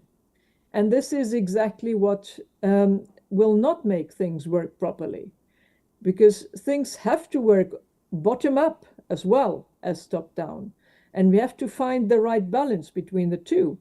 As my colleague Rick was saying, it is private companies who create wealth, who create employment. And the market is an absolutely unique instrument in actually directing investments. But for this to happen, it has to be able to be free and to act according to its own logic, so that it can actually deliver, and in its governance mechanism, it's in its steering mechanism, steering investment where it is more productive. And I think this is the issue of refocusing on subsidiarity, finding the right balance between top-down and bottom-up in the climate policy, which we need to address now, and where the IOE can help in the policy dialogue and policy discussions we will be having with the governments in the G20. Thank you, Renata. So let's go back to Rick. Rick, what's your perspective on the role of responsible business conduct, especially in alignment with the updated OECD guidelines for multinational enterprises in facilitating the transition of businesses to a net zero economy while simultaneously promoting inclusive growth and social equity? It's a nice short question. The M&E guidelines actually are going to take me into a little bit of a conversation about regulation, but to point out that the M&E guidelines are the most comprehensive of any international set of, not rules, because these are voluntary, but at least guidance for how multinational enterprises should conduct themselves. And the OECD should be complimented for being the forum in which they were designed and which they're updated. Now, they just went through an update, and the update was really significant in that it broadened significantly the scope of the M&E guidelines. They already cover virtually every activity that a business could undertake, but now is a really heavy emphasis in additional chapters on environment and on climate. And indeed, the good news is it expanded the scope. The bad news is it also expanded the complexity. And with this complexity, in fact, 30% more narrative now included in the text for the M&E guidelines.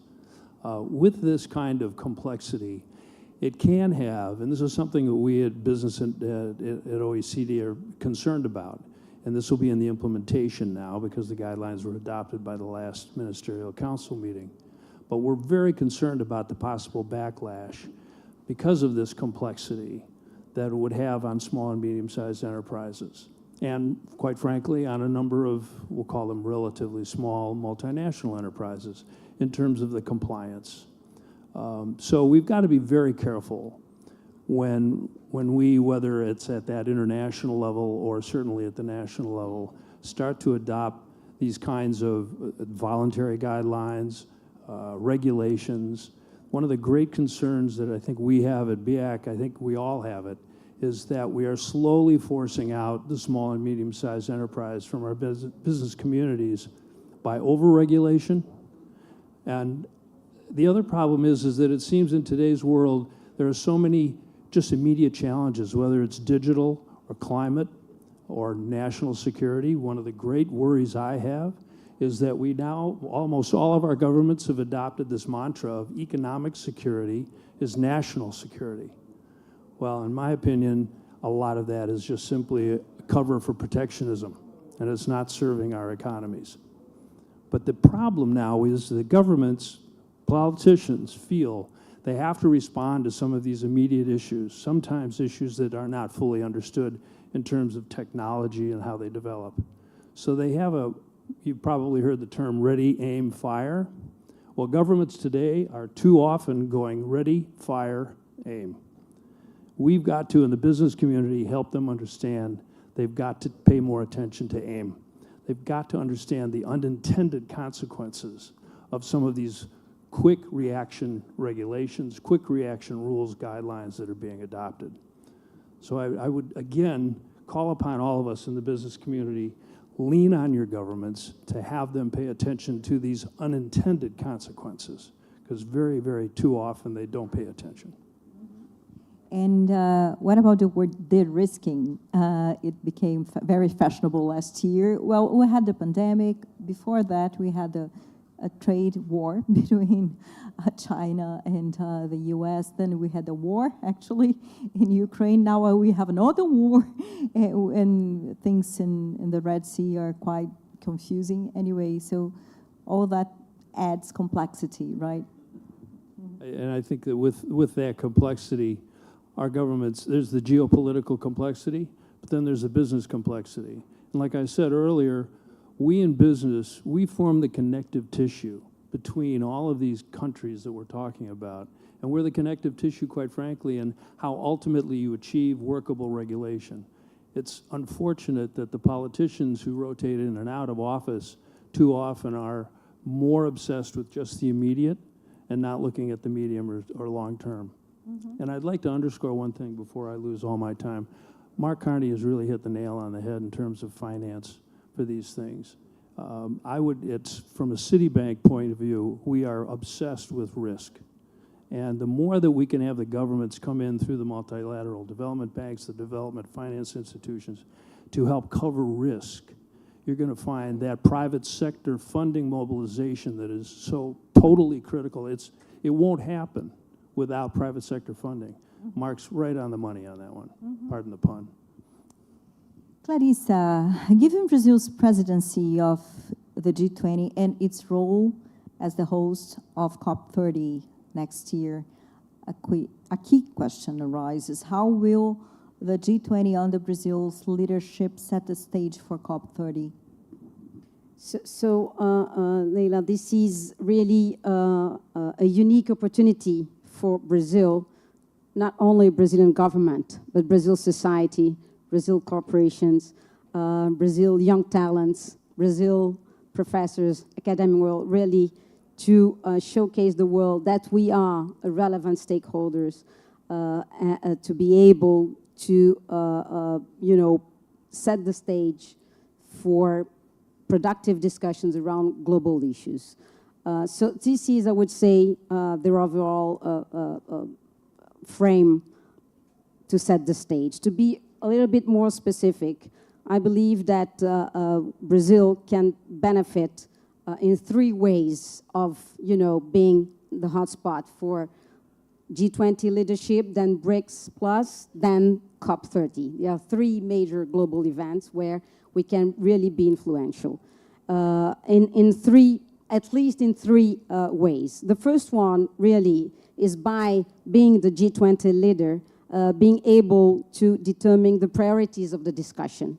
We heard this morning from Ambassador Lídio that the Brazilian government has set up three priorities for G20, which are related to hunger and extreme poverty, the three dimensions of sustainable development, so integrating the social and the environmental dimension to the economic one, but also an objective or an ambition to be influential in reforming international governance.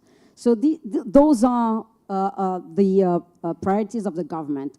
This afternoon, we heard from the task force, the B20 task force, so many aspects that are going to be added by, the private sector that really set the stage for being a voice, to be heard, to be influential, but at the same time, taking the opportunity of including the wider voices coming from society. SEBRI, Luciana, director from SEBRI, which is the think tank, one of the three think tanks to lead the T20 effort, Think Tank 20. We also add up a list of issues to be added. So this is a unique opportunity to be vocal on the priorities at the global stage. So this is the first, I would say, a first way to be influential. The second one has to do with our characteristic. It was already mentioned this morning that we are one of the few countries to be in peace with others. So it is, nowadays, it is so important to be able to sit at the table, but also to invite every and other part to sit at the table. So this is, and we talked a lot about this at SEBRI, to exercise our role as an aggregating party, as an aggregating stakeholder, to be able to have all the countries around the table. And why not to be, a voice of the Southern Hemisphere, but in a constructive dialogue with the Northern Hemisphere. And last but not least, when we look to COP30, COP30 has the written objective of revisit the national determined contributions. So the climate commitments of every and each country. And so by doing this, going from G20 leadership to COP30 is a unique opportunity to bridge the two agendas. G20 agenda is not a United Nations determined agenda. COP30 is one determined by, United Nations and by the international rules. So it is a way somehow to include some of hot topics such as climate change, social inclusion, and so forth, into international discussions and to bridge the way. We have 2 years to prepare COP30, and we have COP29, just to be mindful of what Morkani has mentioned. It's all about financing the transition. So we have 1 year to find ways, innovative ways to finance the transition, and 1 other year really to be ambitious enough to hold a COP that will be, incremental and crucial to foresee if we're going to be able, as a global society, really to fulfill our climate ambitions. Yeah, Brazil is a bridge builder, so to speak, right? And we have a very singular position because we belong to the BRICS, now the expanded BRICS, and we are pretty much aligned with the OECD, although not part officially of the OECD. And I'd like to add another question, Clarice, if I may, and maybe I'd like to hear what you have to say about it, and maybe Mark as well. So do you see a paradox between President Lula saying Brazil will be the Saudi Arabia of green economy, and the fact that oil is increasingly important in our exports? So this is a this is a challenging question, Leila. But we met in advance, and we were fine, you know, for her to raise the question. And by the way, yeah. So it could look like a controversy issue, a controversial topic. But when you look to the numbers, and when you take into consideration that demand for fossil fuel sources will not diminish as rapidly and in all the countries, among all the countries, evenly, then we have to understand that there's a role for some oil producers. And we like to include Brazil in these producers because of our low carbon intensity of Brazilian oil production, namely when it comes to the pre-salt, so in the deep offshore field. There, the standards and the metrics show that the carbon intensity of these oil production is very competitive, even compared with other international standards. So as long as demand remains, and if you look to some of these scenarios that are compatible with net zero, we'll have ranging from 25 to 40 million barrels per day of demand compared to 100 million today. Then there is a role for Brazil to export its oil production. In addition to that, if you look to the Brazilians' climate commitments and take into consideration that oil production will increase mainly for exports, then you are still able to reach your climate goals. So from a societal point of view, it is beneficial for the Brazilian society to keep on producing low carbon oil for the next 10 to 20 years. What's your take, Mark? Well, I didn't have the advantage of the pre-conversation, but I think Clarissa has framed it well. I'll add a couple of points of context. First, as many will be aware, there was an agreement from producers, countries and companies responsible for about 45% of global production at COP28 in Abu Dhabi to double the efficiency of oil and gas production and to move to near zero, but effectively zero methane, both of those objectives by 2030. And I think that's important for a couple of reasons. One, it goes directly to the heart of emissions. That potentially, if that is followed through by the major producers, we're moving somewhere between 3 and 5 gigatons equivalent of carbon reduction. It depends on your multiplier, how you think about methane, because it's more significant. So it's a big number in and of itself, first point. And I could almost stop there. The second point, though, it goes to what Clarissa was underscoring, which, now and very much in my view, in the future, the energy that's produced, conventional energy that's produced, it's going to be an issue, delivered energy, the overall cost it takes to produce and deliver it, but the carbon content, the delivered carbon content, which obviously would include shipping. So being low cost, low carbon and low risk is going to be increasingly important in a global energy market that is going to shrink if we're going to get anywhere near our climate goals. And so that's how you sort of compete on it. So I'm just effectively agreeing with what Clarissa said and just providing a bit more context to it. In this new era, the so-called essential minerals are, like the name says, essential.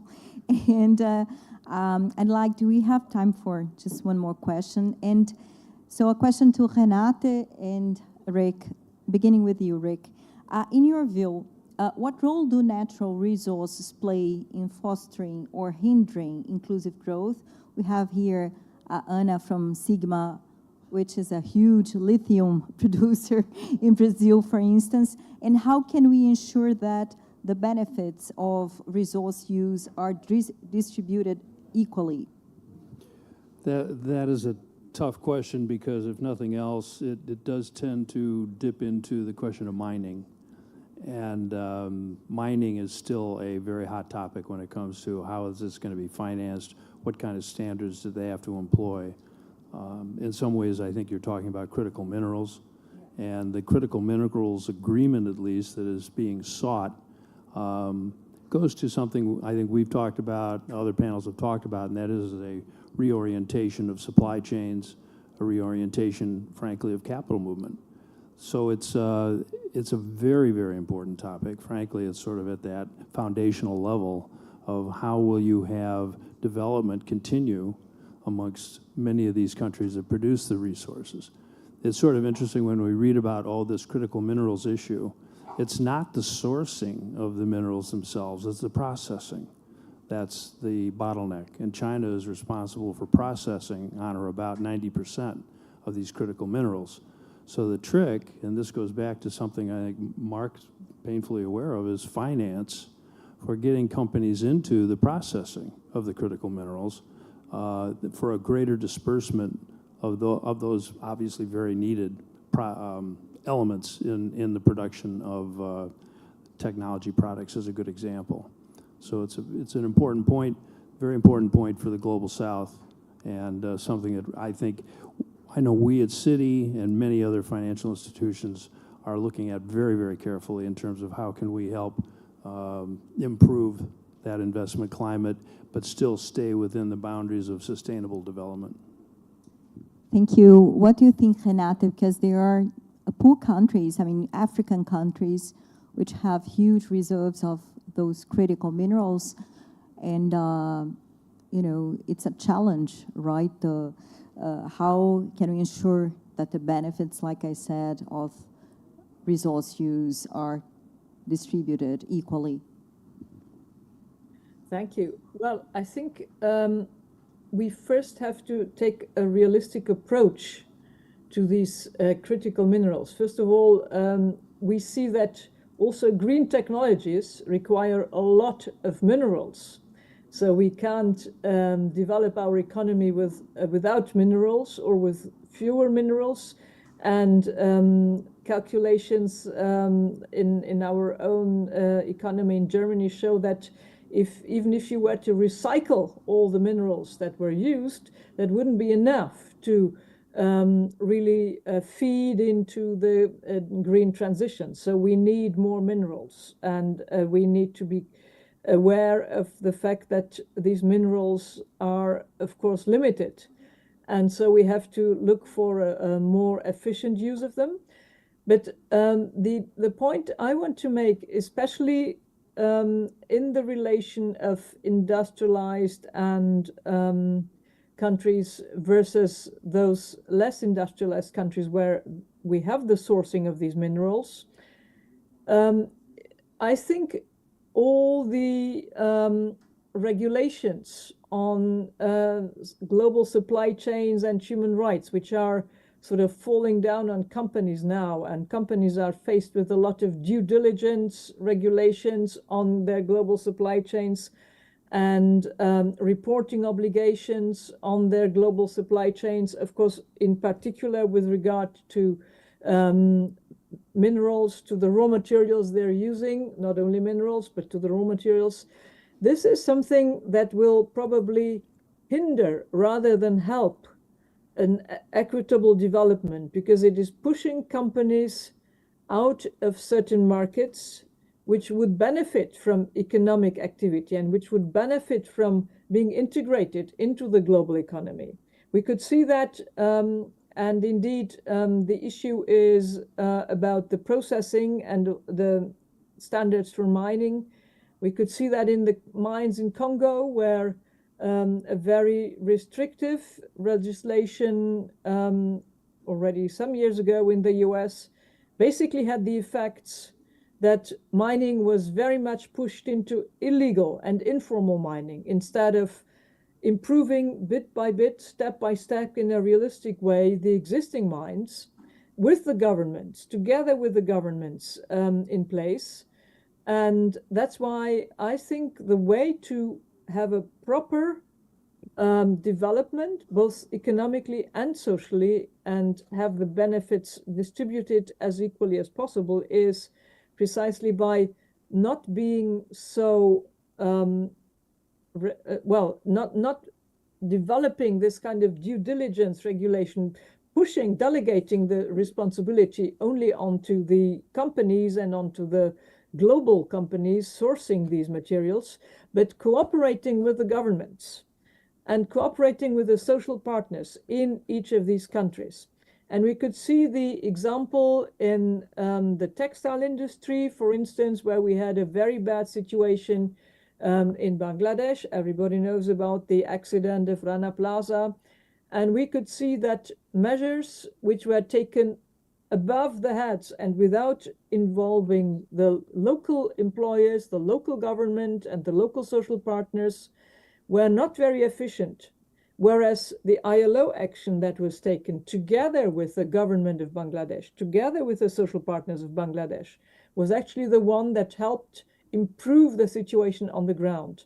And I think this is the avenue. We need to use the international organizations, and especially the International Labour Organization, the ILO, where the social partners, as representatives of the real economy, workers and employers alike, are constituents and are actively involved together with the governments, to make sure that we make a positive difference on the ground when it comes to standards, working conditions, wages, and so on, in the mines in which all these raw materials are being sourced.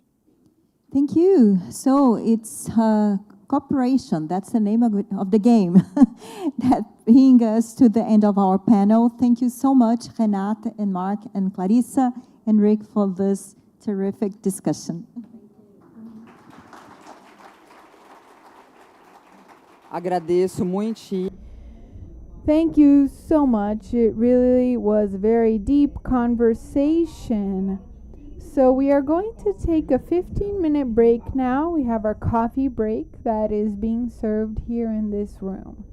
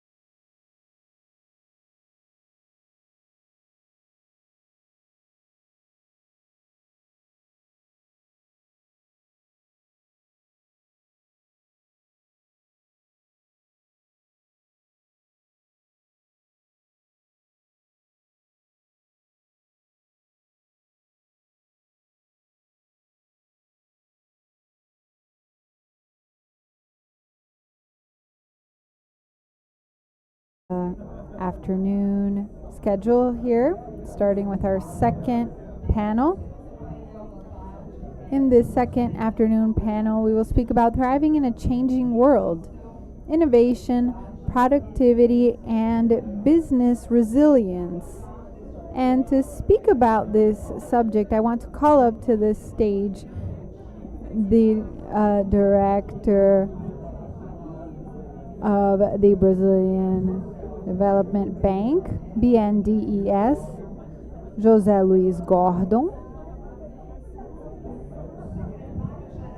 the General Secretary of the International Chamber of Commerce, John W.H. Denton, the CEO of Microsoft Brazil, Tânia Consentino, the President of the Council of Innovation and Competitiveness of the Federation of Industries of the State of São Paulo, Pedro Vonchovsky, the CEO and board member of Península Participações, Flávia Almeida, and I will call up once again my colleague, moderator, and journalist, Leila Sterenberg.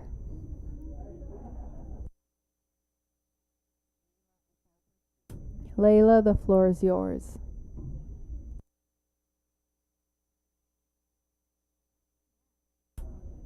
I'm not going to introduce myself once again, right?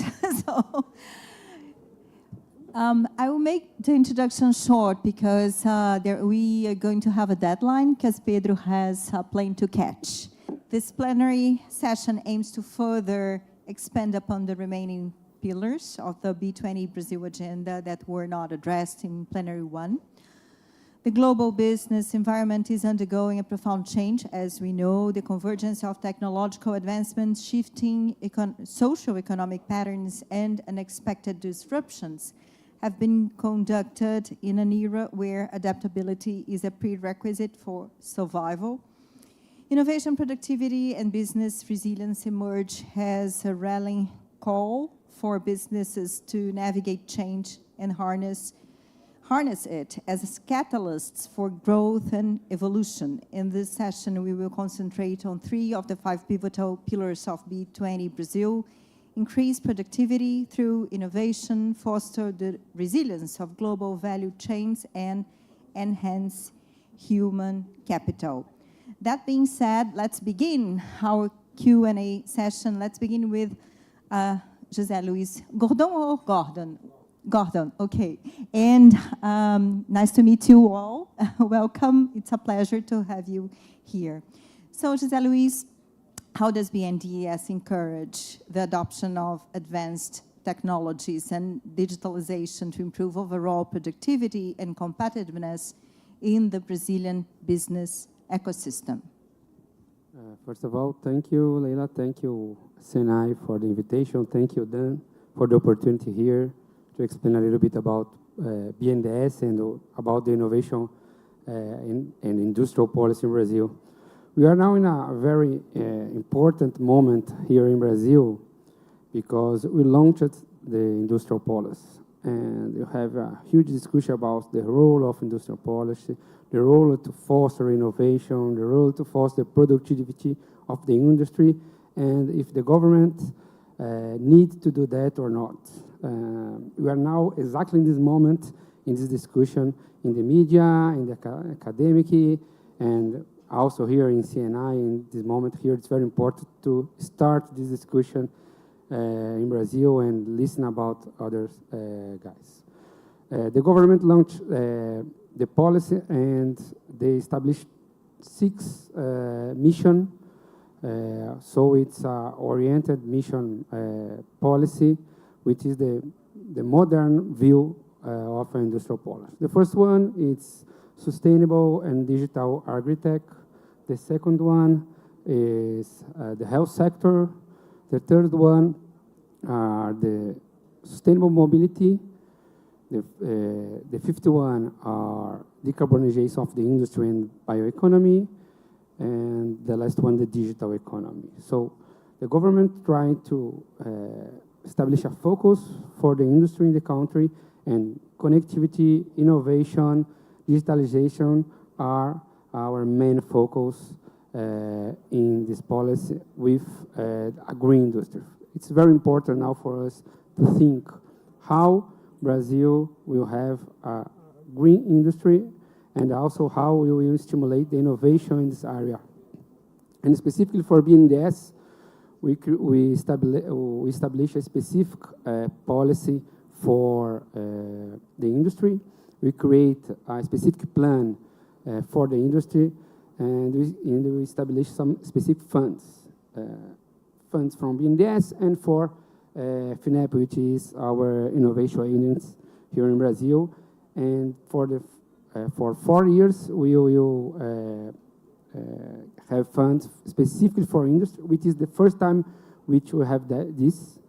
And we established 300 billion reais for the industry, which are very important because you have a previsibility for the industry, how much they will have to, how many funds they will have to invest, to have funds to invest in innovation, in green economy and other things. So we create 4 specific focus for funds for loans. The first one is innovation. And we have the low interest rates for innovation. Innovation is a very risk activity, so it's important to have these specific and different types of funds with the low interest rates and grants also, because it's important to stimulate innovation in the country and specifically for the industry. It's the biggest program for innovation in the country, more than 60 billion reais for innovation. The second focus are green economy. So we are now discussing all the time the decarbonization of industry, and we need to have specific funds for this with low interest rate also. And the other 2 are export. We need an industry with think to export, and for this is important to be more innovative and to use the green innovation economy also. And the last one are productivity. So we are invest lots of funds, more than 100 billion reais for productivity. So this is our focus now, and we started to stimulate the industry in these areas. I want to dig deeper, but later on. So before I'm going to, I have a round of questions to our participants. So let's begin with John Denton. John, how can global policy frameworks promote innovation, productivity, and business resilience in this evolving global business landscape, especially considering future economic and environmental challenges? Additionally, what role does international trade play in facilitating these objectives? Wow, that's a very big question, I must say, if not a statement in itself. First of all, can I just shout out to the chair of the B20 and also our host today at Ferjan.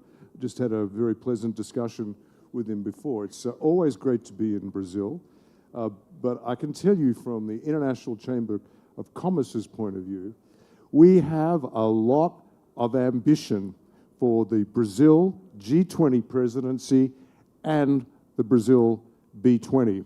And I'll get straight to the point. We want deliverables from this G20 and this B20 because, going to the heart of your question, policy frameworks established by the G20 as the premier economic institution that operates in the world are enormously important. If I can just pull back a second, I'm an Australian, and Kevin Rudd, when he was the Prime Minister of Australia, and the G20 was elevated from a finance ministers meeting to a leaders meeting. I'm a business person as well. He and I were discussing how we ensured this became a permanent feature for the global world. Because a focus on economic development, as I said to him, you need to bring the business community in, because you can't create jobs without the business community, and you can't develop the economy without a fully functioning private sector. So you've got to get in place the modalities to enable that to happen. So you need to have a similar entity as that which we created for the Asia-Pacific Economic Community, which was a business advisory council that would meet directly with the leaders, without officials, and the purpose of that was to provide the leaders with the priorities that were necessary in order to enable the private sector to support economic development. Like all these things, it was a great idea. It actually went from being a relatively small group to becoming the kind of huge organization that the chair of the B20 will have to run. But at its essence is bringing into the minds of the leaders in an unfiltered way what needs to be done. And this goes to your point. If you actually want the economy to grow, what in 2024 are we going to need economic leadership from the leaders in? We're going to need it very much in the issues you were talking about before. But one of the fundamentals, and I heard the fellow from the WEF talk a bit before about this, is that if you really want to get global growth moving again, you're going to have to get global trade moving again. And we know, and I think, I don't think I'll be the first person on a panel up here to tell you that the outlook for growth is not good in the global economy. I think the IMF numbers coming in at 2.9, and that's before their interim report, which will be out the next couple of days, which will go down a little bit as well. So we know that the prospects aren't great. And even where we used to find the prospects in developing and emerging economies, they're running at about 4%. So we're under trend quite significantly. We also know that part of that has been the lack of opportunity on the trend line for trade. So we need, and we actually want, the G20 this year, and we want the B20 this year to really focus on the costs of allowing continued fragmentation of the global trading system. I will be providing to the chair of the B20 and to the presidency of the G20 an economic analysis which will show you the negative costs of continuing to allow the fragmentation we're seeing. My friends, politicians speak endlessly about the need to do this and to do that, and they think that chipping away, no one kind of notices the problems. What I'm here to tell you is there's significant economic costs for continued fragmentation of the global trading system. Call it nearshoring, call it friendshoring, call it protectionism, call it green protectionism, call it advanced investment in nation building, whatever you want to call it. If you're deriding from the functioning of the multilateral trading system, you are hurting local communities. And that's something we want to show very clearly. And so when you ask me the question about the importance of global frameworks are important, but they're nothing unless they're involved with the end users, which is the private sector. The private sector must have a seat at the table, which is why the B20 is so important. It's why, for example, the ICC, we're in 170 countries. We represent more than 50 million businesses. 70% of the ICC is in the global south. You look at our instruments, we curate, enable $10 trillion worth of trade finance. We curate another $7.5 trillion in cross-border commerce. 17.5 trillion, which I was talking to my friends from China before, as I explained to the Chinese premier in December, is the size of the GDP of China. We are actually, without us, global trade doesn't function. So we have an interest in enabling this to happen. Functioning trade finance systems, functioning cross-border trade enabling documentation, functioning legal systems, functioning and workable climate policies, functioning and working digital economy. All these things are important, and these are all the frameworks that we want to see focused on. I have more to say, but I'll pull back and wait till later. And a functioning Red Sea without the Houthis attacking the ships, hopefully sooner or later. So Tanya, let's talk about artificial intelligence. Of course, I'd have to ask you about artificial intelligence. How is Microsoft integrating AI and cloud technologies to boost business productivity and efficiency and to enhance their resilience in the face of environmental and societal challenges? Okay, great question. So the last year, I just spoke about artificial intelligence. But first, I want to thank Dan for the invitation and the CNI. Congratulate CNI for the organization, Fusion, for the organization of the event. But well, we spoke this morning around economical growth, equity, diversity, sustainable growth. And I really believe that Brazil can become the leader of a low carbon economy and also a leader of a digital economy. There is no way to have a sustainable growth if you don't leverage data and if you don't work with technology. So we spoke this morning about the industry and how industry lost the relevance across the last decades in the total GDP. What is a pity?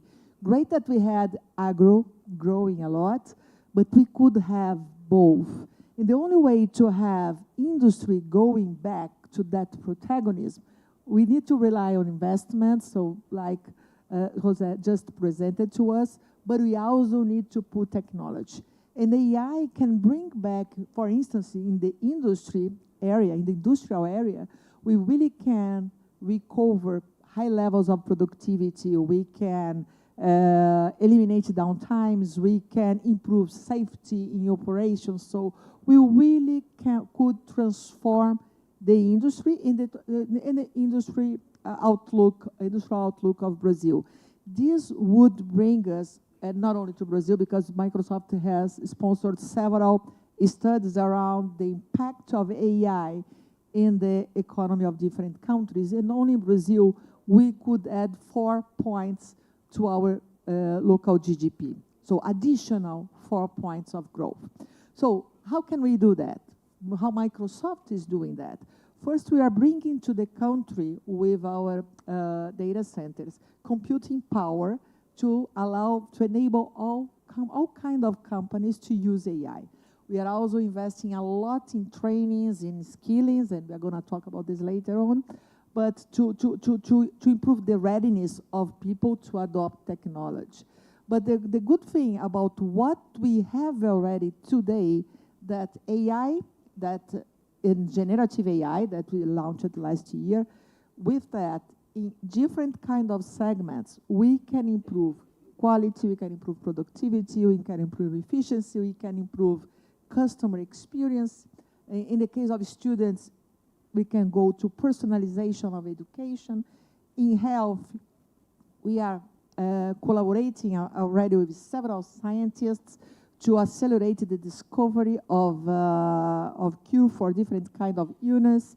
Another very interesting topic that we just announced that we are cooperating also with researchers to, and then combining AI with quantum computing, we are and then also trying to combine with the sustainable growth. We are doing research around materials for batteries to be less dependent on lithium. So everything combined, so there is no way to have a sustainable growth in terms of inclusion, elimination of poverty, and more green world if you don't leverage data. AI is here already, ready to be used, and we really need to accelerate the readiness of the country, and everyone will be beneficial. Of course, that we will need policies. We are talking a lot about responsible AI. Microsoft is pretty much concerned about that. And talking about the frameworks, we are also developing several frameworks to help our customers to build responsible AI, but also to help governments to legislate around this topic that is pretty much unknown today. So skilling, availability of the technology, regulations are the things that we believe that we should work today to be able to accelerate the adoption of AI. Which is scary anyway to most of us. It's also super important. So I use ChatGPT a lot. Just sharing with you that to prepare my interviews, like I ask ChatGPT many things. And Pedro, the manufacturing industry is vital in transitioning to a green economy with its innovation capabilities and potential to drive productivity gains and technological progress across sectors. So how does the Brazilian industry position itself in this debate? And how do you see the recently announced 300 billion reais in credit and subsidies for our industry? And José mentioned this package, this new policy in his answer. Well, let me start with the final issue. The 300 billion reais is a nice beginning.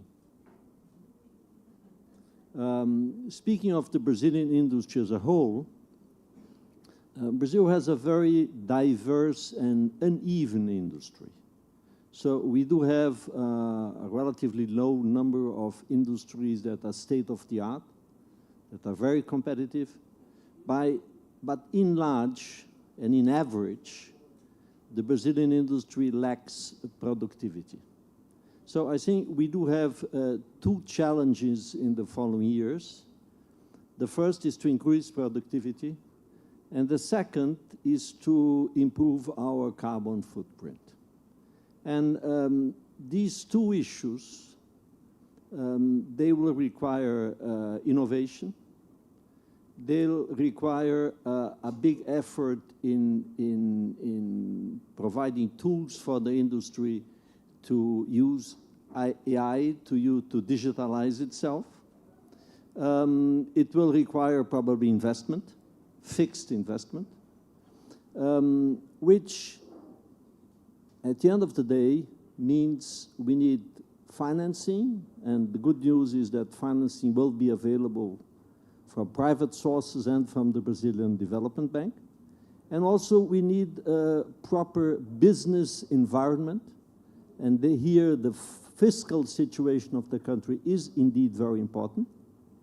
And finally, we need financing for research and development. The last point I should add is carbon tax regulation. We do have in the Brazilian Congress under discussion a new carbon law, and we expect it to be very favorable, and it is important to allow the differentiation between industries that do comply and that industries that do not comply with proper regulations. Thank you, Pedro. Flavia, in the past decade, private capital markets have enjoyed a remarkable period of sustainable growth. In this context, how do you view the role of private investment, excuse me, in driving innovation across various sectors? Yeah, thank you. And I agree with Pedro. It's an uneven situation. So some sectors are quite innovative and quite developed, while others we still lack skills, productivity, and so on. But the capital sector has been in many of our sectors, in many of our industries, quite active and quite relevant for driving innovation. Just to name a few, in financial system, Brazil has one of the most modern, most technological advanced systems, financial systems that was able in the last decade even to create new financial institutions, new models, and bring to the financial market a lot of consumers that were unbankable in the past.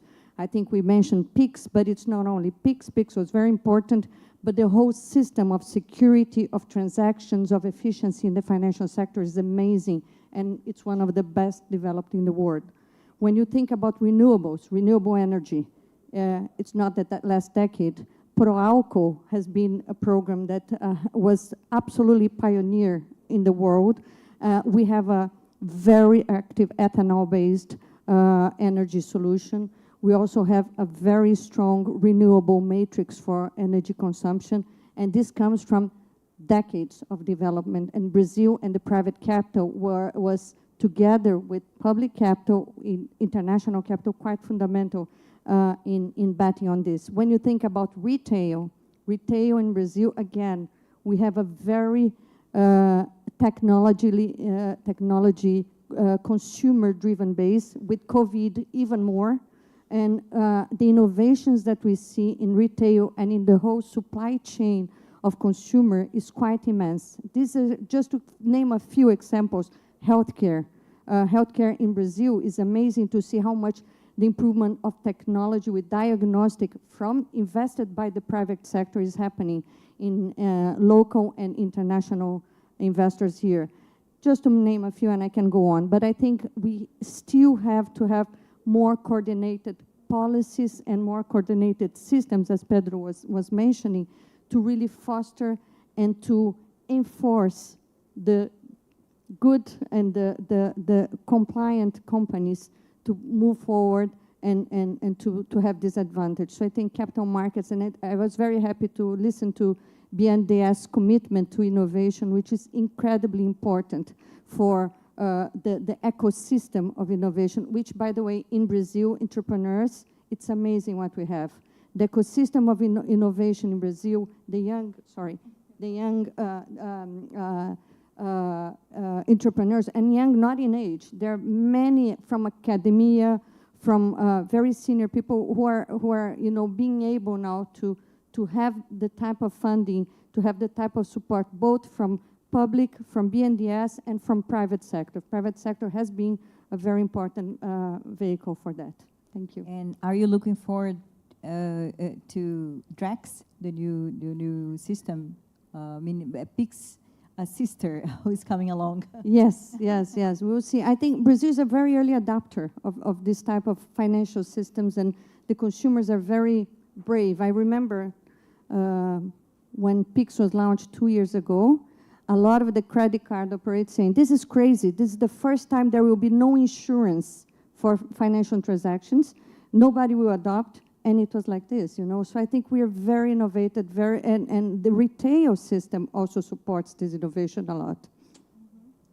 So, José Luis, according to a report published last weekend by Folha de São Paulo, you mentioned that BNDES is the subject of hasty analysis due to its role in the new industrial policy and its new interest rates policy. However, there are concerns about the future of the bank and President Aloysio Mercadante's intention to boost Brazil's naval industry. What's your take on that? So, in the government of President Lula, the industry will be a priority, and we are trying to improve our industrial policy, and also the development bank will be very important.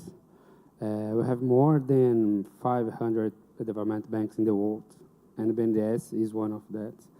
And the role of development banks is exactly to support the development, the sustainable development. And now we need to think in a new industry. And for this, we need a bank, a very important bank, improve that, stimulating, supporting the industry, and stimulate innovation and other things like that. So BNDES will return to stimulate the industry, to stimulate the infrastructure also, and the agri-tech sector also. So this is the role of the BNDES, specifically for the government, for the President Lula. We need to have a industry, a very strong industry, but also a very modern industry. And for that, we need the specific tools for stimulate the industry. This is why they create this specific low interest rate, the low interest rate for innovation in BNDES. This is one of our focus. So this is the idea, but this is here is important to say with responsibility. We are building this in partnership with the Minister of Economy and the other ministers, because we need to have a fiscal responsibility to do that. So this is important also to say here. Mm-hmm. John, how do you see the role of WTO nowadays? Is it well-functioning, malfunctioning? And I'd like to have your take on a recent The Economist magazine cover. I mean, it had the headline, "He's winning, business beware." He is Donald Trump. How do you see the possibility of having Trump once again in the White House, and what does it represent for trade and for the world economy? Well, thank you for the easy questions. It's, gee, it's always fun to be in Rio, I can tell you. I thought I was supposed to be out there at the beach. Look, just a couple of things. I think because Brazil has a vested interest in the WTO. I mean, you've not only been a leader with Roberto Azevedo as the Director General, but you've been a prime player in many of the great WTO discussions. And of course, I was at a dinner actually with the guy from UEFA in Geneva once, and I made the observation, look, I sit on company boards as well. I mean, to be honest with you, we don't lie awake at night worrying about whether the WTO has got life in it, but we do lie awake at night worrying about whether or not the multilateral trading system, which really allows us to get supply chains operating across the world, allows us to invest. One of the boards I'm on, by the way, is one of the largest investment funds from Australia. We're a $250 billion fund. And by the way, we would love to invest in Brazil, but our mandate is limited to countries that are actually OECD affiliates. So it's great to have Rick here from Business at the OECD, because there's one thing I can tell you. Please do not give up on the process of accession to the WTO. There's a lot of opportunity that can support the work of the Development Bank, that can support the investment that you're talking about in sectors which are less competitive, but upside is available to. But we need to ensure the frameworks are in place. Again, frameworks are important that enable that investment to flow. But going back to the WTO, I think maybe 2 years ago, I would have said the prospects for the WTO, frankly, it was an entity that had become irrelevant. I was heavily involved in the COVID process. I was actually asked to serve on the COVAX Council, which was because there was a fundamental recognition that the absence of access to vaccines was hurting economic development, by the way, and we actually did a lot of work on that. And what we discovered, the WTO was actually missing in action. And so I went to the WTO under Roberto at the time and said, let's do something. And he said, I can't, the members won't let us. But what's interesting is that since Ngozi has taken over, she has actually exercised all the powers of that office, and I think we're seeing a lot more prospects for relevancy of the WTO. I'm not saying that there's the actual entity. For me, the entity doesn't actually matter. What actually matters, do we have the ability to effectively curate this public good, which is a global trading system? What is the entity and what do you need? You need to make certain it's relevant to the economy in which you're operating, and you need to make certain that the agreements that are reached there are actually enforceable. And they're the couple of things that are missing. The WTO was created 2 years after the internet went into the public domain. And before the internet was joined up to payment systems, so there was no e-commerce system. There was no governance in the WTO. A critical kind of decision point for the WTO, and by the way, Brazil can be helpful here, occurs in what's called the MC30, which is a ministerial meeting in Abu Dhabi next week. Sounds kind of like more alphabet soup, but this is the reality. At that meeting, there will be a consideration of how to ensure that the digital economy continues to function without tariffs on cross-border commerce, e-commerce. Because at the moment, because the WTO came into existence before anyone knew how e-commerce would operate, they created a workaround which was an agreement by all the parties, it's not in the governing documents, to have a moratorium on placing tariffs on cross-border data flows, which are essential to the functioning of the digital economy. That needs to be renewed on an annual basis. And there's normally what's called hostage taking, where economies try to use their agreement to support the maintenance of that moratorium as the basis to get something somewhere else. Frankly, India's a past master at this. This year, I have to tell you that Indonesia, which is a very important economy as well, is threatening to withdraw its support for the maintenance of that moratorium. I was in Jakarta last week talking about this. Indonesia wants to be part of the OECD. A point I made to them was that all members of the OECD support the maintenance of the moratorium. If you want to walk like a duck, then act like a duck, which is actually, this is the community of interest represents this. Brazil has yet to identify its position on this. So when you talk about the digital economy here. You talk about the power of innovation here. You talk about the world-leading opportunities that exist here. If countries start putting tariffs on cross-border digital flows, you will find that eliminated very quickly, because the complexity of doing that is enormous, but also that will be a chilling signal to the market about investment. And of course, there will be disputes, and given the WTO doesn't have a functioning disputes body, you're going to have a lot of power plays come into play here. And that's where it may be quite interesting with a shift in administration in the US. Frankly, US administration under Donald Trump, the US administration under Joe Biden has not necessarily seen the maintenance of the multilateral trading system as an essential national interest.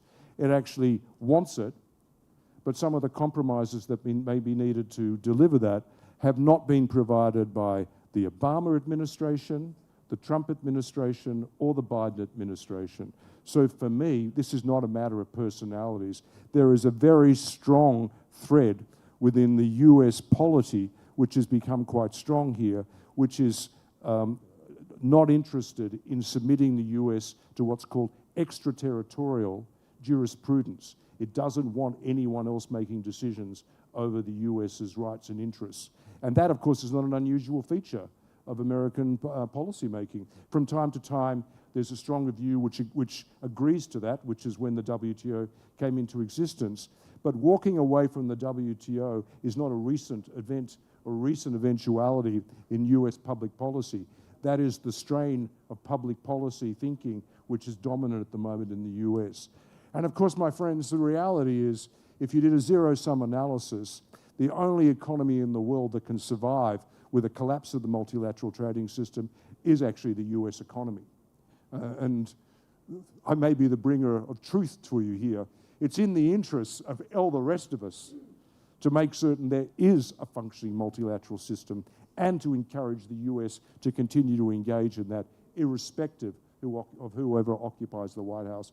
What is always so pleasing is the strength of US private sector support and the knowledge that this is really important. So we need to work on that as well. But please, Brazil can do something here. Brazil needs to stand up and clearly identify itself as a supporter of the maintenance of the moratorium to stop tariffs being put on the internet, which could actually break the internet and undermine the opportunities for Brazilian business. Wow, thank you. And what do you think, Tanya? Do you agree with him? And how worried are the folks in Silicon Valley about Donald Trump coming back?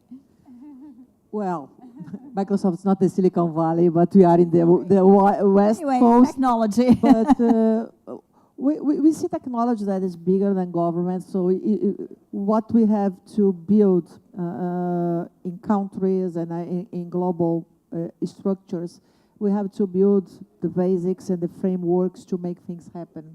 So I think we all have something that is bigger than one politician or another. There is a common interest in economical growth. There is a common interest in people development, in reduction of inequality, reduction of poverty. Of course, there are some ideologies from one side to another, but then I see the importance of the private sector and the responsibility of the private sector to drive the change. We are living very tough moments in a society that sometimes I doubt the humanity, but I think more than ever it's super important the private sector gets reunited to make the change in the way we implement global trade or increase global trade, the way we will discuss the achievements of our sustainable goals. I was in Paris in 2015. Beautiful event, great commitments, very few changes since then. And now we are going to discuss financing, and now we are going to discuss the new commitments, and 2030 is tomorrow.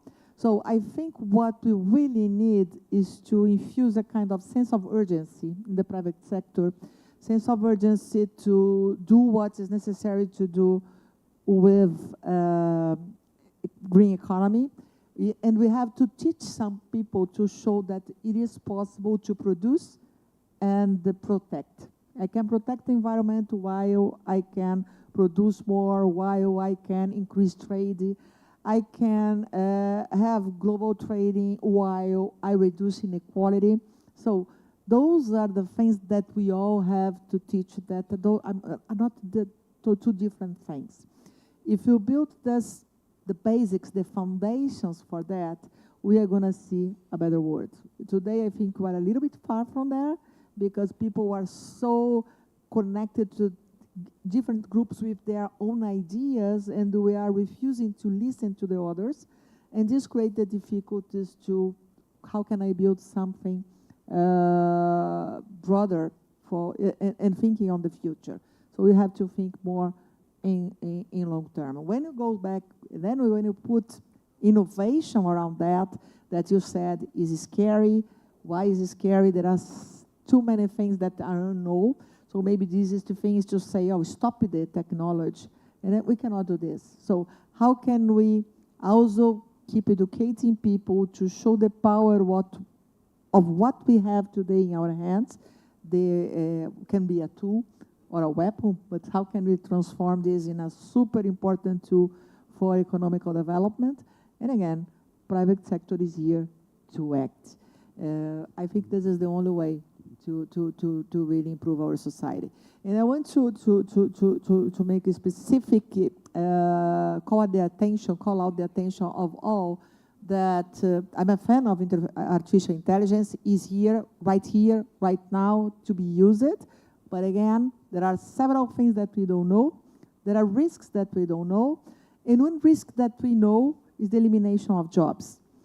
And this is something that will happen because we will see productivity. You see today ChatGPT and copilots doing the work that several people can do. We are reducing the timing of surveys, research. That is for good of the humanity, but on the other hand, is eliminating all kinds of jobs. Again, we need the right sense of urgency to redesign the educational system, to redesign the skilling system, and to reskill the currently workforce. Otherwise, we will have a group of people that will never find a job. And this is, we should, specifically in Brazil, to pay attention, considering our low level of education. No matter what happens, one thing that doesn't improve, or improve very, very slowly, is our level of education. You saw our results in the PISA. When you evaluate our productivity index or our competitiveness index, we are always in the bottom of the list because of low level of education. So this could be the biggest restriction to Brazil to do better in the future.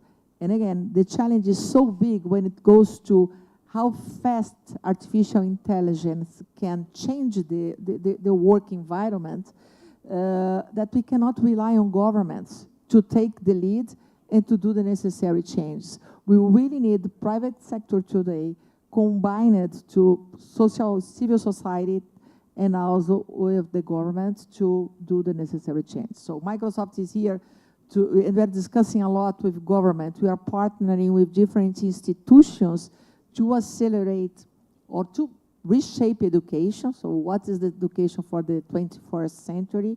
But how can we skill the workforce of the future? Because the ones that are entering the school today, we are going to find a totally different environment of working 15 years, 20 years. But also, how can we reskill hundreds of millions of employees that we have today to avoid a big issue related to poverty or even increasing the inequality. This is not the intention. We have to act now. So green, sustainable growth, reducing inequality at the same time with economical growth. Those are the ODS goals. So let's just make it happen, but with more sense of urgency. It's key to enhance digital literacy, right? And like I said before, 40% of jobs in the world are going to be affected by artificial intelligence, and 41% in Brazil. That's a lot. Yeah, it's a lot. So, Pedro, you said in an interview a couple of weeks ago, Brazil has 5 years to accomplish its role in the green economy. What do we need to get there and not to blow it? As Flavia mentioned, we do have certain very valuable assets, renewable energy being one of them, land being another one. But I think the world has given us a chance, but the world won't wait forever. So we do have a window of opportunity to transform these positive factors into actual products that can be produced, sold, and exported. And I think the question here, the Brazilian industrial policy that has been launched very recently has a major concern with adding value locally. And I think that's a very important issue. So we might transform ourselves into a big hub to produce, for instance, green hydrogen. Should we export it as such? Or should we transform it into green steel, green aluminum, green fertilizers, green chemicals, and so on? So should we use our corn-based or sugar-based ethanol, should we export it as such, or should we transform it into sustainable aviation fuel and sell it as a value-added product? The problem is that we have to generate jobs, well-paying jobs if possible, economic development, and we can do this by using our unique competitive factors, which are land, energy, wind, and so on. So I think, and BNDES and the Brazilian government has indicated that this is one of the major concerns and focus of the new industrial policy. So we do have a window of opportunity, which we shouldn't lose, we shouldn't miss, and we do have a unique chance to start producing and exporting value-added products to actually export more than just the raw material inside the final product, but exporting jobs, knowledge, technology. I think that's basically the chance, the opportunity we have now, and we can't miss it. Sure. And several countries, Flavia, are mobilizing unprecedented financial resources for a more sustainable economy, with notable examples like the U.S. government's Inflation Reduction Act. So my question to you is, what role do you see for public policies in unlocking substantial private investments that can bolster our resilience against a variety of global challenges? I think it can go both ways. First, there is a minimum level of public policies that I think it's to establish a fair game to all players. And that's, for me, it's the minimum level, and Claudia's task force on compliance, I think is very important that we have minimum levels and that we enforce. I think many times throughout this day we heard about, really having the consequence management of enforcing players to play in the same game field, and I think that's very important. That's the minimum level. The second is really what I would call positive public policies, which is really to enhance innovation, to support, to bring academia closer to the private sector. So there are many opportunities to be more proactive in terms of the public policies, to enhance, to really foster innovation. And that's very important, but has to be cautiously led. Otherwise, you create more boundaries and more controls. And I think we have to foster, support, but not control to a point that we lose the potential of innovation, really, you know. So it's a very delicate balance, but has to be quite articulated. And I think at this moment, in many sectors, just complying with the minimum policies would be fantastic in many of the sectors. We talk about deforestation, we talk about unfair rules of the game. I think we play, in many industries, we're still playing two games, you know, when you think about informality and so on. So I think level the same play field is quite important for us, and then go beyond that, really foster, I think. I'll have one last question to all of you, and I have a challenge for you because you have 1 minute to answer my question, because we do have 5 minutes left. So, José, considering, it's the same question for everybody, exactly, but let's begin, let's follow the order. Considering the B20's role as an engagement group accompanying the G20's work, how do you envision the B20 contributing to global policies that promote innovation, productivity, and business resilience? In 1 minute. That's easy. I think we have two challenges now here in Brazil for the industrial policy. The first one is how to evaluate the policy. We have goals, we have targets, but how to evaluate it. Perhaps the B20 can help with this. The second one is how to increase the collaboration between business sector and the government for more strong and powerful industry in Brazil. Now, John, please. Thanks very much. I think that the secret for the success of the Brazilian B20 will be very explicit about the deliverables they want from the G20, and they have to be within the actual remit of the G20. I have been involved as one of the founders of the B20 in previous ones where it's all gone all over the place. You end up with like 1,000 recommendations and 25 papers, another McKinsey paper, etc. You need to be very specific. I'll give you a very clear example. I'm going to be participating as co-chair of Finance and Infrastructure. On finance, we need to get very focused on an enabler for SMEs, particularly in developing and emerging economies. That's the theme. What do we need to do? We need to have a shift in macroprudential regulation, which changes the rule, which was brought in 08-09, which says that no company can have a better credit rating than the economy in which they operate. That is destroying SMEs in developing countries, particularly where they're debt stretched, which means that suddenly good businesses are finding their credit rating going down and they can't get access to trade finance. We can fix that. The G20 can fix that because they can tell the Financial Stability Board to actually review that and come up with a contemporary, contextualized macroprudential regulation. If we can do that, Mr. Chairman, we can actually deliver real change for the private sector. He's going to hire you. Tanya. I'm with John. We have to simplify because I think we have been working in different groups in the world with too many actions, some of them inspirational but not easy to implement. We really have to identify what are the blocks to not move forward and have a clear path to mitigate them, and what are the 1, 2, 3 key success factors, and just go for it.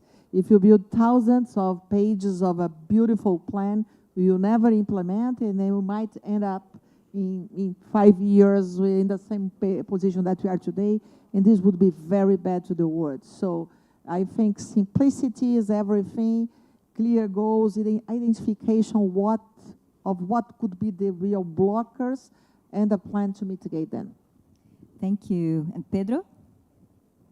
Well, obviously, the G20 has some objectives, some rules of engagement, and obviously we have to understand these rules and make propositions that comply with these rules. And if I should choose which items are most important, I would say free trade, financing, innovation, and, in general, green economy. These are the four major issues in which I understand we should concentrate our recommendations, with a good chance of being listened by the G20. What do you think, Flavia? Dan, you have a very easy job. So I think, I agree with a lot that has been said, and I think actionable. If I was going to say one thing, is really actionable.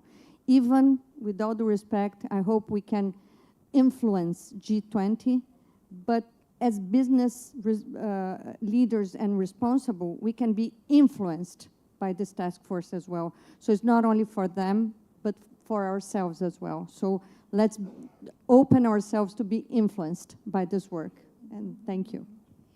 Thank you very much. On time, 12 seconds left, and you were not going to miss your plane. So thank you so much.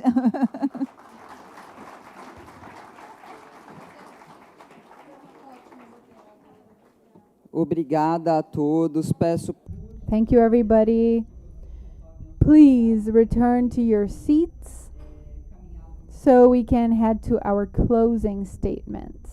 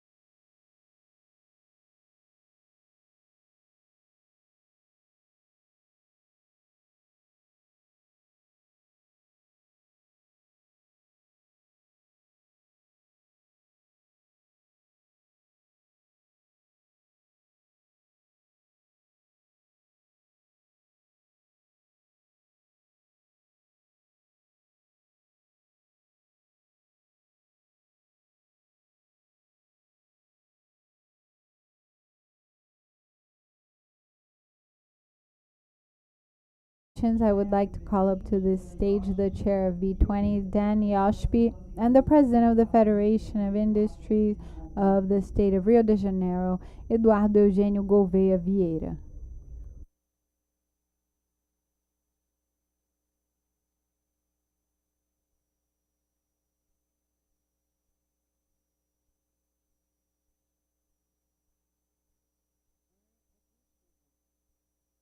Dan, the floor is yours.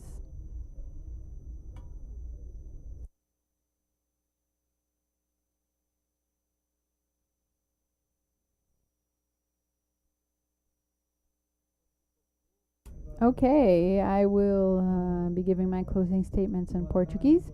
Good afternoon once again, everybody. I want to thank Firjan and the CNI for having helped us and for having organized all of this so that the B20 could start officially and publicly here in Brazil and around the world.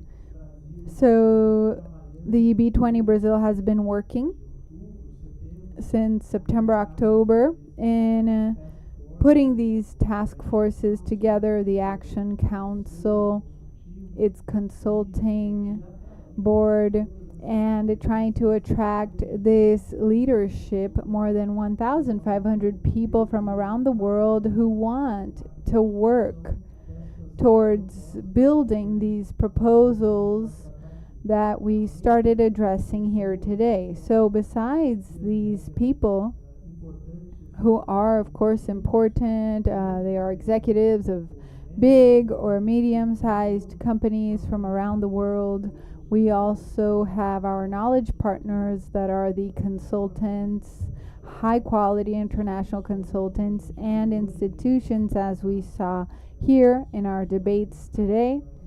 International institutions that are related to the business world in one way or another, and that are interested and willing to dedicate their time and resources to build these proposals for this inclusive and sustainable growth. That is our platform, and it is in dialogue with the G20 platform that is addressing sustainability, inclusion. And so I think that our variation, perhaps, which I believe should be very welcome for the G20, is that for us to reach our objectives, we need economic growth. And that is a dimension that we can bring forward, perhaps more easily and with more experience in comparison with the public sector. So thinking of a partnership, a public-private collaboration that can bring us interesting results.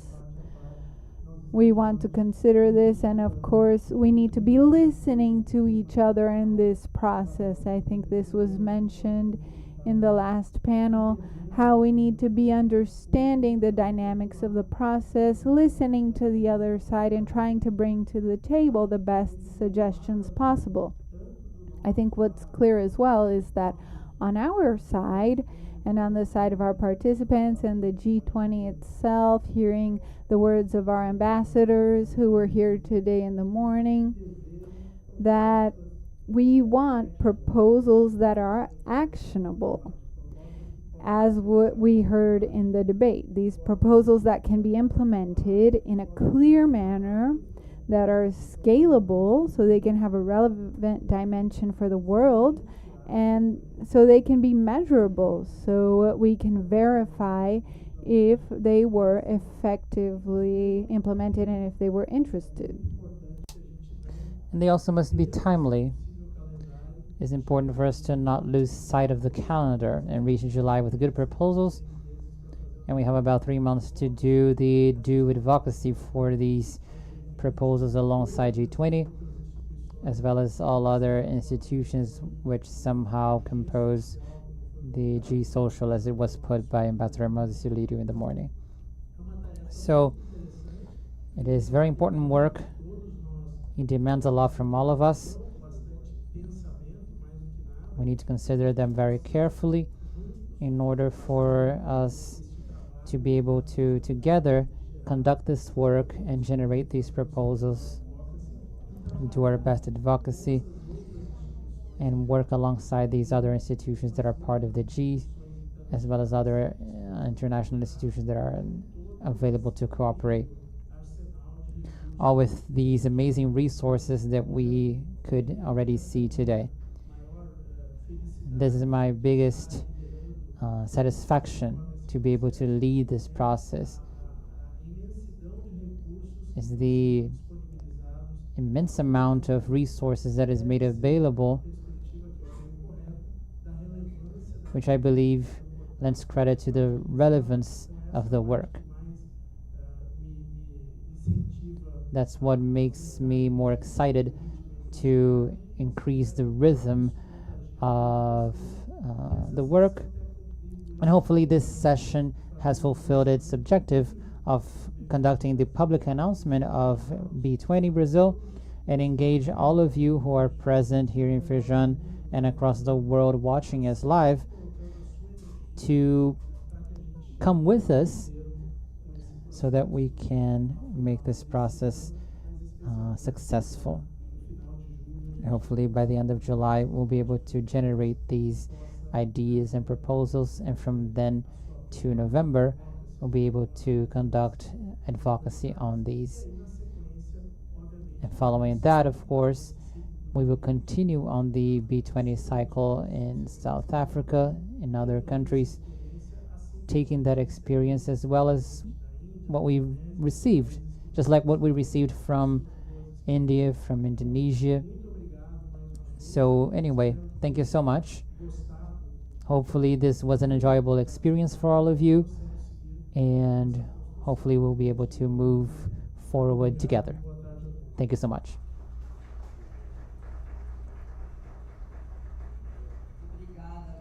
Thank you so much, Dan.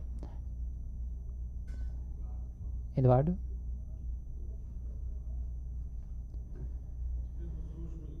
So, we had an amazing meeting today with a lot of communication between the G20 countries, which gathers 1,000 business representatives from nations, guests, and international organizations. I'd just like to congratulate the one that has been mentioned the most, my dear Dan Yoshp, chairman of B20, for how he has conducted the B20 work and the sheer scale of the challenge that you have for this year. So within the theme, inclusive growth for a sustainable future, and these included themes of immense relevance like productivity and business resilience. As we're talking about resilience, I'd just like to mention a not so recent past, but dramatic for most of us, which is directly connected to almost all that was addressed here today. Of course, I refer to the pandemic, the biggest sanitary crisis in over a century. Observing the 5 pillars that compose the guiding documents of B20, we see that these themes became more evident due to the pandemic. To promote inclusive growth and fight hunger, poverty, and inequality. Increase productivity through innovation. Promote resiliency in the global supply chains. And improve human capital. The pillar that did not move forward is the one of accelerating the net zero transition, but it is still one of the main themes for today's discussions. We need to move forward faster in the energy transition as this affects the economy and have a very heavy impact on job generation, income, and well-being. On the global chains, I also highlight the pandemic and the increase in global tensions. These provoked many reflections on globalization, which is being rediscussed and reviewed by various countries across the world. And here I'd just like to offer a quick spoiler of a paper from Firjan. It's called An Overview on Competitiveness of the G20 Countries 2024. The analysis had as its reference the SDG methods concerning 8 dimensions contemplated by the agenda, which the Economic International Cooperation Forum will adopt in their work. Each country has its own issues, but in the case of Brazil, there are challenges and many, many opportunities, as it was mentioned in the previous panel. We're not doing well in public security. We're doing well in the energy transition. We're part of the worldwide vanguard. In climate, we're not bad, but deforestation is an undeniable challenge, and we have opportunities in credit and infrastructure. The execution of G20 in Rio represents a unique opportunity to address the specific challenges of this region and address the solutions. And the Brazilian industry will, of course, contribute towards that. I congratulate all of you for your participation, for your work, your time, and I'd just like to greet our dear collaborators, friends, chairs, the director of CNI, my dear friend Alban, who had to excuse himself. I'd like to thank you for your partnership and congratulate you for your work. and I'm sure that it will be very relevant for global public policy in the benefit of all of humanity. And as the president of Fission, I could not help but mention that as Christ the Redeemer, businessmen and women of Rio and Brazil have their arms open to dialogue with all remaining countries of B20. Thank you. Thank you so much, Mr. President, for your words. Before saying goodbye, I'd just like to remind all of you that we must return the translation devices. I'd like to thank you for your presence, for the invitation to be here with you in this eventful day, and I'd like to invite all of you for a special cocktail that we'll have on the second floor. I promise I will not ask you to take your seats there. Have a great night. Thank you.